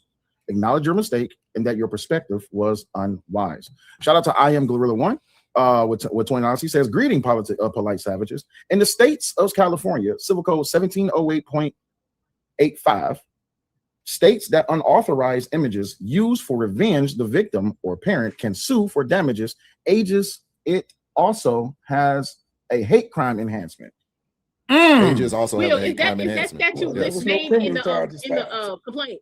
So let me make sure I got this right. Nope. In the states of California, Civil Code 1708.85 states that unauthorized images used for revenge, the victim or parent, they can sue for damages. Ages, it also has a hate crime. Okay, I get what he's saying. Okay, cool. So in other words, for comedic purposes, it can be argued for comedic purpose, but the thing is, now the argument is going to be stand in court is, why did he pull up the daughter and the wife's picture? Was it to embarrass or to shame Anton? That's the argument that can be. It can be used for comedic purposes. That's what you're saying. But if that was the intent of Corey doing that, then now we just got something else on the table. Let me say this. Let me say this. By the way, to any and everybody, oh, that's THP. Hey, THP, what's up, man? What's going on? Hey, make sure you the link is pinned if y'all want to join up. Please be on camera. Y'all go ahead. Let me say this, because this is the other part that E Black is. Now, let me ask you this, E Black. Honestly, all jokes aside, bro. We know that Corey's lawyer, if he has any damn sense, he's going to try to strike it down immediately for free speech, right? If it makes it past that, if they say, nah, we're going to go through with it. Are you telling me right now that if they start playing videos of Corey talking his shit, that there's not going to be any type of sympathy? Is that what you're telling me? I think, in my opinion, I think even Howard Stern went through a lot of this stuff. All that doesn't matter. Free speech and the rules of law and the Constitution is way more above anything in court of law, not the court of public opinion, not how you feel, not how it makes you want to think, but free speech is technically the rule of the land. Fair enough, but that's not what I'm talking about. When we're talking about this right now, we're talking about the court of public opinion. If we're talking about a jury, we're talking about a jury, we're talking about opinions. We're talking about the opinions of the people there that are parents that may have daughters of their own. If they're sitting there watching a video, because if they make it to an actual court case, they're going to play those videos. If they play those videos of Corey saying those things about her, in addition to the things he said about other underage girls, are you telling me there's going to be no sympathy from the jury at all? Well, one is more PDF type comments, and the other one was more insulting type comments. It would establish a history of him having problems with minors. But let me say this: juries are. You guys gotta understand. Your average jury is a very educated group of individuals. I developed a jury system. These people, they love the law. They love doing their civic duty. And they've been instructed by the judge, and they get a pamphlet on the situation and the ordinance. And you go all over the country developing juries? No, I developed a digital jury impaneling system. Oh, all right. So you need to tell me progressive CA, right? Progressive CA, blue state CA under Newsom right now. With all of their problems, not problems, they got problems, but all of their policies and their liberal ideations and liberal ideals, him saying that about children in the era where the Epstein files was a big commotion, right? You think that they're not going to have a problem with Corey? I definitely don't think so. For that particular case, it's not. Hold on, wait. Excuse me for a second. Can't wait to see this. Hold on, wait. Give me a second, because hold on, one of my guests just came on the panel. Excuse me for a second. Mr. Grover, what's going on, G? How are you? gentlemen. What's going on? How you doing? I greatly appreciate you pulling up. Hey, y'all, please excuse me. I am outside taking a quick smoke break, so please, y'all be behaved. But yes, Grover, welcome to the show. Make sure that y'all please are sharing and liking the stream, and y'all continue to our conversation. Go ahead. Yeah, and for the record, especially to that savage down there at the bottom, E Black, when the host of the show interrupts, you allow him to hold court on his show, you savage. All right. My apologies. My point proven. Everyone's turning into a white liberal woman. My case is closed. But no, I don't think you guys recognize the fact that juries are have instructions, and this is not just a red state, blue state thing. This is a constitutional thing. So I don't think there's no big bag boogeyman of California jurors who believe in certain things. This is about law. Well, if I could, E Black, I want you to know that as someone who's been on a lot of juries in California and did a lot of work with kids who actually went under Seth's law, which I believe that if Anton's lawyers have any salt, they're going to refile and amend this to Seth's law. Hold on, wait a minute. Hold on. Royalty just poured into the building. Nate, what's going on, dog? Lawyer. Yo. Nate, the lawyer. What's up, man? Mic check. Can you guys hear me? Yeah, we can hear you. Hold on 1 second. So we got another opportunity to see E Black go up against another lawyer. That was an actual lawyer. Let's. This is crazy. Nate, the lawyer. What's up, man? No, I'm all right. You sent me the invite. I just got it, so I was like, I always tell you I'm gonna stop by. So today I'll actually stop by. Oh, they sent you to get me jumped. That's what they doing. Okay, I see what's going on. I see what's going on. You're mad. You're mad. An individual with credentials is up here now. And by the way, Nate, love you. One of the things I did was I was actually researching to make sure my video was correct. And I also have some experience because I've had some kids who I mentored who actually fell under who were protected by these laws and these enhancements. And so I could just say that in California, I hate to tell you though, California laws are written by a white liberal woman. So that's the first thing you got to think about. California is 100% Democrat controlled supermajority.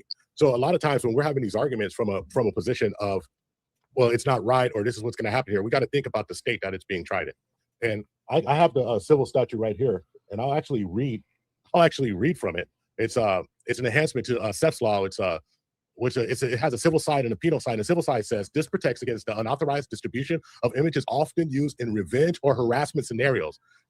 Private cause of action, the victim or their parent on behalf can sue the harasser for damages. Identifying characteristics the law specifically protects identifying characteristics, which includes the minor's image, name, or social media profile. And also the hate crime enhancement is if you mention anything with their sexuality. And Corey made a joke about their sexuality. Now I want to be clear. I'm a huge Corey Holcomb fan. I'm just being honest and saying where I've seen liability can be. Well, I like Anton Daniels. I don't know. It ain't like I know the brothers I'm hanging out with him. I know like E Black. I just say I don't know Angry Man. I'm a fan of Angry Man, right? I don't know Nate. I'm a fan of Nate. I'm just being honest. We're saying that I see some liability here. And when one of the things in California is everyone knows you don't mess with people's kids because this happens all the time. It usually just gets settled out of court. Can I step in? Can I step in here real quick? Because there was a case very similar to this that just settled for something like $2-3 million. It happened in Texas, where they had a very similar law regarding minors. It was actually a BLM attorney, and it was a young kid. His mother, he had gone to his friend's house. They played a prank on him. Supposedly he was drinking pee, and the mother flipped out, and she said it happened to be a black kid who had drunk the pee in the white kid in a white kid's house. So the mother called the white kid racist. They doxed the white kid. They put his name out there. People went to this white kid's house. So the white kid sued the mother and the lawyer for saying that he was a racist for putting his information and got $3 million. And the reason why is because obviously minors are protected more. So I think this harassment thing would be serious liability, because don't forget, this was a case in which her son was bullied. Her son was made to drink pee, but she and her lawyer were forced to pay this white kid, which is kind of crazy, $3 million for the harassment. So it is some serious liability out there for that particular case. And that's Nate the lawyer talking, E Black and light skinned Jesus. I would ask the question: Is 17 still considered a complete minor? In the state of California, also, if she was engaging in discourse online about the original issue that her father and the other gentleman had, does that open her up for critique? No.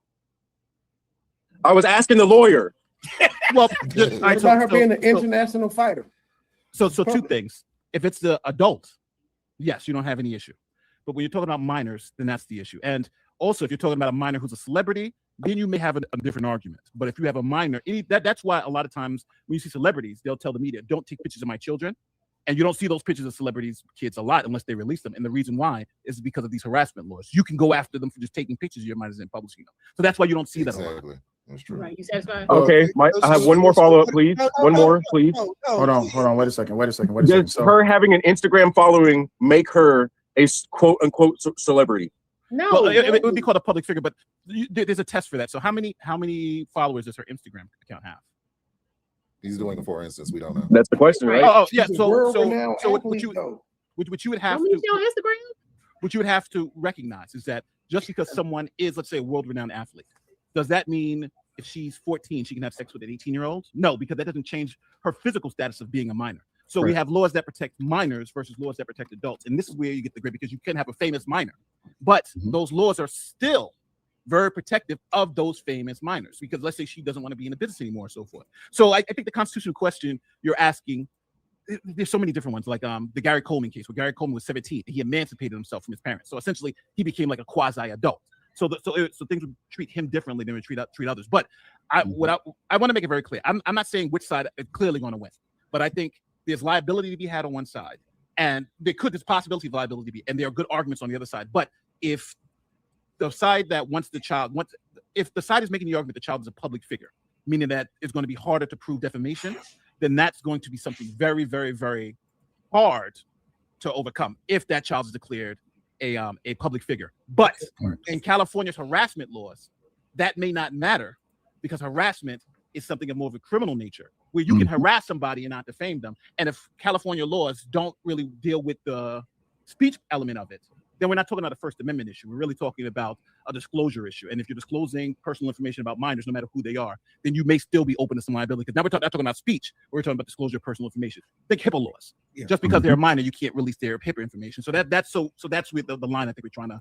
Hey, Nate, is there a difference between slander and defamation laws between minors and adults? Is there a difference? Let me see. I don't think there would be, because defamation essentially has to overcome the First Amendment. So once again, when people are saying he's saying this about a minor, in terms of defamation and slander, that doesn't matter, because in law they are equally treated the same. It would be, yes. I think if you're saying this is all right. So I heard harassment of a minor, but if we're talking about defamation of a minor, that's different. Defamation of a minor still has to satisfy the First Amendment. So I can say something against the minor that may not be nice, but it would still have to satisfy the First Amendment protections. Yes. So so when people are saying,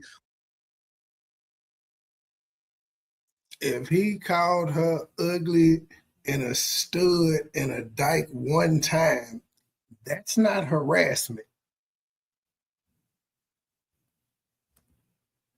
well, he said this about a minor, he said that about a minor, or basically said it, but those so under defamation. let's just go to what was said, right? Let's Y'all just go dirty to, over here, boy. No, let's just go to what was said, right? There it is. All right. Defendant Corey Holcomb on his podcast, January 20th, 2026, falsely stated that plaintiff Leslie Daniels, who's 17 years old, was a dyke. This is a disparaging, homophobic, and misogynistic slur for a lesbian, particularly one who is masculine or butch. Plaintiff Leslie Daniels is a heterosexual and is not a lesbian. The false statement was made by defendants intentionally to demean plaintiff and subject her to ridicule. Defendants knew the statement was false at the time it was made, or in the alternative, the defendants failed to use reasonable care to determine either the truth or the falsity. Now, how in the hell would Corey Holcomb know the sexuality of Anton Daniels' child? Come on now.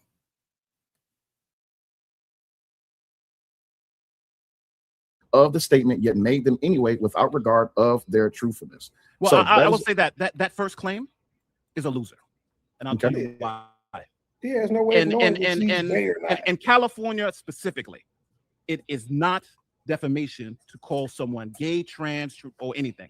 So if I say you're gay and you say I'm not and call it defamation, it's a loser automatically, because being gay is not defamatory. So if that's the claim that is read, I believe that claim is a loser.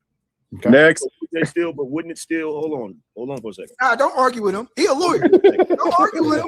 That's his opinion. That's his E-Black. Hold on, E-Black. Let him ask his question. Number one, E-Black. I'm not arguing with the man. I'm asking him a question. And I done told you, bro, if you're gonna Shut look your like ass up. I done told you, bro, if you're gonna look like Robin Harris, at least tell some jokes. So Man, that's cold. I'm sorry, that's cold. Asking the question, right? Wouldn't that still be an issue with him using the derogatory term dyke as it pertains to a minor? No. I would again, this is just my opinion, but absolutely not. Dyke, gay, whatever, transgender, in the society we live in, especially in California, if that's what you got to say, this is that.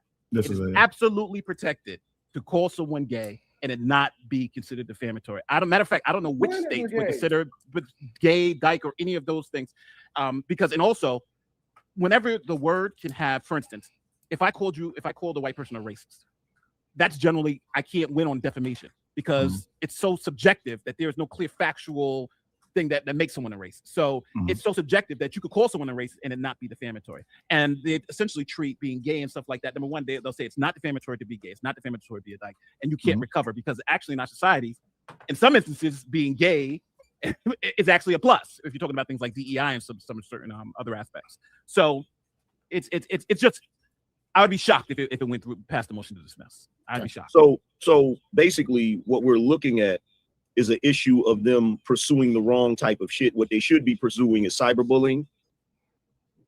It wouldn't be that well, even cyber, because again, we're talking about this criminal conduct and this civil conduct. So if we're talking about criminal conduct, then you have to go to the statute and see, okay, what is required for the, but what you guys showed me, it seemed to be, again, I haven't looked at the case, it seemed to be a civil case. And the first claim in that civil case was someone called me this derogatory term, which happens to talk about my sexuality. I'm gay, I'm a dyke, or something like that. And I'm saying in California, ChatGPT it, they'll tell you generally calling someone gay or something is not defamatory. So let me make sure I set the premise correctly. So during the stream, he pulled up the picture of Anton Daniels' daughter, who's a minor. Now, according to California Civil Code, what is this? 3344A1. Any person who knowingly uses another's name, voice, signature, photograph, or likeness in any manner on or in products, merchandise, or goods or for purposes of advertising, selling, or soliciting purchases of products, merchandise, goods, or services without that person's prior consent, or in the case of a minor, the prior consent of their parent or legal guardian, shall be liable for any damages sustained by the person or persons injured as a result thereof. Now, the reason I had to pull this up is because during his live stream, he pulled up Anton's daughter on the screen, showed a picture of her. That's where he made the comment. She's a bitch, she's gay, she's gonna have to pay for sex, and all this, that, and the other. Also, later down the line, I believe this is the same show, he used a depiction of her, or a caricature, and he depicted her as an ape and said that the shirts is for sale. And he said, well, Anton, this your family. So looking at this law, based in just in your opinion, not legal advice, in your opinion, do you think that this will stick? I think you can have a claim there. Yes, I think you can have a claim for maybe harassment, civil harassment. I think there should be a claim there because again, you're talking about a minor. The picture, the doxing, because that's conduct. So I think you have a couple of claims there.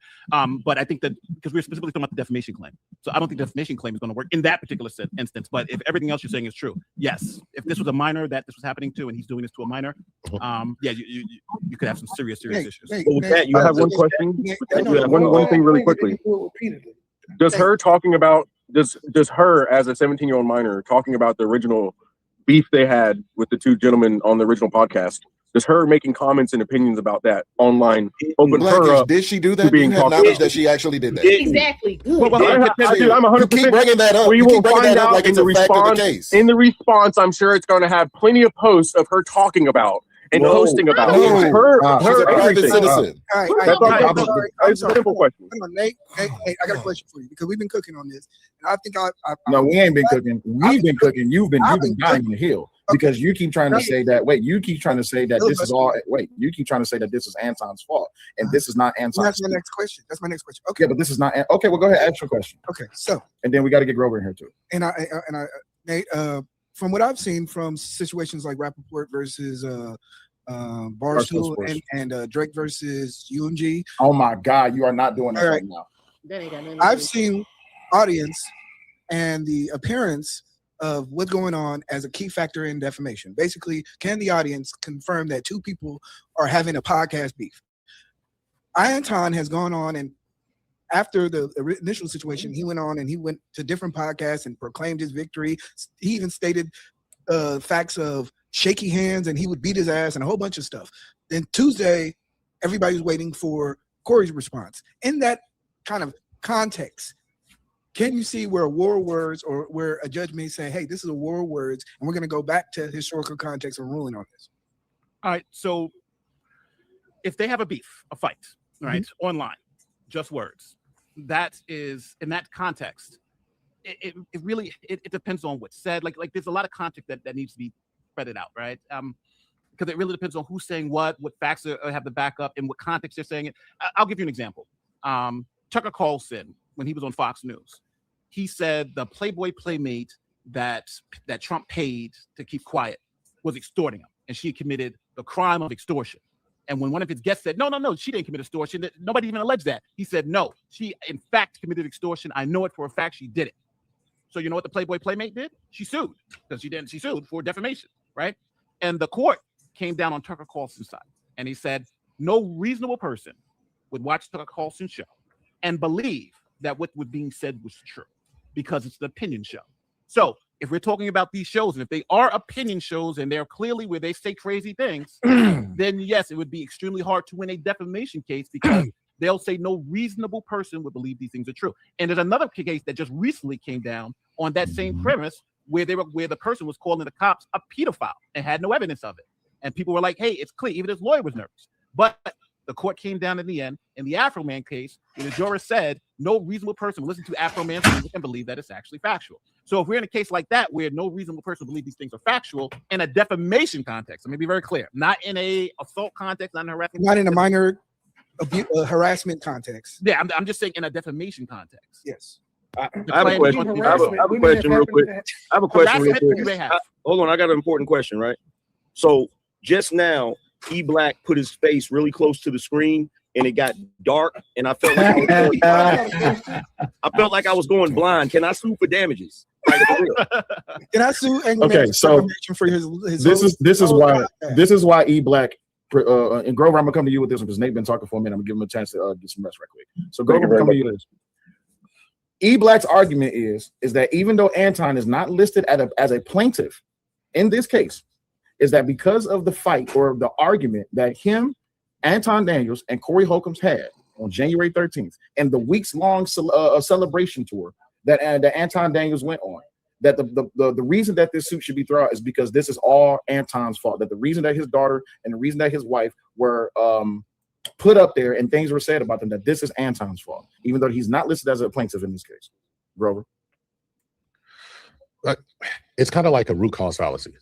So in my opinion, right? So, so it's kind of like that reasoning is kind of like saying, well, if your kids were behaving, if you would have raised your kids right, they wouldn't have gotten in a fight and the other kid wouldn't have got hurt. So, my kid wouldn't have had to knock your kid out. So we're not really dealing with that. Anton probably is not on a lawsuit because Anton's wife probably filed the lawsuit. We don't know if she filed the lawsuit on behalf of her child. We don't know exactly what's going on, but I don't really think it makes a huge difference that Anton was there because Anton wasn't there when Corey Holcomb put up his child. Anton, now listen, I'm the first to tell you, Anton went on I'm a beat your ass tour for a week after. So I understand there was fuel on the fire, but only thing I'm saying is that it's kind of befuddles me why they're filing defamation when these laws are on the books and they're really popular and powerful in California. And I've seen it applied 5 times when I was mentoring kids. So that's what I said last night. Last night when I came up and I said, look, I don't know why he filed it under this and that, but it doesn't make a difference. I think that in California you have to be very careful, and it's written this way when you involve kids. There's an extra layer of protection when you involve kids in California. Do I necessarily think it's right that this is happening? On a one-on-one level, hey, House of Hypocrites, what's up, brother?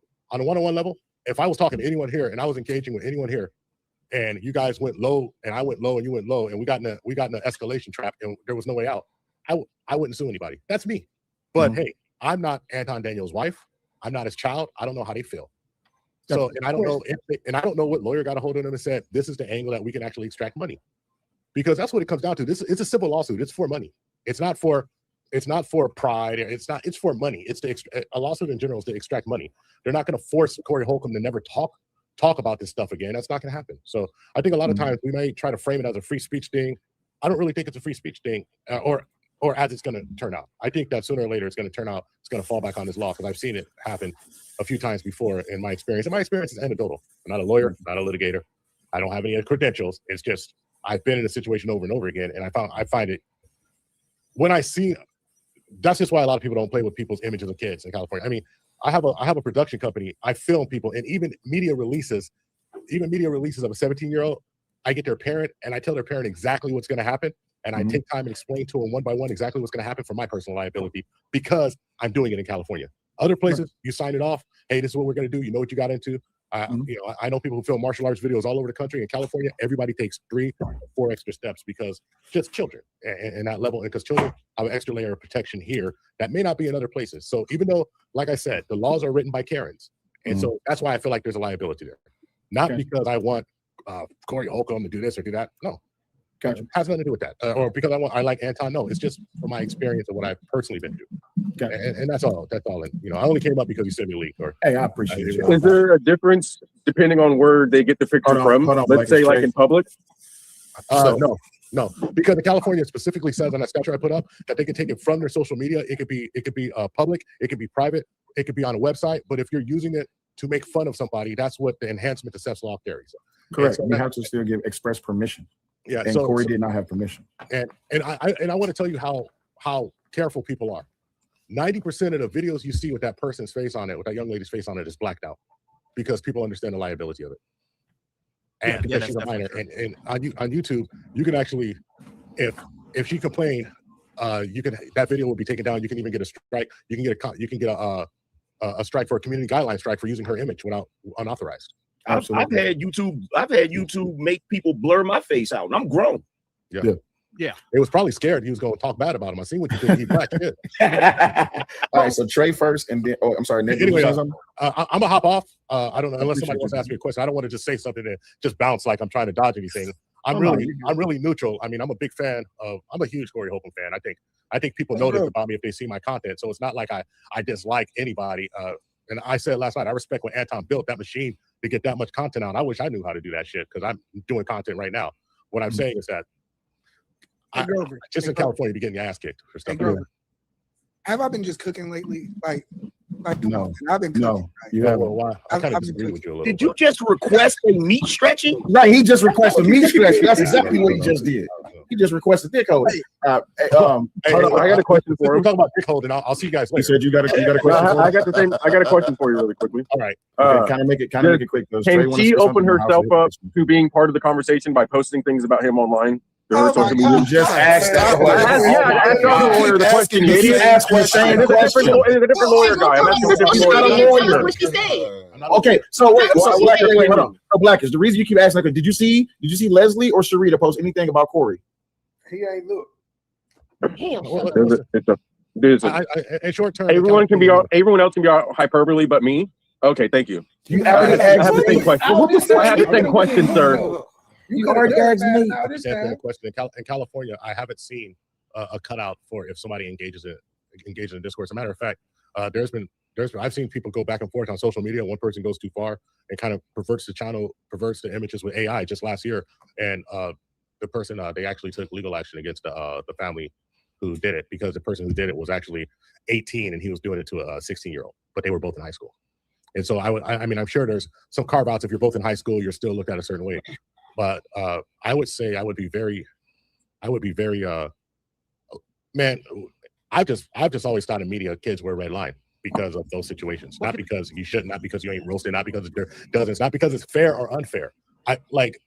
To me, it's fair game when you're in war. But California don't give a damn about what I feel about it, and that's the only thing I just try to tell folks. I see folks going back and forth with free speech, and he wanted to get involved, and Corey wanted it, and Anton wanted it. California doesn't care about all of that. They don't. I've seen it before, so that's my only opinion. And of course, Nate, if you have something to say and think I'm tripping, that's fine. I think you're right with the protection of a minor, but I'm because I haven't read the complaint. So before check your Twitter. No, I just got it. I just picked it up. So there seems to me to be 6 actions here.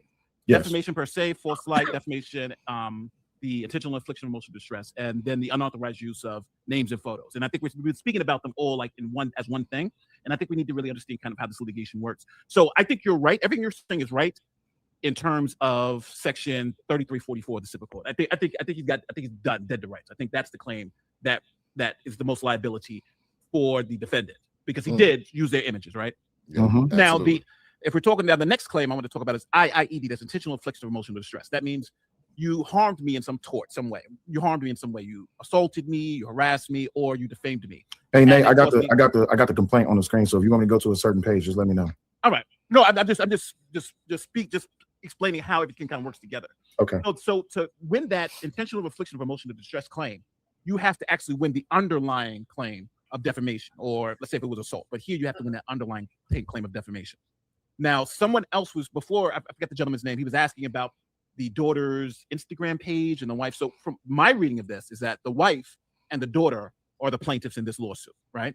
And they are the ones who are saying that they've been harmed. Now, the problem that I think the defendant's going to have here is that the wife and the daughter, there are two levels of defamation. There's the negligence, which is just anybody who's not famous, and then there's malice. We have to prove actual malice.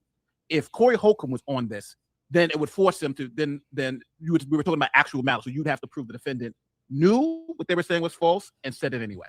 Here we're talking about negligence, where the defendant, if they said something and it happens to be bad and wrong, you don't have to prove that they knew. You just have to prove that they were essentially negligent by saying it. So it's a lower standard. So that's good for the plaintiff. So that's a one up for the plaintiff, regardless of the Instagram account. I think that's where they're going to be.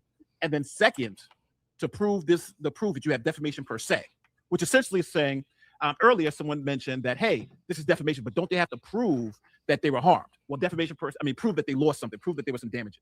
Defamation per se, you don't have to prove damages, because the law in defamation per se assumes that the conduct was so defamatory that damages are assumed. So for instance, if you say someone is a victim of if someone's a criminal, then that is supposed to be by itself so bad that the law says you don't have to prove damages. Damages will be assumed. Now, obviously, you can show damages to get a little bit more, but it's assumed. Then you have false light. Now, false light is essentially defamation, but it's defamation by implication. It's an implied defamation. The famous case for that was there was a company where somebody was stealing stuff out of the company, out of the cash, out of one of the safes. So they put up a sign that said, hey, if anyone has information on who's stealing money out of the safe, call this number. And right above that sign, they had this employee's picture on it. They didn't say he was the one that stole it, but because they put his picture right above that sign, that he was able to recover because he was put in a false light. So, and then we have the defamation for the t-shirts, which I still think goes for section 33444, the unlawful use of images. So what I'm saying here is that based on what I'm reading here, this is not just a joke lawsuit. This is 50-50. And when you're talking defamation, you're talking about 50-50, and you add the California element and you add the minor element. This is something that people are going to have to pay to figure out what's going on here. So I don't think this is a laugher. And I understand people talk about First Amendment rights, but when you're talking about kids, especially kids who are private citizens, and his wife, who's also a private citizen, that's going to make it extremely, extremely more likely that they can recover something based on this. And if they get one of the defamations, they're likely going to get the IIED. And I think the civil code for the unauthorized use is a game changer. Hey, Nate, let me ask you something. I would argue that they both have social media. Hold on, Trey. Not Trey. Blackish, hold on for a second. Do you see their social? He keep bringing up their social media like he's seen it, but House of Hypocrites post their social media in the back since you are so certain that it exists. Right. Because I know what math is, and 99% of people that live in the suburbs, you do know their wives have. Scramble like an egg before you get folded like an omelet, nigga. Ooh, that brother's floating in the air. How could his hands do this? Oh, someone get him out the air. I knew it was going to happen eventually. Shout out to Kay for sending $20 to get Blackish up out of here. Blackish, you can come back in 15 minutes. I'm sorry, that shit was 6:40. It happens all the damn time. The bounties is on. If y'all want to get somebody up out of there, y'all know to hit the cash out. $SELLYOULIGHT. Also, make sure y'all support the show. Greatly appreciate it. Let's move on. House of Hypocrites, you got a question? Yeah, no, this was for Nate because the t-shirt thing. Now the t-shirt thing I said is weak as well because unlike Will said. Corey I was putting 20 on 10. He said lame. Okay, look. Will said Corey held up the shirt and said, "Hey, this is your family." He never said that. In that particular show, since we was following the fallout, we knew who he was inferring to. So even if he didn't say their name, even if we inferred as an audience that that's his family on the shirt, I made an example and said, well, those could be his two side bitches on that shirt because he didn't mention their names in the entire show. So can he be sued for the particular shirt with that in that cause and claim because because we as an audience inferred that that's his family? Because when he held it up, he said, "Hey, Lane, this is dedicated to you." He didn't say this is dedicated to Anton Daniels. He didn't say it was dedicated to the family. But as an audience, since we following the beef, we understand what he meant. So can he get any damages or be at fault for that particular moment. Nate, you on mute if you're talking. Will, do you have a picture of the shirt? I think No, I we probably don't want to do that. Never mind. I think there are, but there are two claims involving the shirt, right? The Civil Code 3344, and that's the one for the unauthorized use of likeness. I think you got them dead to rights. If they're on the shirt, they didn't approve it, it's a minor and the wife. You're essentially done at that particular point in time, right? Because that's black letter law. So I think that claim may survive. Now, you'd have to make that argument, but I'm saying that's a factual argument. Right now we're just talking about getting through the pleadings, right? So in other words, there's a shirt. These shirts are identifiable. You know those people are his daughter and his wife, and they're saying we didn't let him use our likeness for that, and that's what they're litigating. So I think that is a stronger claim. May not be a gimme, but that's a stronger claim. Does that look like his wife and daughter though? That doesn't matter. It has to matter. It does. No, if they're saying he used well, you know, it 1000% matter, bro. But the way the court the way the court is going to look at this is it's not whether I would know it, but would a reasonable person look at that shirt and think that that's his wife and his daughter? Would a reasonable person? Nate, would the text matter? That's really what I wanted to bring up, not the actual imagery, but the text. Hey, leave my family out of this. Would that imply that the two ladies on the shirt that are depicted as apes, would that imply that those are the gentleman's family? To be honest with you, now that I'm seeing the shirt, I'll give you my opinion. My opinion, but not again. This is not me saying this is actually absolutely going to happen. This is my opinion. This is going to be a hell of a case to get through defamation and maybe even get through the unauthorized use, because I thought it was just a picture of the daughter and the wife. I didn't know these were representations of them looking like. So this triggers so many First Amendment issues. We're talking about it's not really them, and then it's a reasonable person who doesn't know, because remember, the jury's going to be a reasonable people who don't know any of this, and they're going to say, look at this shirt. Does this look like his wife and daughter? I'm going to say no. I'm going to say no. And if a reasonable person, again, you guys are in it, they're going to say, if a reasonable person not knowing this, and that judge is going to be a reasonable person, and is going to look at this and say, could you look at these people and know who the real people were behind it, right? And I just don't think I think that's just going to be very, very hard to overcome in this particular issue. If it was a picture of their clear faces and stuff like that, that's different. But here, it's going to be tough. It's very tough. And to add to that, if say he had their names on it, like if that said Leslie's and Sharita, they'll have a stronger case. But you can't go put your name on the particular shirt when it's not on it. That's why I said we understand as an audience what it's for. But boy, your mic is going out. House. Your mic went out right at the last part. But I totally agree with. I totally agree with. But here's the issue. Here's the issue, right? You're saying, okay, well, it's a picture of monkeys, so that's not them, right? You're leaving out the context of the entire conversation that was being had. You're leaving out the context of the entire conversation that was being had before he presented the shirt. The picture in the middle is obviously Anton. He's holding up and he's saying, "Leave my family out of it." Now, the other night, there was a situation where Corey accused Poetic Flacco of being a rapist, right? Yep. Poetic Flacco said that he didn't. If you said my name, trust and believe I would be suing. Lead attorney said that he still has a case because a reasonable person can determine that he was talking about Poetic Flacco. I know lead and a reasonable. We hold on, house, because he was asking Nate. Go ahead. Who's asking who? He's asking Nate. Well, I would say there's and this may be it with defamation sometimes. There's the logical leap, right?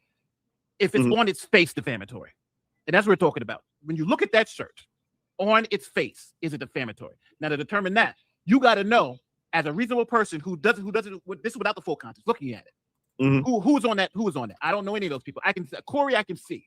But the rest of I wouldn't know, right? What? Hold on, E Black. Without the full context that was just given. So now you're giving me full context. You're on the show. You're talking about all this stuff.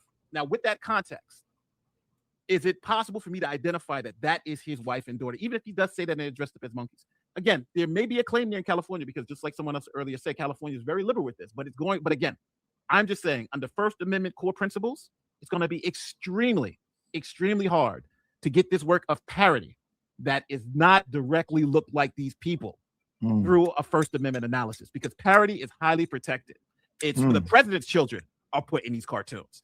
All the politicians are made in these cartoons. Matter of fact, there are so many cases where they do this type of stuff, even with the children of politicians, and they still can't recover. So I'm not saying this is impossible, but I'm saying it's very, very unlikely based on the facts that you guys have presented. Even if he said these are his kids, blah, blah, blah, blah, blah. Yes. But the judge is going to say on its face with a reasonable person, look at this and believe so. And then when you even add the context, is it defamatory? And even in this room, it seems like you guys even have an issue with it even being defamatory. Some of you saying it is, but some of you saying it's clearly a joke. And I do want to ask you guys as a threshold issue, everybody on this panel, does anybody believe that the person who presented this shirt on the show, was that person spitting facts? Was he making factual claims? Is it an opinion show? Is it show like, am I watching a comedian or am I watching a news show? If I'm watching a news show, we got defamation. If I'm watching a comedian talk trash, talk shit, then I don't really got nothing. Because the context of the show is an opinion. Okay. We're gonna go around the room. Angry Man, you want to answer that question? Look, I'm not gonna argue with the lawyer because he has the expertise. You feel what I'm saying? I'm not gonna do that. If he said to me, from everything that Nate is saying, what it sounded like to me, it sounded like, one, in order to win this case, you would have to have one hell of a lawyer, and you would also have to have the sympathy of the judge or the jury, whichever one it's going to be. That's if the case even makes it past the initial strike down. Yeah, that's what I'm taking from it. Yeah, this like when I was moderating, and this is where I learned years ago about anti-slap. Because I didn't know what the hell it meant. Everybody kept saying, "Oh, this is anti-slap." I'm like, what the fuck is that? And finally, when I looked up, I said, "Oh yeah." So I'm in agreement that the only thing that's really going to stick, and I said this last night, E-Black, so don't you dare try to deny it. The other claims are going to be hard to prove, but that last one, that 7th clause, the one, what's it called again? No, the 6th clause, the violation of California Civil Code. Yeah, Corey, he cooked on that one. But anyway, I'm gonna move on. Almond, because but if you notice, before E-Black tries to gloat, if you notice, E-Black, every time I spoke on this, I said, if this makes it past the initial getting thrown out. Yeah, he about to. All right, Almond, go ahead. Do you think that, well, would you consider Corey to be news or comedian? Watching the interactions from the very beginning, from Anton being there up until the point where he presented the pictures in the shirt, nothing about that was comedy. For me, he was on there like he was stating facts, like he knew, I'm saying, what was what and who was who. Gotcha. He didn't present any of that in a comedic fashion. Gotcha. All right, Trey, news or comedy? It was a comedian doing crowd work. Okay. E-Black?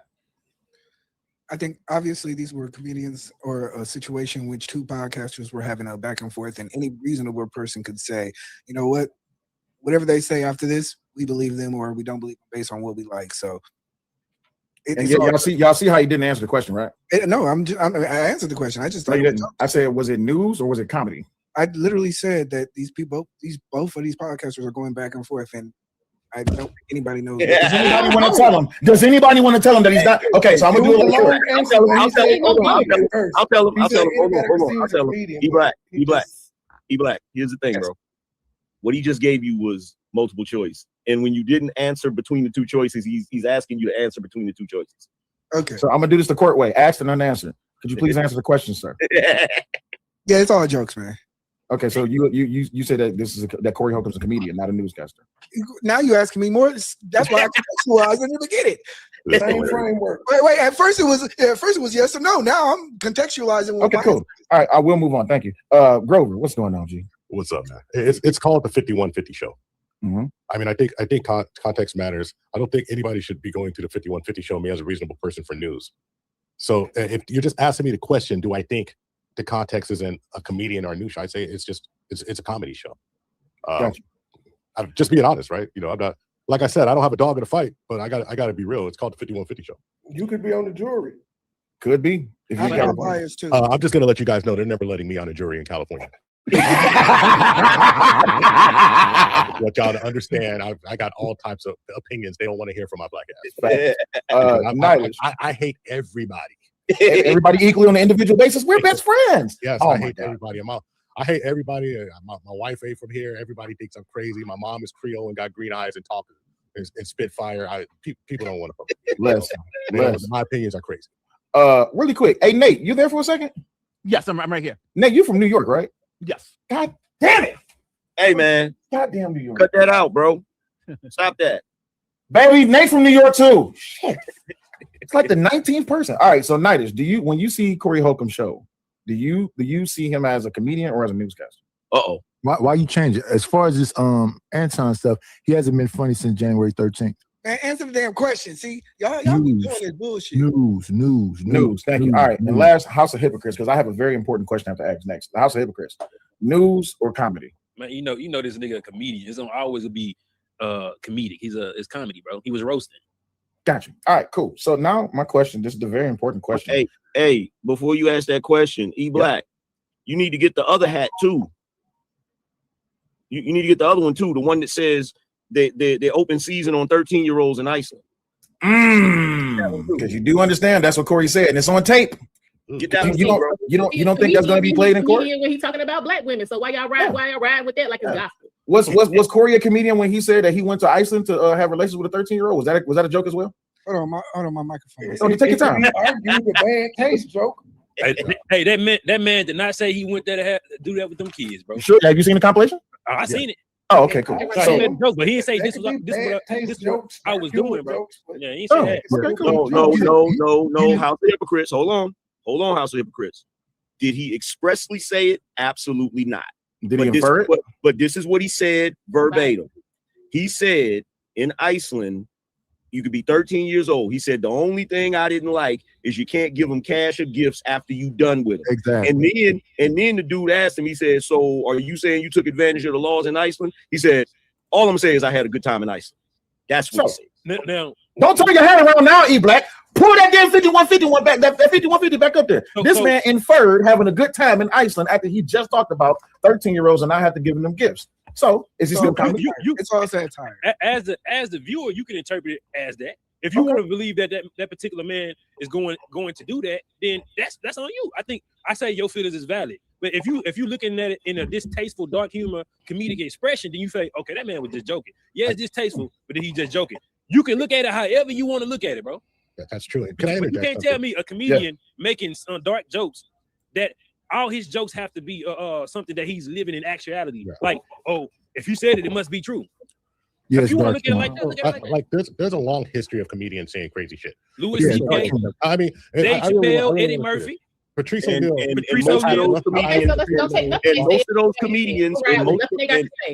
Most of those comedians, because I'm definitely a fan of comedy. Most of those comedians, the stuff they joked about are things they were involved in.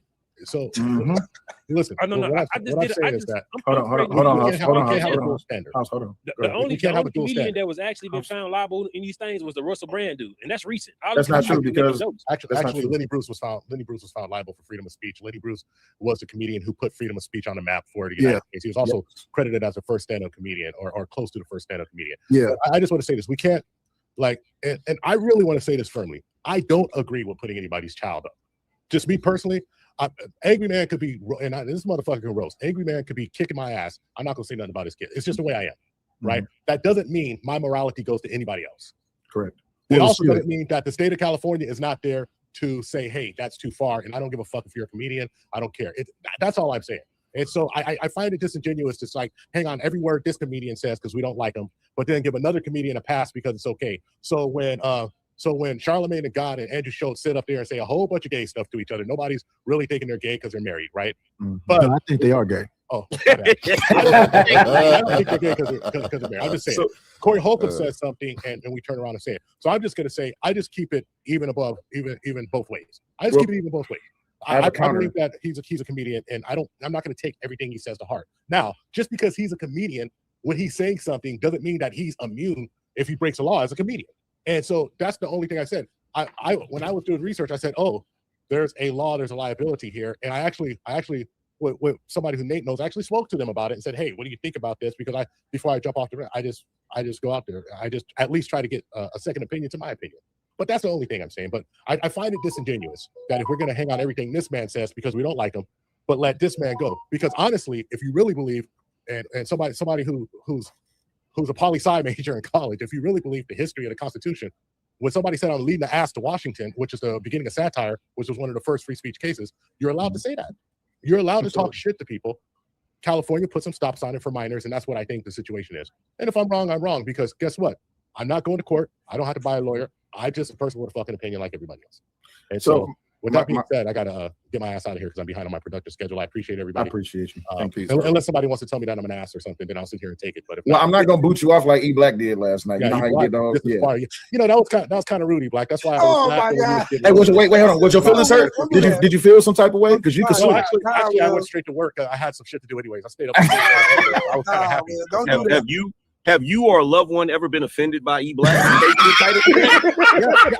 E Black, I'm waiting for you to say something about the kids so I can get that money out there. Shit, I need some new tires. I mean, I know that's right. Give me some of that skin color from my tires. I put some tan on. Y'all later, man. Love you. Damn, take it easy. Hey, by the way, there's a lot of content creators up here that I really have some respect for. Like, I try to be as connected as possible. House of Hypocrites, Angry Man. First of all, you're kind of like the godfather of some of this shit. So. Wait, no, bro, you can't say that. You can't say that because the moment you say that, they're gonna be upset. They're gonna be on your ass. No, this is what I mean. I didn't say Kevin Samuels would have got his out of space. No. Just please hear me out. Wait, hold on. I didn't Watch know this. about a lot of anybody was really talking like that. No. If you be nice to, I apologize. No. You haven't offended me. But if you be nice to Angry Man and actually give him flowers and give him like salutes and like handshakes and what ups, people be mad because they don't like the Angry Man. They say that he hates black women. Like me. House of Hypocrites. I've been watching these documentaries you've been doing. I'm fucking jealous, and I make good videos, dude. I make good videos, and I'm jealous. I'm just hey, I wish I had your work at the dog. I said, damn, Dr. Wizard Kelly that came out of retirement, bro. I ain't never seen him. Yeah, House is today, and I edit everything myself, me and my partner. But we House today if we work. Yeah, House is a problem, bro. I actually clicked on one of his joints, and I was like, wait a minute, am I watching the damn History Channel or something? Bro, it be all epic and shit. It got music. Bro, he got montages and shit. Yeah. He got heartbeats. He got a director of he got heartbeats and yeah. Now wait, hold on. Can I be extremely? I went to school for this shit though, but I never finished, bro, because I always kept switching. Well, take your black ass back to school. What the hell are you doing? You gotta go back to school. Let me say this right quick. Y'all know who I really hate on? I'm gonna tell you who I hate on. Any content creator who uploads a video within the first hour, they got 7,000 views. Yeah, I'm talking shit about Nate the Lawyer. Nate the Lawyer and Asmund Gold. Nate the Lawyer just put up a video today, and I checked back in an hour, and that shit says 7,000 views, and I was like, "How in the hell?" You don't know that shit is number 6 out of 10 on his. He's disappointed in that shit. Yeah, for real. Yeah, Listen, I appreciate you, bro. I just, by the way, this is my damn 3rd panel in 2 years now, so y'all ain't gonna see me. We do this every weekend. Nah, not me, man. Not me. No problem. I can't take all this income in there. Y'all too volatile. I'm old shit. This But ain't hey, fight respect you guys. E Black. I'll catch your ass later, man. Y'all take care. And everybody, thank you for letting me state my opinion. I appreciate you. No problem. Nate, you still there? Yeah, I'm still here. I have like 5 AI, so I put it in 5 AIs, and they're saying the same things about the lawsuit. Yeah. The issues are the same exact thing. He's going to say it's this is ChatGPT, rhetorical hyperbole and insult comedy. The context in which it's being said matters. And for each claim, parody and caricature. The defendant's images were not their own; they were transformative. And parody and caricature is commonly associated with not being defamatory. Yeah, so all of the weaknesses. I asked him what the weaknesses of his words, and it just mentioned that. And again, it's asking the same question: would a reasonable person who's watching this particular content believe it's of a factual nature, or is it someone who is and it makes sense, right? If you're at a comedy show and somebody says outrageous stuff and they're an outrage comic, you're not going to take it seriously. No reasonable person. And again, and a lot of times we like to individualize this, like what I think because I watch these people. How would his audience think? But that's not what defamation. It's about what a reasonable person who doesn't know these people, because that's the jury, would they believe it's defamatory? Nate, I got to hold on, E-Black. Nate, I got a question. It's a real quick question, E-Black. Nate, I got a question for you. Do cases like this set precedents? It could. But again, the issue here is that there are. The way I like to explain it, I used to teach this in law school. So the way I like to explain it is that there are 2 levels when you're talking about defamation. And the first level isn't the state law, because you'll hear a lot of people talk about state law. It's the Constitution, because we have the freedom of speech. So you have to overcome that. So right now, if the person who's making the claims is protected. So now you have to go to a point where you have to convince now the court that these are not protected, and the reasons why they're not protected.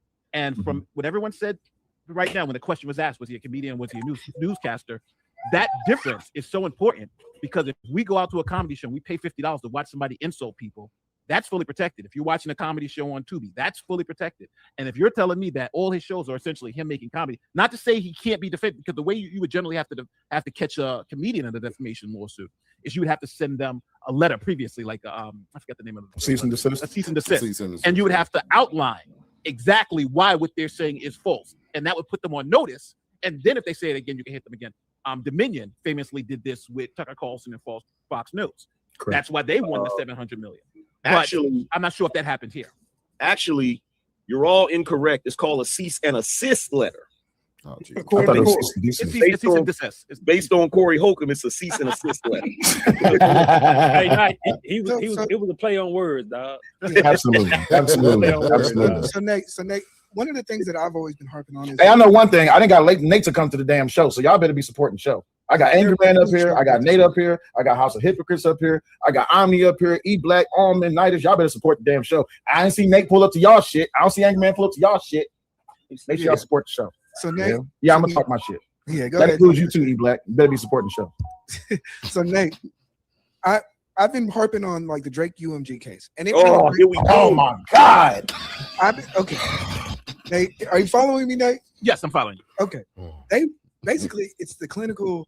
Did you even ask him if he's familiar with the case? Are you familiar with the case? Yes, I'm familiar with the Drake case. Okay, so they break down dozens of reasons why any person reasonable watching the case, watching the situation, can assert that these people were not like serious. They're like, if one person said, "Hey, you're a PDF file," the next person says, "Hey, you beat your old lady."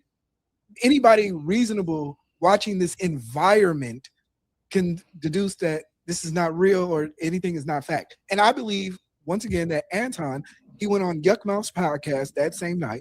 He went on his podcast that same night. He went on another podcast the next night. And I think he created the environment where any reasonable person believes that on that Tuesday, Corey's going to say something. And I believe it's the same scenario. I really believe that like this has been done before. And I just want you to kind of speak to that if I'm like off base or if I'm just like not knowing what I'm talking about.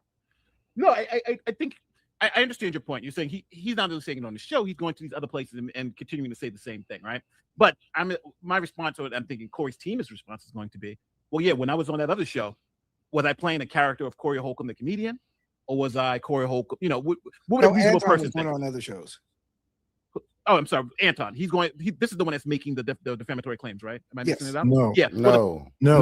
I'm sorry. Go ahead. So here's how it worked. Anton and Corey got into it on January 13th because E Black just tried to disingenuously and misinform you. So Anton and Corey got into it on January 13th. Corey only goes live on Tuesdays, if I'm mistaken. It's either Tuesday or Thursday. Yeah, it's He on go live Tuesday. once. So he only go live once a week. They got into it. It was like 11 o'clock at night. After they got into it, Anton went to his show called Room 9. And over there on that show, that's where he started his shit talk. And for the next week, he was going from show to show to show, talking shit. Yeah, I beat his ass. His hands were shaking. Well, I could beat his ass. His hands were shaking. He wasn't ready. All this, that, and the other. That Tuesday, people was like, I wonder what Corey gonna say. Tuesday comes up, and the first thing he talks about is, he was talking shit about him. Then he put up a picture of his daughter, the actual picture of his daughter. Yeah. That's where he made the statement, oh, this bitch look like she's like a lesbian. She got to pay for pussy, and she ugly, and all this, that, and the other. Then the picture of the video of his wife came up. And then he was talking shit about her. And then he showed her picture. He showed the daughter's picture again. Mm-hmm. I think it was like a week later. That's when he came out with the shirt. Yeah. Did I got that? Wait, so Yeah, I don't know. I believe so. So E Black, am I missing something? I thought he came out with the shirt the same day. No, it was the next week. No, it was the next week. Okay. Right. So that's what he was referring to, Nate. That 1 week after they first got into it on January 13th of this year. That's when Anton went on multiple shows and was like, yeah, he was talking shit. Just but the context is that the judges and the UMG and Drake said, hey, you're engaged in a war of words. So the conduct of my argument is the conduct for Anton. You're doing this again. The conduct of Anton is actually detrimental to the case because it's not. It really muddies the water. The audience is basically watching entertainment at that time. What you're arguing is that you arguing rap beef with no. Hold on. Two people. I'm arguing defamation. It was Just to defamatory add stuff. context to it all. Rap songs. Another thing y'all don't know is Anton did speak about the relationship Corey Holcomb had with his children. So After he went on the that's show? a real reason why he came on that show the next week and started talking about his family. Shout out to Falsehead Media with $50. Appreciate it. Hey, y'all, let me read these because I had to read. That's crazy. I had to read. Well, give me a second, y'all. Deep in the water now. Yeah, we deep in the water. By the way, the link is pinned. I don't know what stream you're watching on. For those that's restreaming, please repin the link. Give me a second. I have to refresh my StreamYard because I did not see none of these super chats, but I did see this one pop up. So shout out to Fawcett Media with the $50 Super Ball. He says, informative panel. Shout out to all of y'all. I will be right back. Y'all continue the conversation. Let me refresh. Hey, Sel, you know who Fawcett Media is, though? Yes, I do. I know who Fawcett Media He is definitely a Corey Holcomb supporter. Yeah, he's more than welcome to come up if he wants and to. defender. He's more than welcome to come Hey, up if Sel, he you wants like you got a goddamn line up today, boy. House of Hypocrites. I tell people all the time. I don't tell people that I'm connected. All you gotta do is just witness it. I'm connected to a lot of people. I just don't tell nobody nothing. But let me refresh right quick. I'll be right back, y'all. Hey, can I do this while Sel does that? I want to apologize to House of Hypocrite for saying his ceilings was low. It was no beef, brother. I just, I was a little tipsy that night. But shout out to you. Yo, you know that your ass would tipsy because I was in the garage. No, I know. No, forget that. What we need to do is we need to give House props for being one of the few YouTubers smart enough to get a sign. Shout out to House for getting a sign in the back, bro. Yeah, shout out to the House of Hypocrites light up. And the ceilings look higher. Where's your sign at, E Black? Why you hating over there? Well, you know what your sign should be. Just turn your Beijing that you ran out of red Kool-Aid. Oh, hey, I tell you what, E Black, I'm gonna do you a favor. I'm gonna do you a favor and I'm gonna buy you a sign. It's gonna say darkness, everybody. All right, let me read these super chats right quick. I'm gonna buy you some red. Hold on. Let me read the super chats right quick. Shout out to Bad Duck of $5. He says, why do black people have nice cars but not nice houses? They haven't learned how to steal houses yet. Oh my God. Shout out to Bad Duck again with $5. He says, what do black people and watermelons have in common? The greatest natural predator is black people. God damn it. Shout out to Brain with $5. If we ever meet. All right. I'm beating your whole ass. All right. Shout out to Brain with $5. He says, I am an Anton fan, but the court and possibly see. Hold on. I am an Anton fan, but will the court and possibly jury see Anton as trying to bait Corey into a fight? And would that be taken into account by the judge? That's a good question. We may get to that. Hey, can I say something to Bad Duck? Sure. Hey, Bad Duck, you know why white people don't steal anything? Because they own the patent office. That's actually pretty funny. Shout out to Bad Duck with $2. He said, I supported the show and you ignored him. My bad. I apologize. Shout out to MoneyBoy Truck with $5. He says, paying ties. Appreciate you. And again, shout out to my man Fawcett Media. Greatly appreciate you for the $50 super chat and being the sponsor of the show. Greatly appreciate it. Nate, you got something that you're presenting to us? Yeah, this is from the Afro Man lawsuit, and I want to ask everyone.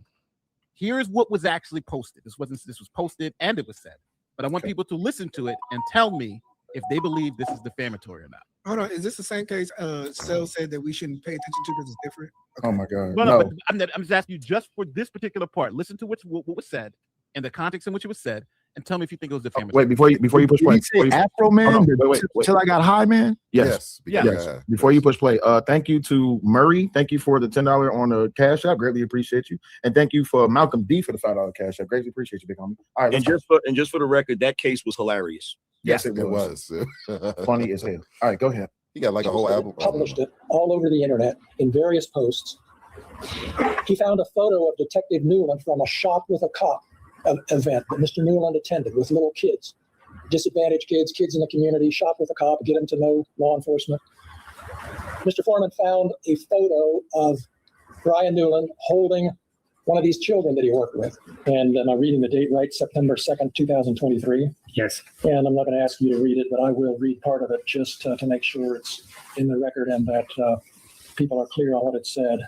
This is the uneducated can't count pedophile police officer that stole my money. His name is baby making Brian, child molesting, newborn baby mama, newborn Newland, Detective Brian Newland. I have a song coming out about him. The chorus goes like this. I pledge allegiance to the flag. Brian Newland is a flag. He used to play with little toys. Now he plays with little boys. Watch your little boys around Brian Newland. He's very bold. He will fondle little boys' testicles and butt cheeks right in front of you in broad daylight. This is a public service announcement. Stay safe.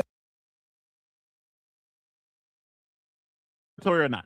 Absolutely. Absolutely. But you know why it was found not to be defamatory? Because Afro Man is a comedian. And the jury said no reasonable person would believe that cop was a pedophile because Afro Man said it. I believe he's okay. So this is what I want to ask because it seems hard. It's hard. This is what I want to add. This is yeah, pause, serious pause on that. You But can't this is say what I it's hard want after that. This is what, crazy, y'all, crazy. Hey, bro, he said it's hard. I mean, It's difficult Hey, to win a Hey, go to defamation. commercial, Will. Go to commercial. Go to Will. commercial. Yeah, let me throw up a commercial right quick. All serious and shit. Right. Let me throw up a commercial. Let me throw up a commercial right quick. Can you hear me? Is this thing on? Yeah, it's on. But let me just throw up a commercial. Shout out to my wife for reaching over 30,000. Watch your mouth. Don't say some fly to me and you can't handle what you dish out. I have yet to mature to the point where I can allow you just to talk. Since I ended the video early, you know, all y'all got to come off mute manually. But do I say defamation? Hell yeah. You saying some shit like that about me? You just defamed the shit out of me. Comedian or not, I'm gonna try to sue. I might waste money, but goddamn it, I want discovery. I'm on all that shit. But this is what I want to ask Nate, right? Okay, so if I just decide to become a comedian tomorrow, I could just say whatever I want, is what we're establishing. No, Pretty much. you can say whatever you want in certain context, and the context of a show, and the context of people believing, because there are times you are in character and times you are not in character, right? There are times you are performing and times you are not performing, and sometimes it's muddy. But I would say if Afro Man, for instance, was giving an interview with a news organization and said something like that, that's different context than him being Afro Man on the internet and making fun of the cops, right? Because he's a comedic figure. So that's why I said context matters, really matters in these particular cases. Nah, I got you. One second, man. I gotta follow. One second. Okay. So I noticed on that particular post, right? On that particular post, damn it, it wasn't a page that said Afro Man. It was a page that used his legal name. So how were they able to argue that he was in character and that wasn't something personal? Well, even though the post had his name on it, it was Afro Man, and it was Afro, and people knew that account as Afro Man's account. So, like for instance, my account wasn't Nate. Hasn't always been Nate the lawyer. It was something else. It was Nate Brody, spelled differently. But people knew I was Nate the lawyer, but YouTube was able to change it. So, what I played that to show you how hard it is to win a defamation suit, even when something like that, I would say that was defamatory. It's crazy, but the jury, and it passed motions, but the jury said that no reasonable person would believe that Afro Man saying this guy was true. No reasonable person. And I'm saying we're not. He told him he was a rapper. He got away from saying he was a rapper, not a comedian. So just because it's Afro Man, he has his character, and people just don't take it serious. The general public doesn't take that persona seriously. That's the reason why it's not defamation. You have to believe it's true. People have to believe it's true. Like, say if I said that about that cop, people would more likely believe it's true because they say, "Oh, Nate looks at the facts." Like this, if Nate says it, it's more likely we believe it's true. Because I'm not doing a comedic thing. But Afro Man, and think about it. But he says oh, his song because I got high, right? So matter of fact, the crazier things he says, the more in this case, it was even argued. Because it was so crazy, because it was so extreme, it makes it less likely that a reasonable person would believe it to be true, right? Okay. So talk crazy all the time and you'll get away with it. The crazier you talk, but again, there's limitations to that. But in this case, it worked for him. The crazier you talk, the less likely people were to believe it. Okay, so I wish E Black hadn't left because he's still back here. My bad. So there was something very important in that video we just watched. He posted a picture of a police officer holding a child. What did you notice about that child, E Black? Face was covered. The face was covered. The face was covered. So there's a couple of things. That case was in the state of Ohio. Correct. This case is in the state of California. Yeah. Would Afro Man have gotten the same result if it was the cops' children he was defaming and posting their photos with nothing over their face? That's a different. Now we're talking about. There we go. Now we're in the ballpark. I think the court covered the face. No. And that's why, wait. And that's why, and this is me defending Will to E Black.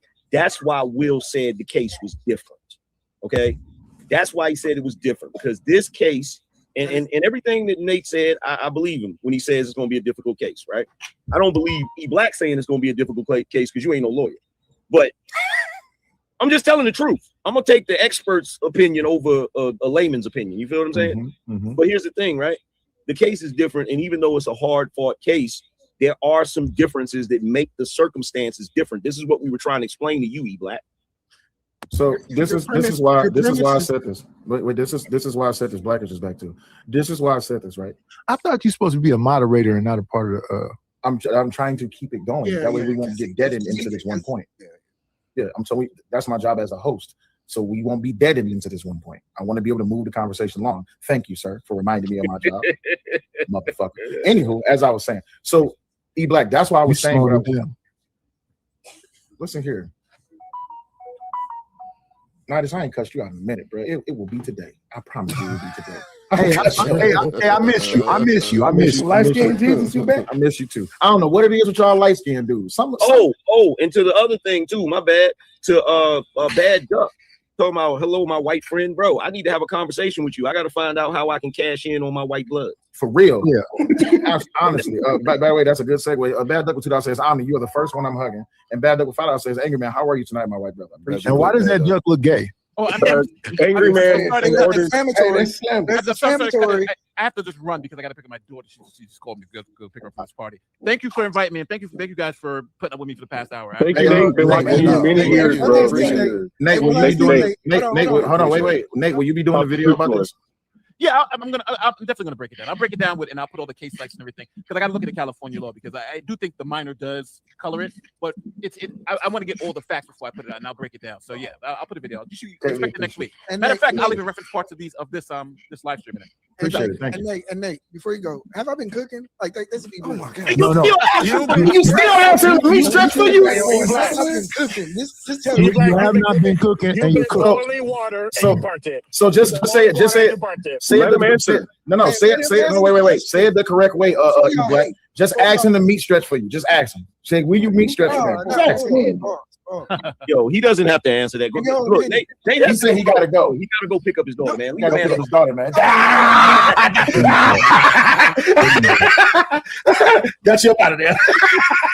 You didn't get the answer you wanted, did you? Black, burning water. Listen, no. You have not been cooking. You are cooked. Hey, shout out to Murray for the $10 for the on the Cash App side. I really appreciate you. Yeah, that was just filibustering until he got up out of there. I know. You'll be okay. Hey, E Black, just so you know, bro, I would destroy you in court, bro. No, you wouldn't. Yeah, I would. Oh my God.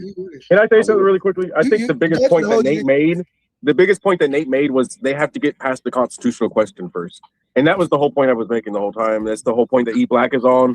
And I think that's the point that the other side's missing out on. Just because someone's saying something that you don't like, and just because there's a nuanced law about it somewhere in middle of California, doesn't mean that it's going to actually go anywhere. It doesn't mean that it actually, bro, go back to smoking. It doesn't mean anything. Hey, can you not put that It on the doesn't mean screen, my anything. brother? It doesn't mean anything. And pull your camera away a little bit. Keep that off the You're camera. actually looking in your nostrils. Keep that off the camera, please. Yeah. Pull back a little bit because we're looking directly into your nostrils. We do not want to see your brain. This is the We reason. don't want to see the evidence why you've been taking the L since you've been on this panel. Yeah. So this is the reason why this is why I'm glad that Nate pulled. And I did send the invite and I did tag lead attorney. I don't know if lead attorney's listening. I have been on the panel with him before. Again, I'm more connected than a lot of y'all think. But when it comes down to it, when we talk about the precedent, because I can agree, and I said this last night on E Black Show, a lot of this might not pass. But that last one, that 3344, it might stay. We need one. And I agree with you on that. Yeah, he said I literally just came back to listen and heard E Black asking if he was cooking. I'm dead. Appreciate you, Grover. But that Bad Duck with $2 more. He said, "Anger Man, when you find out, let me know. And when you find out, let me know. Shit, I'm trying to find out. I got white blood too. Shout out to my man's Deucey MacGyver for coming up member. Greatly appreciate you, big homie, 2 times. So this is the reason I wanted to ask, right? Because I need y'all to understand just where this can go. And I, as an individual, as a man, I don't care how this goes. To be honest with you, I hope it goes in the route that is going to prove all of my talking points and my beliefs and my values true. That y'all are just about to become more degenerate. Because if it's going to be okay for Corey to say what he said about Anton's daughter, please don't complain when it's yours. Don't complain when it's your kids up there on the summer jam screen. Wait, hold on, time out, hold on. Wait, I want this to be well understood. If we are agreeing, that's a lot of ice cream that you just took, big homie. That's my ice cream. Oh, don't worry about it. You're gonna work it off. Don't worry about it. Don't worry. We got a whole backyard that you can go ahead. Go to your room. Go to your room. Go to your room. Go to your room. Nope. Go to your room. Go to your room. Go to your room. That's a big ass thing of ice cream that you just took. Don't worry about it. That ice cream expensive. Don't worry about it. I got me and your mama been $9. Motherfucking tomatoes $9 a gallon. In the backyard. Take your ass to your room. Good night. Bye. Gone. Rob, I mean, yard work for Sunday. You remember you said you wanted that tomato garden? She about to be picking that shit up tomorrow. You see that big ass bowl of ice cream she just took? Oh, let her eat the ice cream. Your ass gonna be out there with her. Nah, how about that? Anyway. Hey, you know when you talk shit to a New York woman, you got to dodge a little bit. That's a fact. Learn that the hard way. That's a fact. But no, so the dangerous precedent that's being set here is that y'all are going to go off the rip. Corey got away with it. I could do it too. As long as I do it in comedic context, I'm gonna talk shit about kids. That's exactly why I was getting that. So it's not even comedic context, dude. But the question is this: do y'all really want to open that Pandora's box? No, They gotta learn the hard way. They gotta learn the hard way. I'm gonna step out for something. I believe they do. I believe they do. They do want to open that Pandora's box. Until they actually have to sit down, then they're gonna wish that bitch never opened. No, you know what? It's been open. The box. Before you get folded like an omelet, nigga. Ooh, that brother's floating in the air. How could his hands do this? Oh, someone get him out the air. Cracker, they got your ass again. See you back in 15, big homie. I tried to tell you, but we see you back in 15, Cracker. If you want, you can pay. White Jesus just booted black Jesus. Hey,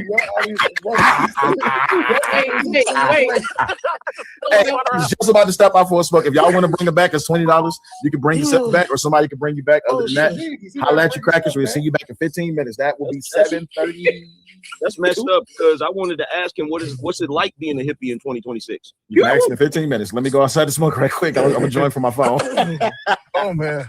But no, Angry Man, you was making a point about Pandora's box. Elaborate, please. Yeah, y'all don't want to open that box because here's the thing: Corey's roasting and what he did is as messed up as it was. It pales in comparison to what other folks can do. Oh yes, sure. So that was light work. There's a reason that you maintain a standard, and I'm sorry, the only way to enforce standards is with when it comes to niggas. The only way to enforce standards is with litigation. But as far as like disrespectful jokes, they brought up Lenny Bruce. But I don't know if y'all remember when Patrice O'Neal went around in these news companies defending Opie and Anthony and Imus. Imus' joke was about nappy-headed hoes. Opie and Anthony joke was about a bum raping what's her name? Condoleezza Rice. And they got canceled for it too. For a short little minute. The Imus never recovered from that. This is true. He came back after that. He didn't recover from it though. He didn't recover from it, but he came back. And Patrice was one of the biggest people that was. See, the thing about comedy and dark comedy itself, because the thing is, if you're trying to be funny. So the most recent thing they've been talking about lately is, because Drewski did the thing about Eric, whatever her name is, you had Jake Paul come out and say he wants to do blackface.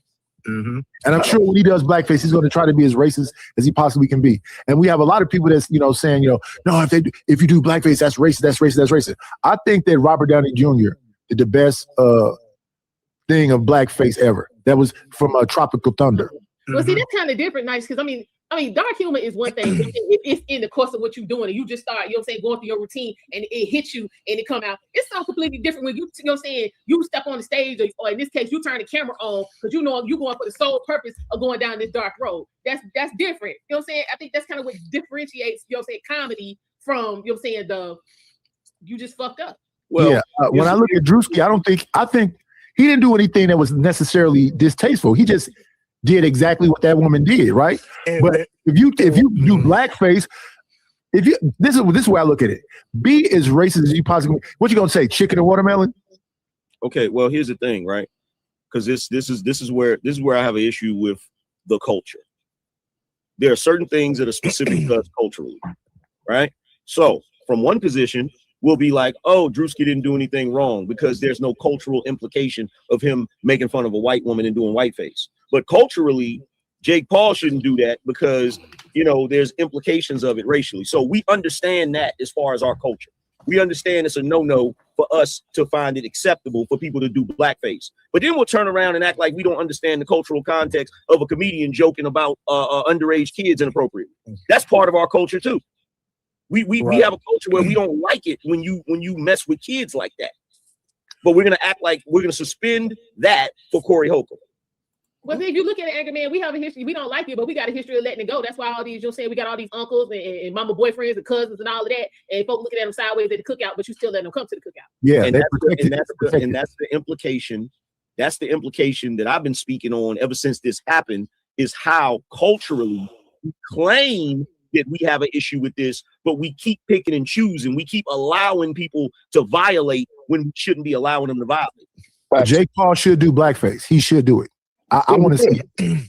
I think he should do it 100% and live whatever the outcomes of him doing blackface. Let it ride. Exactly. Well, So Jake Paul, please. Before we go further, I just want to touch back on just one specific point right quick. E Black, do you not understand why I was saying that the Drake UMG lawsuit that has nothing to do with this because there was no children brought up or affected in that? I think, and that was my point. Here comes the rich.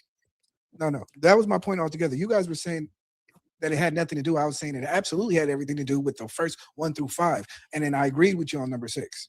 Right, but the thing is, right. This is how I'm looking at it, and I really do appreciate Nate coming up and giving his professional look at it, and also Grover coming up. But you know what, all of y'all, let me give a shout out to all of y'all on the panel for y'all coming up and y'all giving y'all 2 cents as well. The thing is, right, when I look at this particular case and specificity, this case is different from every other case because this is the first time that a child is coming to sue the person who they believe accosted them. You see what I'm saying? Yeah, but I think once again the premises is all still the same. The premise of defamation is all the same. So I understand where you're coming from, but you're neglecting the fact that the way that a judge is going to conclude on this case is going to still reach the same matters. So E Black, you believe the judge is going to pretty much tell his daughter, well, although he brought your name up, hey, it is what it is. You just got to take it. Because he was mad at your daddy. He talked about you, but no, it's not because he's mad at your daddy. It's because your daddy engaged in a podcast beef, and you were. Okay, well, Corey didn't care no more, and the beef was over. The next week, he could have talked about something else. Wait, the beef is over. Hold on. This is what I'm saying. Y'all talk and y'all don't stop and think about what you're saying. The beef was over. What I'm saying. The fact that it's literally wait. You said y'all talk and don't think about what you're saying. You literally just now said it's not because of your daddy, but it's because of your dad. That's what you just said. I never said you did. So I would ask this question again. The judge should tell his daughter, although your name was brought up, it is what it is. You just got to deal with it. Is that what you're agreeing to? Yes or no? Yes. Essentially, yes, because of the actions of his father. So his father. And I'm going to bring up my original point. When you talk about slavery, is it their fault that they were enslaved, or was it their parents' fault that they was enslaved? Are we talking about a defamation case? Oh my God! Y'all keep bringing up these scenarios, and they never add up to how historically defamation cases are judged. And let me ask you a question. When you talk about hold on for a second. When he just brought up slavery, are you telling me slavery was not a legal matter? Yes, it was. I'm gonna let that sink in your head for just a second before I say anything else. Is property tax a legal matter? Oh my fucking! Oh! You so guys, slaves were property? You guys, yes. No. Yes. Wow. Yes, they were. You guys keep basically trying to fit in either criminal misdemeanors, criminal murder, criminal robbery, criminal this. No. Because I noticed you keep hyper focusing on that. This is podcaster, so everything goes. That's what you've been doing since you've been on here, correct? No, you know why? Why? Because when judges judge a case, they look at precedents. They look at previous court cases. Scramble like an egg before you get folded like an omelet, nigga. Ooh, that brother's floating in the air. How could his hands do this? Oh, someone get him out the air. The people have spoken. Black. The people have spoken. Where is this case that is exactly like this that we supposed to be using precedent? I need to know which one it is so I can look it up. So because what I'm trying to tell E Black is him hyper focusing on this being podcasters and podcast beats is irrelevant. Because all she has to say is this: they can engage their podcast beats, leave me out. Right. That is very simple. And the judge gonna be like, yeah, they could engage in this beat without bringing you into it. So because he involuntarily did that, and also he didn't have consent from both parents to bring you in the beat, boom. There you go. That's what I thought, Chris J, because to have her, she's not a public figure. To have her actual picture up there and do a whole show calling her. And listen, last Tuesday, he was talking about her again. Huh? Oh, sweet Jesus. He made a song about her Tuesday. Yeah. Did he specifically mention her name or? Yes. He made a song. He's a bigger fool than I think. Jesus Christ. And he hasn't took down none of the shows. He still hasn't show up with her. She's an athlete, so I would argue she's a public figure. There's no Oh, sweet Jesus. She's not Hey, LeBron. Hey, yo, listen, you know what? You know what? So you saying every high school basketball player is a public figure because they play ball? Yes, they are. I'll go step further. Is every middle schooler or little league person a public figure? Yes. So listen, Chris, you got to defend Darkness because two Darknesses is up here defending bullshit. E-Black and I don't know what his name is, Trey. So yeah, the Darknesses is somehow going along with babies being defamed. You don't want to protect the children? I'm going to just. I'm talking to Trey. Because he showed his pearly whites and is up here somehow defending I've it. said several times it's despicable. I said it's been done to me, but I can't tell somebody how to fight. Just because I won't personally do it or I think it's wrong doesn't mean he don't have the choice to do it. I can't say right because I ain't gonna Trey, I would agree with you if this was Anton pressing the case. This is the actual daughter pressing the case and her mom. I got a question. I got a question. I got a question. I got a question. I got a question. I got a question. Can you prove it wasn't? I got a question. Because I keep Actually, hearing I can. But they don't have to prove it wasn't. You have to prove it was. Hold on, y'all. There's a question on the floor. Hold on. I got a question. Because just like you said earlier, somebody had a right to be despicable. Now you're saying you can't tell somebody how to fight. I said that the whole time. I keep hearing this. I keep hearing this especially amongst Black people. You can't tell anybody how to fight. All's fair in love and war. Explain to me, other than the street, what type of fighting don't have rules to it?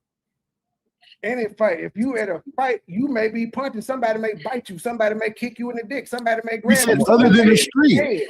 Other than the street. I'm gonna say it again. I'm gonna say it again. I'm gonna say it again. I'm gonna say it again. I'm gonna say it again. I'm gonna say it again. Other than some niggas in the street, what fighting doesn't have rules? A bar fight. That's the street. That's the street. Try to keep up with us, my brother.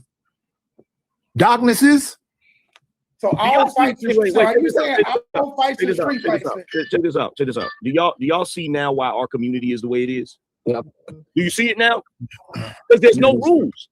There's no rules. And anytime somebody tries to point out what the rules should be or what the standard should be, niggas got an excuse for it. And you can't win a game. Wait. If we stay right here for one, Trey. That's a bar right there. That's a bar. I like People that. not cheat. You're not understanding. And he said leave the streets out of it. But you keep trying to make it the streets. Brother Trey. In a sanctioned fight is rules. Listen, let's keep it on the street for a minute. Let's keep it on the street for a minute. It is a famous scene from The Wire where these people went and shot at this man's grandmother at a church on a Sunday. And that man came out of retirement because he's like, everybody in the street know you don't do nothing on a Sunday at a church and knock her church crown off. Yeah. So based on what you're saying, that was open field. Pop at the church. Well, see, this is the spray up the mom. And what I'm gonna point out in that situation on The Wire, the nigga that did that on The Wire was not exempt from consequences. He backed up his moral code, but if somebody decided to snitch on him, he would go into jail. Spray up your mama's crib. Spray up his mama's crib. It don't matter if he in there or not. This is the breakdown. This is the breakdown of our culture that I've been talking about, right? Mm-hmm. Nowadays, these younger folks, they will shoot somebody, they'll go to their grave, they'll piss on their grave, they'll shoot up their mama's house, all types of wild shit. Mm-hmm. Cats didn't used to operate like that. The reason why we see this going on now is because niggas will sit up and say some goofy shit like ain't no rules in a fight. Well, I get what Trey is. If fighting is about survival. It ain't about no damn rules. When you fighting with somebody, you are trying to survive. Let me You are out of your mind. I can kidney punch you. You are out of your mind. You are out of your mind, sir. You're out. Hey, Trey. And niggas snitching they just trying to be free, dog. Hold on, y'all. I need to make sure I clarify what's happening here. So, Trey, I get what you're saying. I absolutely 100% get exactly. Explain it to us, Will. What he's saying is that anything goes when it comes down to survival. That's what I'm saying. But wait, hold on, wait. But I get what Angry Man is saying and what Angry Man is pushing. What Angry Man is saying is that there should be no what's the unspoken Negro code? There should not have to be a direction or order given. It should be an understood notion. We don't attack mamas on Sunday. We don't attack mamas at their house. We don't attack. Y'all remember that old school movie, No Women, No Kids? It was The Professional. When he was an assassin, he said, "No women, no kids." Yeah, Jean Reno. Yeah. There you go. So wait. So from Angry Man's argument, I get what he's saying, but in Trey's argument, I understand what he's saying because it's just like not everybody go think. It ain't no way. This is the difference between. Yo, even in Trey's argument, his argument is bullshit, and I'm gonna tell you why it's bullshit. If I get to fighting with Trey in the street, right? If me and him get into a mutual back and forth, and we get to scuffling or whatever, right? And I get him down, and now he's laid out. The fight is over. And I start stomping him, even though he's unconscious. Guess what? Out. My charges is gonna be worse. Yep. There are rules, nigga. Y'all just don't follow them. Yeah. That's perfect. That's what Angry Man said. That's perfect. He said his charges would be worse, but nigga, you still will have some type of charges. That's why I said charges is charges. You broke the rules. You knew it would be charges for engaging in the fight, whether you stump me out or you just knock me out, charges would still be applicable. So you broke the rules, nigga. That's my whole point was niggas break the rules. So I can't tell this nigga how to fight just because I'm focused on the rules. I'm saying we need to do this rule. I can't judge. Everybody don't play the same. Everybody wasn't stealing signs and deflating balls like Bill Belichick and them was. What the hell? But everybody was cheating. They just wasn't cheating on their level. How am I tell him his level of cheating wrong? He said it's worse. But No. Here's the thing, though. Here's the thing we got to understand. Back in the day, there was leadership and people followed that structure. It wasn't no unspoken rules. It was clear rules. You don't do this. And if you do this, we own you. If you go mess with that grandmother, you go mess with them kids, forget what the court's going to do. We going to get you. Right. What happened was they took all them heads off. So they took Larry Hoover, they took all them OGs off, and they kept doing that until it was down to the kids. So what we're actually living in right now is Lord of the Flies. Yeah, it ain't no fucking brain there at all. And now you got grown niggas that know better saying goofy shit like there ain't no rules. If there ain't no rules, and explain to me this, especially when it comes to children. If it ain't no rules, why the hell is it every time one of us from our culture get convicted of some sort of child crime, what do even the niggas in jail, in prison, that are criminals, what are they gonna do to that dude? They turn him up. They're pulling him So from we do have rules. No. Let Trey answer. I turn them out. That's still you're changing fighting into prison and shit. We talking about fighting, and I said I can't tell nobody how to fight. You like I don't know, Angry Man. I don't know why you act like you don't understand it. If me and you are fist fighting, you might not believe in grabbing a nigga by the dick. You changing the rules. You changing the rules. So here's the thing. So if somebody fight a little girl like they fighting a grown man, a man is fighting a little girl like he fighting a grown man, would you just sit there and go, well, she started to fight. She was in his face. I would call the police. This is what's wrong with society today. Check this out. So first of all, no. This is what's wrong with society today. Yo, first of all, here's the thing, bro. First of all, I'm not gonna stand there and watch no fully grown man beat the hell out of a child. That's number one. Number two, I'm not gonna stand there and watch a bunch of dudes beat you up. I'm not even gonna do that. You feel me? But this whole thing that we talking about, bro, you can't say there aren't any rules. There are rules. We just don't follow them. If you come on, everybody up here, anybody up here, if you've ever knocked somebody out, raise your hand. When you knocked them out, right? The last fight I was in, I knocked the nigga out. I didn't keep stomping that man after he was out. No, it's over with. That's the end of the fight. Yeah. You can't, there's rules that we all know. We know them rules from when we was kids.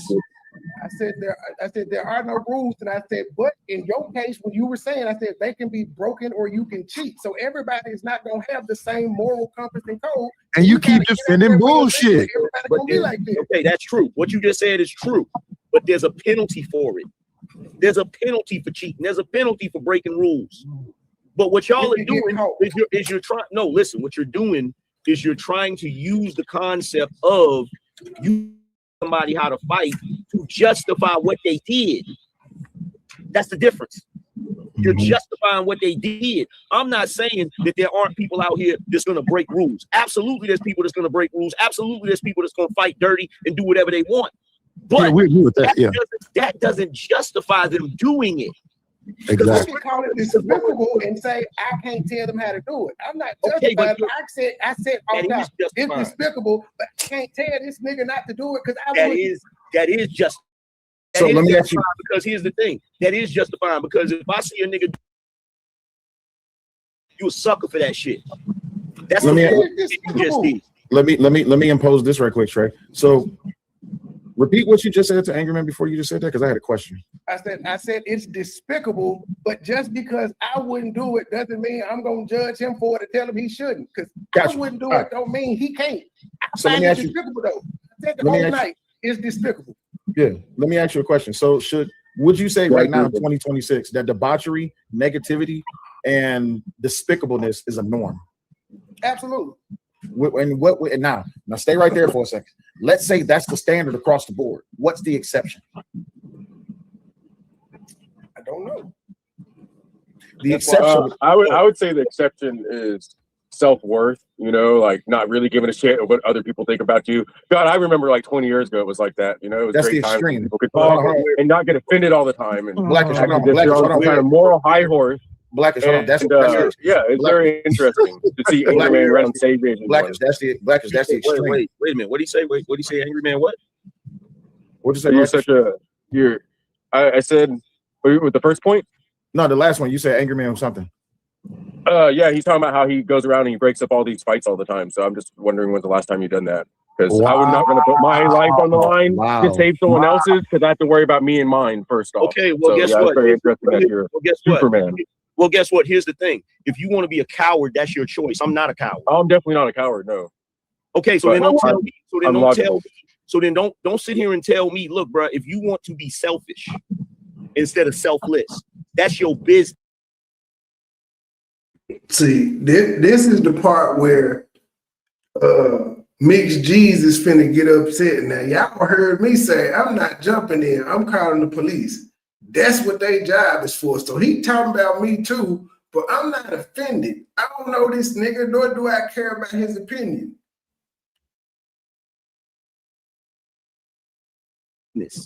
How many times have you saved someone? If I see somebody in distress, if I see some bullshit, I will intervene. I absolutely will. I've done it numerous times. What have you done? But Black is Cracker. Why is it like? No, Black is no. Don't say no. Stay where you were. Black is Cracker. Black is Cracker. Why would you be okay with that? Why wouldn't your conscience make you move? Because the scenario wait. Well, listen, but the scenario all depends on the situation. But you're not right. That's not true. Stop. That's not true. So if you're saying that, wait, hold on. If you're because now I got to stick you to your principle. So you're saying that if you seen a grown man assaulting a child, you would step in and say something? Yeah. Hold on, wait, Nightish, hold on. I don't think I would step in and say something. I'm pretty sure I would smack this. I would knock him the fuck out. So Corey was talking shit about a child. Yeah, it's on the internet. And that's my point. Oh my God. Do I need to rush to the comments? Hold on. Do I need to rush to the comments to defend everyone and say who's right and who's wrong? Wait a minute, Blackish. So you came in. Different context. You keep making straw man. Everyone's talking about these straw man arguments. They make up this argument that comes from absolutely nowhere that has nothing to do with what we're talking about. He's not listening. We are talking about Corey Holcomb attacking a child. What's the new part? Hold on, verbally or physically? Hold on, Nightish. I'm gonna show you how he's being a hypocrite. He wasn't here just now. He literally just repeated the same thing that I said I would do. You asked him. You said, "Yo, if you saw a grown man attacking a child, what would you do?" What did you say you would do, Blackish? Well, you said, it's all depends on the context. And if it's online, I can't really do anything about it. But if it was in front of my face, yeah, I'd probably, get there faster than the police would. So that's what I said. But no, he was talking about two niggas fighting, and they're going to be doing all this other shit, and you got to go break it up. You put a lot of examples out there. To everybody in here, did I or did I not say when I was talking to Trey? That's one of the points you brought up. Yeah, that's one of the examples you used. Bro, check this out. Here's the thing. I don't know what your background is, but I'm not scared of niggas. Okay, I'm not. The last time I broke up a fight was in front of my sister's apartment. It was a bunch of YNs. It was a bunch of YNs trying to jump one other YN. And it was a bunch of women out there egging it on in the damn circle. And yes, I walked down there, got in the middle of it, and broke it up. You know why I broke it up? Because I'm a grown ass man. I'm not gonna sit there and watch. I'm not gonna sit there and watch some young dudes just beat the hell out of each other. So you have extra time to go and put yourself in other people's situations. That's true. I can't believe what you are saying. So, right, because he was just out there just looking for fights. Hold on. I'm actually from the hood. And if I saw a bunch of niggas arguing outside, you know what I'm saying? I probably would have to go do something instead of going and get in the middle of their shit. No. Nobody asked that. 50-50, they're going to go, now they're going to be pissed off at you. You know, but yeah, you can walk around and be, big man, I'm going to save everybody. I advise you to say everything that you can as fast as you can, because you're probably about to get it. Yeah. Because what you said, I'm trying to make you $20. Hey, I'm actually trying to make you the $20 if you haven't noticed. You're not making nobody nothing, sir. You're a masochist. You like to be abused. Listen. No, 40 bucks, 30 minutes. I made him $40 so far, so I don't care about getting kicked off. You're not going to hurt my feelings. That's cool. Oh my God. Shout out to his father did send him down. I do want to say this. If everybody, let me say this. Black is cracker. Hey, not everybody agree with Jesus neither. It's okay. Don't make yourself Jesus. No, don't do that. Black is cracker. Oh, everyone else can say it, but I can't. Oh, okay, I'm sorry. No. And listen, come on. For having the same opinion of everyone else. Here, he's yelling bullshit, and y'all keep saving him. Black is cracker. You are the reason why the so-called community is the way it is. You want to say, I want to stay away from everything. Just let all the fuck shit happen. Because I'm preoccupied. I didn't say that. To do. You literally just said that. Dude, if a man is attacking a woman or a child, yes, most likely, depending on the context, I'm going to get involved. I don't know why you keep hold on. Give me a second, please. Thank you allowing me to speak and not interrupting my sentence. Because I'm done with the sentence. Why are you still talking, bro? You're making straw man arguments. No, I'm not making a straw man argument. I'm answering exactly what you just said, bro. Literally brick walls, bro. Brick walls, bro. No, it's not a brick wall. There's a difference between bosses. There's a difference between bosses and workers, and obviously you have the worker mindset because you can't have any foresight of what could possibly happen depending on the situation you decide to get yourself involved in and the repercussions you and your family could possibly have from it. Okay, so I'm not walking around trying to save every youngin, arguing with another youngin on some random street corner about I don't know what. Are you living in reality? Nobody said that. You made that up just now. That's the argument you're making. You're conflating two situations. One situation is a man attacking a child, and the other situation is two probably 19-year-olds out, probably in 8th grade still, arguing about some random shit on the sidewalk. That is not I don't care about. That is not what was said. You just made that shit up.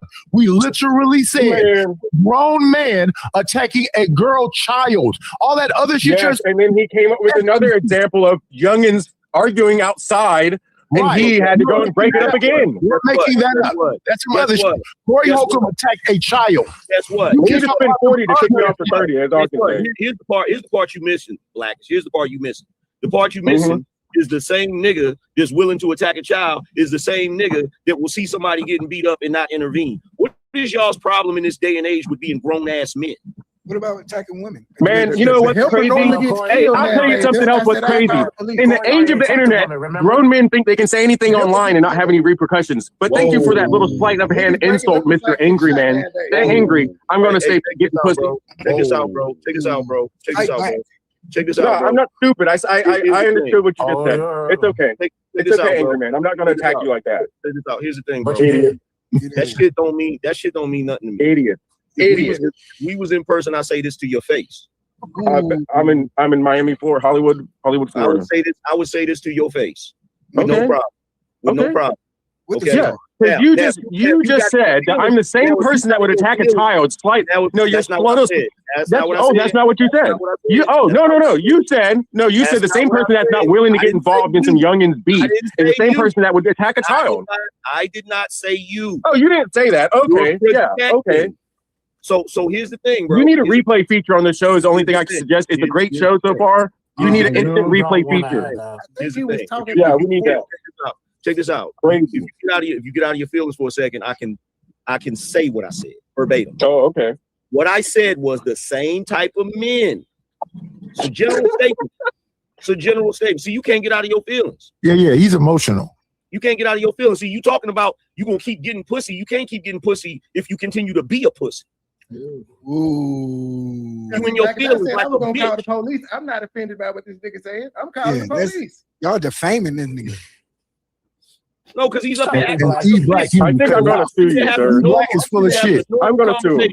I'm having a normal conversation with the man, and he's trying to act like I'm attacking him personally. Nobody's attacking you personally, bro. Yeah, there's nothing masculine about that black cracker. No one else said. There's nothing masculine about what you just said, black is cracker. He had a disagreement with me not wanting to be involved in every situation right now. In every situation, and he said the person that's not willing to be involved in every situation is the same type of person that would attack a child. So I would think I would have a case. I feel like I would have a case right now. Actually, I have a case against you, angry man. Look up your nostrils. Wait a minute, you said what? He said what? I feel like I have a case against you because you said some defamatory statements about me or people like me. You know, people like me. Then pursue it. I just might. Then pursue it. Then pursue it. Because then we would have to go. Then we would have to go to court. Then I could show you that I'll tell you the same thing. I could start a stream, not angry man. You know, that's my new name. Not angry man. I don't have to be mad all the time and get it. Oh, I'm gonna save everybody. Look at me. Y'all let me have a Who wants to do that? Bless you, my nigga. Pause. Who wants to do that? Who wants to go around and save everyone? Cracker is very emotional. I'm sorry, angry man. Listen, you got called out on some bullcrap. I understand. You said some bullshit about people like me. Okay, that's not willing to get involved in every damn thing. What do you like? And What do you I mean? called you out for it, and you're mad about it. It's okay. It's all right. I was included though. I'm not offended. Everybody's been muted. Y'all please let me respond. I thought when two people was in the box, we supposed to. Everybody's been muted. Go ahead. So, like I was saying, if you feel that way, you could pursue it. Then we'd have to go to court, and I can prove to you that whatever I said, I'm willing to say to you in person. But for you to sit up here and get in your feelings over a conversation where I didn't even say you. I didn't say you. I was speaking in general. And then you took offense to it. I gotta wonder, is that because that fits your character? Is that why you upset? Then why you upset? So instead of the slight hand insult that you originally used, you just went ahead and went all the way. No, it's because you conflated people that were not willing to get involved in youngins arguing on the side of the road with someone that wouldn't get involved with defending a child. Okay, you're the one that decided to connect those two together somehow. And I don't understand anybody that has any kind of common sense would conflate the two. Would say, yeah, the guy that's not willing to get involved in the 19-year-olds arguing on the street corner is the same guy that wouldn't defend a woman or a child. You know, you're the one that decided to conflate those two. And all I did was call you out for even daring to think that way, of saying that those are the same type of people that do those two actions. That's all I said. I'll give you the logic behind it. The logic behind it is there's no logic. There is none. You want to talk about my emotion? That's all emotion right there. There actually is logic behind it. Men who are typically cowards are usually the type of men that prey on the weak as well. So the men that wouldn't be willing to intervene and break up a fight are usually the type of men that have no problem beating up on people smaller than them and shit like that. That's the logic behind it. Now, as far as you saying I insulted you, that wasn't an insult. And anybody that knows Angry Man knows if I want to insult you, I will insult you. It ain't gonna be low key. It ain't gonna be shade. It's gonna be direct. Like if I was to say right now that you're a light-skinned bitch that thinks because you got dreads, you're gonna be less light-skinned. That's an insult. I would like everyone to see who's throwing out, the insults. That's all I can say. Who's actually throwing out the insults? He said people like me. People like me are the same type of people that don't want to get involved in defending women and children. And then he called me a bitch. He called me a pussy. He called me all this other shit so far. Which is okay. That's fine, Angry Man. You know why? Because you're on the internet. You're protected to this internet access. All right. Say whatever you want to. I'm not going to stoop to your level. I'm just going to call you out for your bullshit. You already did stoop to my level. You're in the conversation with me. I mean, at least you're admitting that you have. At least you're admitting that you have understanding and I have overstanding. How about that one? At least you're admitting I have to come down there to speak to you, sir. Oh, you have overstanding. Do me a favor. Show me that word in the definition. You weed smoking loser. Show me that word in the damn in the definition of the dictionary. In the dictionary, yeah, cigar smoking loser. And you're a weed smoking loser. Hey, at least my cigar's not as big. I can barely fit into my mouth. You know, I roll little ones. You know, you like to roll. You like to suck on the bigger cigars. I think. Pause. Most homosexual. By the way, I just have to say that's Angry Man starting up a cigar. That's Angry Man. Hey, Angry Man, do you lick them? Angry Man, do you lick them before you cut them? Bro, why would that be the first thought in your mind? Do you lick the cigars before you cut them? I'm just asking a question. I see you enjoying your cigar very much right now. Stop this. Bro, what is wrong with you? Next thing you know, we're gonna ask, "Do you want to see the pistol?" Or the Why would that be the first thought in his mind, bro? Excuse me, bitch.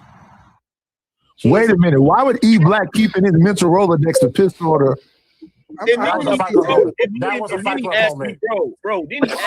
he asked me about licking things. I got Man, it was super kick. What are we doing? All right. Told you it was gonna come. Shout out to BTSI show. Shout out to the BTSI show with $20. He says, take a pause break. It'll be 15 minutes. Appreciate you. Shout out to Bad Duck with $5. He says, what does black is used for a tampon? A sheep. That pussy is large. Damn. Shout out to Goon. Shout out to Goon Bodie 652 with $2. He says, Angry Man, watch your back on 60s. Is that YN holding a what? Time out. Wait. Hey, Goon Bodie. I'm gonna leave that alone because I came from somebody else's channel. Yeah. It didn't come to my channel. So Goon Bodie and threats on the internet is not to be taken seriously. Bad Duck with $2 says get your book under control. That was from your channel. You might want to get your channel under control. 3-man podcast with $2. He says Papa Smurf versus Hippie Smurf. Appreciate you. Make sure y'all support the channel. Y'all can hit the Cash App and or the super. I know you motherfucking lying. Hold on. What? I got an email from YouTube. No way.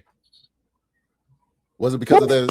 Okay, no, it's not. It's just a super chat receipt. No, it's a super chat receipt because I sent somebody a super chat. Boy, I was about to cuss all you niggas out. Boy, we're about to go down, boy. Where the money reside. Listen, I was about to put cases on all you niggas. All right, but anyway,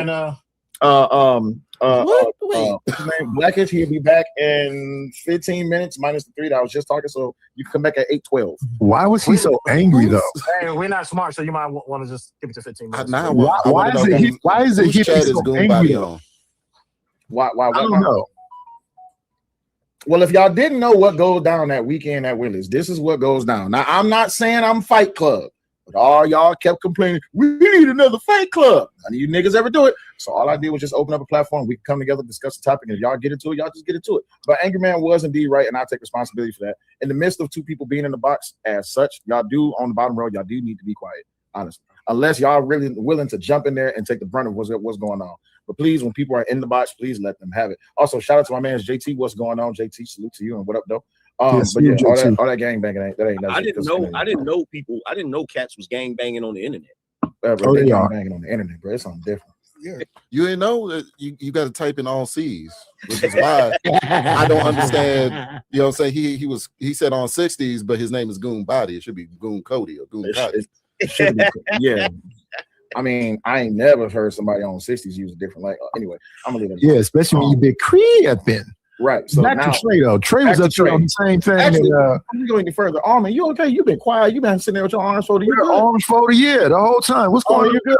Almond eyes. Now she like, now you want me to talk. She don't like stupid shit. Almond, you good? Almond, you muted. You muted. You gotta take yourself off, man. You having a whole conversation with yourself. You having a whole conversation with yourself. Almond, you gotta come off mute. You gotta come off mute manually. Child, y'all in this. Listen. I can't. Like the level of stupidity, like I told you. Hey, hit Almond with one of them child. No. Nice. I don't say child. I do not say child. I do not say child. How much are the bounties? Bridget, the bounties are scrolling at the bottom of the screen right now. It is $20 for 15 minutes. It is $50 for an hour. It's $150 for the show. It is $250 for the week. You can ban someone off the chat for $20 for the show and $100 forever. $500 is permanently. They cannot just come back at all. Forever being like a year. That's it. But yeah, $500 is permanent. But yeah, you send the cash app to $SELLYOULIGST, or you can do so by way of super chat. Yeah, super chat take 30% though. But anywho, Trey, back to you. Right, I need you to understand the precedent that was being said. Shout out to Bad Double Files. He says, "Sounds like a gooey goo goo motherfucker." I know that's right. Trey, the precedent that you was talking about, that you was bringing up. The reason why an angry man probably just stepped away for a second, so I'll just take him down until he come back. Technically he does an Irish goodbye, but we'll just see if I'll be paying attention to the back, see if he come back. What we speak about is that wasn't a pause moment, nigga. That wasn't a pause. I said not at all. Not at all. I'll be paying attention to. You know what? Listen.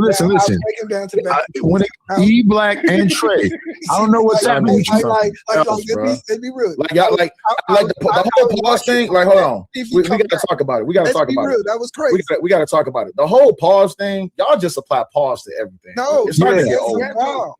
It's what did I say? That was a pause moment. You said you would take him down, you watch him from the back and to see if he'd come back. That's crazy work. How? That came out your mouth. It's not really. No, E Black. How? It's not a pause. You was wilding for that. That was so. That's not. Look, now you got Powder Dusty in the goddamn chat laughing. Shut the hell up. All right, that was lame. That was lame as hell. Like, I heard it, and it definitely was. I promise. I heard it, and it definitely was a pause. You said it was a pause. You said I'm gonna take him down, but I'm gonna watch him. That's crazy.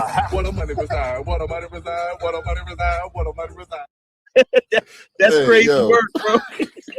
that came out of your mouth. This is your panel. What kind of show are we putting in here? Yeah, it wasn't a pause moment, nigga. Fuck you. Nah, I'm gonna see what my wife say it was a pause. Hey, baby. What did I say? Remind me again. What did I say? You said I'm gonna take him down and I'm gonna watch him from the back. Okay, hey baby. I accidentally slipped up and fucked up and said a thing, right? I said angry man went off camera. Typically it's an Irish goodbye. I'm gonna take him down. See when I'm saying it, as I'm saying it, it just gets worse. It was a pause. It was pause. It was 10 minutes later. It was pause. Yeah, it was. Hey, shout out to Almanize for not seeing any of this funny. It's too many people giggling. Maybe all the giggling is a pause moment. Oh, see, she just tried to hide it. I saw that shit. Almond. Hold up, wait, time out. Almond, was it a pause moment? Will told AL that he was gonna take him down. It's too much power. I mean, if you know that ain't you, and you're presenting your masculinity. Thank you. There we go. There we go. Listen, the only real one up is Harmonized. She ain't into that gaiety. But yeah, she ain't going for it. Like that all flagrant and stuff. See, this is shit I'm talking about. See, not 3 man talking about some damn with $2 talking about some homosexual rigmarole. See, that's the bullshit I'm talking about. No. Let's keep it 1,000, Sil. The hell with you, brain. Talking about honesty is the best again. Listen, we understand in the 2020s that the people with gaydar might be. Yeah, there might be a little. So I don't know what's going on in E Black's luxury bucket list. To hell with you. Talking about some. You sound like a man of intention. No, I do. See, why y'all doing this? I'm about to shut this shit down. What happens? You let it go. Pause. Man of intention. Crazy. Why'd you let it go? Pause though. Why'd you let it go? Pause. No. First of all, why did you wait? Hold on, E Black. You've been quiet this whole time. Why did you zero in? Wait, no. Why did you zero in? I said that statement. I'm not saying that shit again. Fuck you. But why did you? See, look, now this white motherfucker. Let it go, no pause. See, these stretching ass niggas, dog. Y'all do too much, man. Y'all do too much. Fuck all y'all laughing. Fuck all y'all laughing. All right. The fuck? Long stroking ass niggas. Long stroking. I'll never forget that day. I was cussing Sharon ass the fuck out that day, goddammit. I'll never forget that day. That clip right there is definitely pausable. That clip ain't pausable. No, sir. No, that hell no. No, that clip. I was there. That clip is legendary. I cussed Sharon ass the fuck out, boy. It was bad. I said his wife be tearing his ass up, boy. Anyway, Trey, now that we got all the funny out the goddamn way, Trey, you understand the premise that we was talking about how it is that if that's the standard, the exception. I don't like the way his hand hovers over that mic. You just want more pause moments, don't you? You want more pausable moments, don't you? No, I mean, Why are you focused on his hand? A grown man should not be like, yeah, the way his hand floats over that mic. Listen, just leave the mic on. Don't keep doing this. Was he playing with the tip too much? Pause. Yeah, I mean, see what I'm saying? See what I'm saying? Man, come on, dog. Come on, dog. Stop playing with the tip, brother. Say, come on, pause. Say pause, brother. Say pause, man. This was such a good stream. It used to be such a good stream. Now I gotta edit it out. I'd have had multiple people come up here. Angry Man that came up here, Nate the lawyer that came up here. Shit. I was hoping that quite a few other people. I ain't gonna lie. I sent that link out to quite a few people. But it is all right though. I'm grateful for whoever showed up. And shout out to y'all. But Trey, that's the exception that we're talking about. We talking about the debauchery and the unorganized. There's no lines in the community. Everything is always just there's no hierarchy, there's no order. It's just always chaos. You see what I'm saying? And if there's going to be no rules within the community, then what the hell are we doing? You see what I'm saying? There's rules just be amongst people who you can. Your name is not Trey. I know you're dark skinned also, but he said Trey. I get it. It's up to personal standard and morality. That's what it falls. No, that's the problem. It should be a standard amongst men. If we're not gonna have that standard amongst men, then we can't say nothing about these women, these children, nothing else. Thank you. It's just each individual. No, it should be a standard across the board. You can try to hold that standard, but when people don't, what you gonna do? Kill them? Uh-oh. I need you to say delete it, please. Yeah, delete. Delete it. Right, what are you gonna do? Delete them if they don't uphold the standard? So here's the thing, right? You can only delegate so much, and when it comes down to it. I know you watched the Angry Man when he says the standard is the standard, and that's something I picked up a long time ago from my uncles. Where if this is the standard, what is the exception? The exception is always going beyond the line of the standard. It should not be acceptable within this country, just amongst men, just in life, that it's okay to attack a woman. It's okay to attack a child. No one's promoting that. No one should be promoting that. But the thing is, the exception to that is, like you said, Trey, ain't no rules. That's a problem.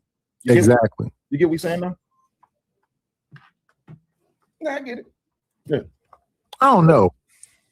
Everything else he said with a little bit more of his chest. He laid back in the I get it. Because you told me to stop touching my microphones. Yeah, don't mess with leave that mic alone. That mic is tender right now. Let that mic heal up. We're not talking about the mic. You not say that about you. Why does the mic need to heal like it's been worn out? Why are you saying it like that? Hey, yo, Nightish, have you been drinking, Nightish? Every day. Okay, cool. All right. Now that we got that out with the Bad Duck says E Black is so dark, I shot him, and the bullets came back with flashlights saying I can't find the bitch. No, that says biatch.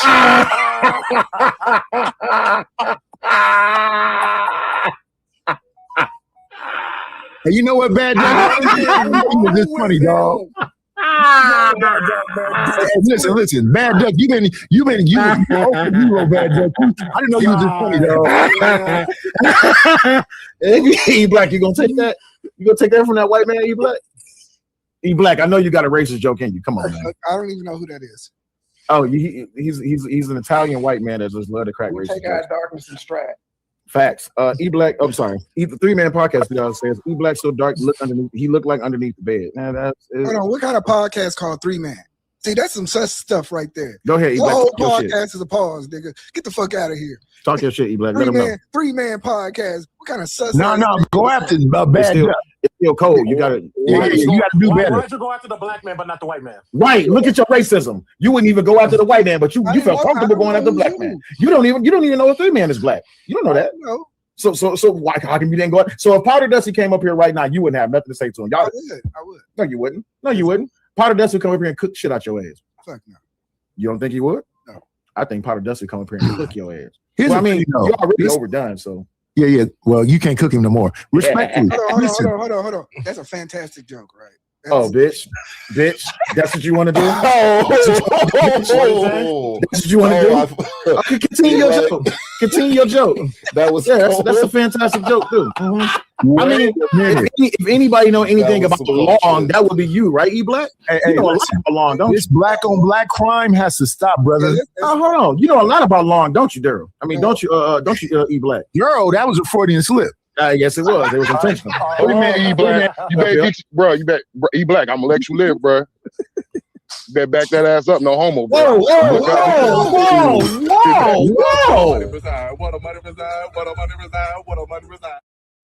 Why is it that when niggas come together, y'all get gay? What's wrong with y'all? Right, look, Brittany, who usually know how to spell, Yeah, she Brittany. put pussy.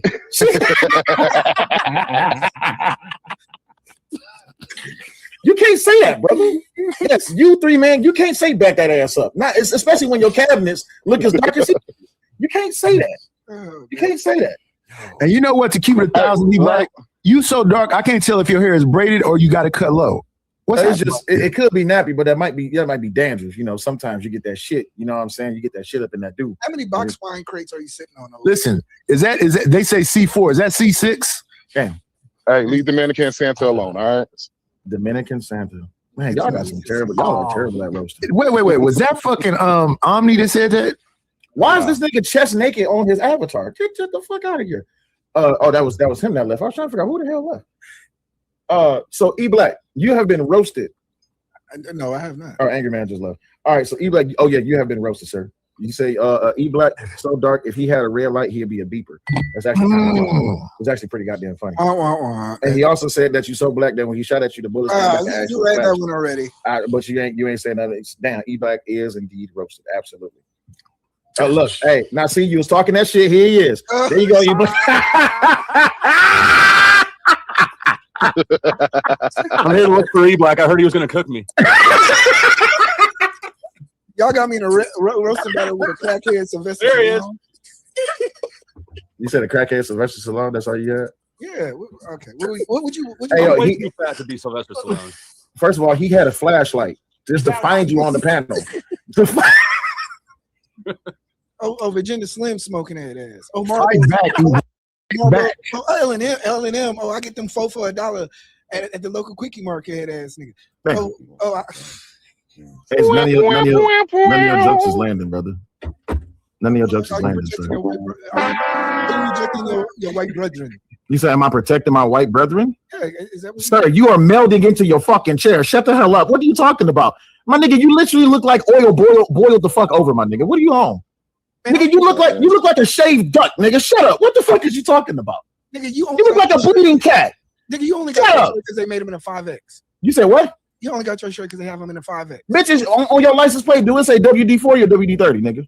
You got a handicap sticker on your license plate. My nigga, your hairline is a handicap. What the fuck is you talking about? You get out of breath going to the gas station. My nigga, you get out of breath just sitting. Wait. Hey, do me a favor. Turn the lights off in your house, my nigga. No. Exactly, because you know, nigga, you will disappear off the fucking panel. Fuck is you on?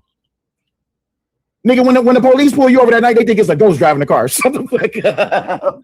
That's for the Negro ghost. The fuck is you all? Try it again. God damn it. Anyway, what up, Powder Dusty? What's going on? What's going on?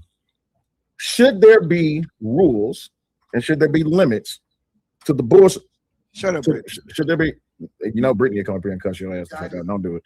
Should there be rules and should there be limits to how people behave on the internet and in life? Enforced by who? Just a common folk, just across the board. It don't have to be enforced. It's enforced by us, each other, right? So as men, go ahead. Yeah, I think that there is, right? If somebody starts, generally, at least on most of these panels, if you start talking about someone's kids, the whole panel is going to shut you down, right? I think that kids is a sort of a limit, right? Mm-hmm. I think there are some. So now, are you familiar with the Anton situation with Corey? No, I'm not. I'm familiar that it's going on, but I haven't paid any attention to it. The long gist of it is that Corey was talking shit about Anton's daughter. That's the long gist of it is. So I don't know who just dropped. Who just dropped?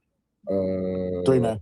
3 man just dropped. All right. So the gist of it is we're having a conversation that it shouldn't have to go as far as we need to go to the law to set a precedent that has to be that could be understood just as common folk, right? As men, we're not okay with watching a grown man beat up a little girl. We're not okay with a whole group of men jumping one man, all this, that, and the other. But we understand the context is everything, right? But just as a people, as a country, just as a human beings, certain things just don't need to be said because it should be well understood. Simple fact. You see what I'm saying? Yeah. Yeah. So in 2026, do you think that's what's happening or no? I mean, I think it does happen. I think that the boundaries are fairly well self-enforced. Of course, there's always going to be an outlier, right? And then that's where you look to something like the law, where social pressure doesn't really work. Not everybody has shame. Shaming a factor? Yeah. I mean, elaborate. Right? I think that there's sort of a social. It's not a written rule, but there's sort of a social contract that, at least on these panels, the ones I go to, you don't talk. Like I said, you don't talk about each other's kids, right? That's sort of socially enforced. Mm-hmm. And but social enforcement only has so much teeth, right? Yeah. So if you have somebody that's not shameable or doesn't give a fuck or has no self-awareness, then it won't work. But then now you're introducing the problem, right? For someone who isn't shameable or socially shameable, what should be the common understanding for the rest of the group? If we all understand that this person is not shameable or they're not willing to conform to the understood notion of standard, what should be the whole action that should be taken by everyone else? I mean, I guess give me an example of what you're thinking, because I don't know how. So we're talking about social pressure. There's limits on what it can do. So we all agree on a thing, and yet Almond says, "No, I'm not willing to agree on that thing." Should we ostracize Almond? Should we isolate her? I think it's a case-by-case basis, right? I don't know that I'm generally pretty freedom of speech leaning, right? I don't like seeing more restrictions and rules placed on people if there's an alternative available. So the question's a little bit ambiguous. I'm not sure I get it entirely, but my inclination is to say, no, we shouldn't. Let's, although if everybody agrees that they don't want almond eyes here, I have no idea why anybody would then invite almond eyes on, just to keep using the example. Right. But that's the thing, right? So in today's 2026 age, the common understanding is that anything goes until it goes too far. The problem is no one knows how far too far is until too far is actually gone there. So are we willing to accept that in this society, sometimes we have to let too far be reached before we recognize where that is? Yeah. Yeah. I'd rather allow too far to be reached than not far enough to be the limit, the hard limit, right? I think that when it comes to things that you say, once you get past the social stigma, the only thing that's left is legal recourse, right? So it sounds like you're trying to find a middle ground between social that's got more teeth than social stigma, but is less than legal recourse. Is that right? Like leave legal out of it as much as we possibly can. Yeah. No, I agree with that approach. I just don't know what that would be. How do we know everybody's going by the same standard? Well, I mean, it wouldn't be ostracize her, it'd be cut her out. You would cut that person out if we're moving as a collective. That's the problem. We don't move as a collective enough to make those type of decisions. And I don't think that people ever really move well as a collective. When you're trying to get, like, you can have a leader that people get in line behind that's just leading his own way. But I don't think that getting people on the same page and having them stay on the same page ever works. Like my family can't decide what to eat for dinner. We can't agree on pizza toppings, right? How the fuck are people going to all agree on who to ostracize and then hold to that? Right. Eat crackers. Oh, Jesus Christ. Now you came back with the racist comment. I'm just saying, like. Brain with $2 says, did Dusty just do the get out on E Black now saying? Absolutely, he did. Bad Duck with $5 says, E Black so dark, when he puts on the yellow scarf, he looks like a cheeseburger. Goddamn. That's actually pretty funny. It is. That's pretty funny. Bad Duck with $5 says, so E Black so dark that his favorite dinosaur is a Triceratops. Too far? Nah, not too far. You good. But that's the thing, right? If we all accept that and we don't know where too far is, and we're willing to let someone go that far, then it should be sociably acceptable. When they do go too far, we say, okay, now we know where the new line is. Bye, Almond. Take it easy. We gave her the business today. She was struggling.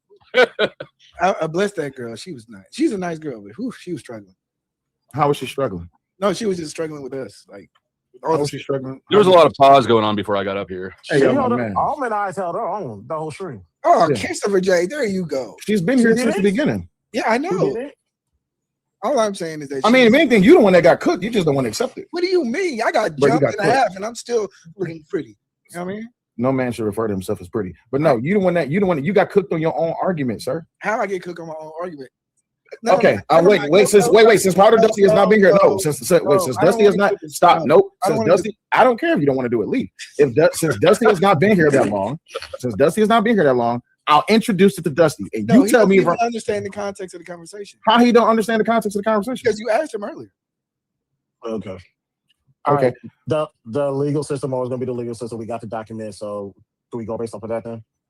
No, we can just go based off the simple fact that if me and Dusty got into an argument right now, and then I say something about Dusty's child tomorrow or next week, it's Dusty's fault. That's what you argue, E Black. Exactly. So Dusty, is that something that you believe or no? No, I believe in individual standards. I believe that if something it's up to Willie to set his own standards, right? And what doesn't fly here, what doesn't meet his standards won't fly here. It doesn't matter how arbitrary or ridiculous it is, right? Same for all of us. And at some point, the median, right? There's going to be overlap. Absolutely. I just think that standards need to be set individually, and at some point, the collective will find its balance, its equilibrium. Thanks. Yes. You said yes. Hold on. You said yes. No, I understand his thinking, but You crispy bitch. I've been arming telling you that since last night, and now that a white man said now, you say yes. No, I did not say. You flat-footed motherfucker. I've been telling you that shit since last night, and now that you know what? No, I know. No. To hell with you. From now on, everything that I got to say to you, I'm gonna get Dusty to say it to you. And when he says, apparently, you're gonna agree with it. You racist son of a bitch! I can't believe you just did that in real time. You know this. This is being words. You know this live stream is recorded, right? You know this recorded, right? E Black. Go ahead, man. Because like all I was doing was confirming that I heard what he said. Like, yeah. Okay. Do you agree or disagree? I think I have more of a community social responsibility. There's only two options. Ask and not answer. Do you agree or disagree? No, I don't. No, totally no. No. That's still not an answer. No. What do you disagree with? I once again, because there's either saying agree or disagree. No, I disagree. I think we have more of a social responsibility. Do you strongly agree or strongly disagree? Oh my gosh. See, Trey, this is the shit I got to deal with. With unmovable niggas who think they moving. That's what I got to deal with. So, do you agree or do you disagree? Simple. Do you believe that people have an individual responsibility? Or you neutral? No, I disagree. You disagree? Okay, cool. Yes. So people should have, if there's not an individual responsibility, it's a what? I think it's a collective responsibility. And who's leading that? Who's leading that? Who's enforcing to make sure that the collective is actually following that? I think whoever the people choose. So an election. No, it's not election. It's just whoever the people choose. Hold on, my daughter's calling me. Yes, like please use that excuse. The like how Willie's leading this struggle session against E Black. Please use that excuse. It's literally an election is when people choose, right? I'm starting to think that I know what the big problem with you liberals is, right? You motherfuckers, you are selectively retarded. That's what it is. I get it now. No problem. You choose to be retarded, right? But I don't like how they only move their position when it's convenient for them, because he stated that earlier pertaining to the law. As long as it's convenient to me, I'm all for it. And if it's not, it is what it is. It's like you need to pick a side. It's either this is the law or this is not. What side are you going to stick to? Because it seems like between him and Homeboy with the locks, they're willing to move their positions. They're trying to find a gray area instead of keep it black and white. And when it comes down to individual responsibility, there is no gray area, though. You either left or right. You either up and down. You either right or wrong and all this, that, and the other. And collective responsibility, then you have people who can negotiate, right? Because now the pack is coming together to formulate this idea of what should be or what should not be. But then there's this acceptable gray area, that going too far part. And then once we get there, now we can come together and we can talk about it. That's bullshit. You shouldn't need a group of people to tell you what you should or should not do. You should be able to make that individual choice. And when you do make that choice, you have to be by a group of people, possibly. You was about to say something? I don't even know that I don't really even believe in the collective, right? It's a concept, but the collective is just a collection of individuals. And anytime you hear somebody invoking the collective or the greater good, right? It's one person summoning a silhouette, a shadow, or a concept in order to promote their own individual agenda. But is that something that they truly believe in? Because they need other people to validate their belief. All you need is one leader to have the collective agree. All I'm saying is that there's no such thing as a collective. There's just a bunch of individuals. One, I'm gonna disagree with Trey, because you don't just need a leader. First, you need people to believe in that leader. You need people to elect that leader so that they can lead a cause. Two, Dusty, I'm disagreeing with you, because when it comes down to it, that collective, if the collective is something that they agree to, can it be a good thing? Yes. But the problem is that they will all have to be thinking on the same wave. And if they're not thinking on the same wave, they're just individuals who just coming together to have a goal. Right. And people don't stay thinking on the same wave, though. I couldn't hear both of you at the same time. Go ahead, Dusty. I was going to say I don't actually remember what I was going to say. Go ahead. No. I was going to say, explain a singular leader of a cult then over a collective of people. Jim Jones. Yeah, I said all you need is one leader, and you said you disagree. All you need is one person over the collective, and they'll follow that agenda. Yeah, but here's the problem. That one person doesn't have power unless those people give it to him, right? Jim Jones wouldn't have the following Jim Jones wouldn't have been as influential as he was if he didn't have people to follow him. Yeah, right. I'm sorry, I just jumped in here. Go ahead, continue. I was going to say, but that's a perfect example of one person. That's not a collective coming to terms. This is not a collective of equals agreeing on the same thing. It's a group of dopes following one leader's mission for his own benefit. Yeah, but who made that leader the leader? He's self-appointed, and then he found people to follow. Let me ask you this, Dusty. Can you give me a true individualistic society? A who? A true individualistic. Yes. Are you trying to say individualistic? Yes, I am. Okay. Can you give me an example of a true individual? I would say that traditionally America is. Okay, so since when? It's getting less so now than it historically was. The American spirit, going west, expansion, right? This is a very individualistic society. Now, the question that you asked me sort of has a little bit of play on the words there, because society is by definition not an individual, yes, right? So, but I would say traditional American culture is individualistic. Okay. Do you really believe that, or do you believe that as a concept of society? Because for the most part, that's not how the country's been ran. That's not what we believe in. We haven't developed laws in that way. I understand in theory, being an individual is great, but for the most part, we've all helped each other out, and we've all done private property, stand your ground laws, inheritance. I mean, but even in private property, it was still based on the fact that you had children and family. It's not individual. Well, I mean, those were your property. Okay. And they still, children still are your family. That's why divorce is really just a liquidation, and children are considered assets of the unit.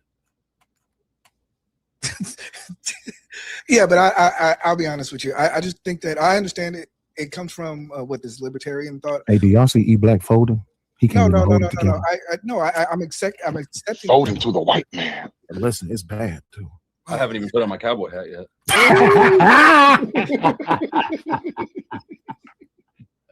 That's it. What you mean?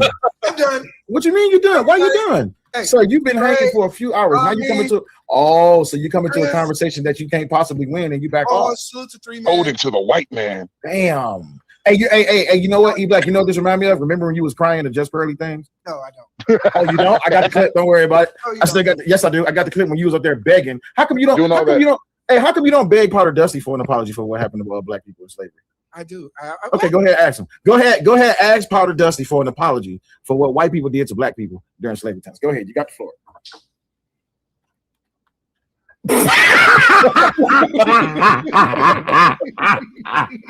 That brother is folding in the air.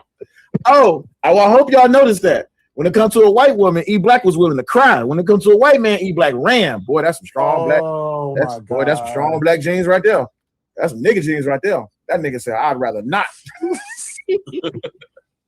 I blame y'all, motherfuckers. Listen, you can go find that motherfucker. Slave catcher. I ain't shit. I'm going ahead. All right, money boy. I'll let you. Yeah, it's time to end the show. It's time to end the show. Hey, Stanley, what's going on? It's time to end the show. That's when you know you're getting too far. We 6 hours in. It is time to end the show. I've been talking way too much shit. So let me go ahead and remove these other channels. Yep, remove this stream. Thank you for allowing me to come up here and colonize once again. I said, you motherfucker. Bye, Dusty. Boy. Let me go ahead and hurry up and delete this motherfucking stream. Bad Duck $5 says, E-Back, I am about to put you back in the barn with the rest of the antique farm equipment. God. Jesus Christ. Damn. You got to relax. Ooh, Jesus. Ooh. Oh, I used to like having a show. Nicole says, E-Black looked like someone in a Dolomite movie. God damn it. Bad Duck $5. I already read that one. All right, cool. Like 12 years a slave, you know. Boy. I ain't gonna be like that. I'm gonna need you to go ahead and say your last words. And mind you, I just want to say this before we go. This has been another great episode of Weekend at Woody's. Man, I appreciate it, man. Quite a few people pulled up that I invited. I really do appreciate it. I invited like 50 motherfuckers, but sorry though. 2 showing up is good enough for me. How'd y'all like the show? Did y'all enjoy the show?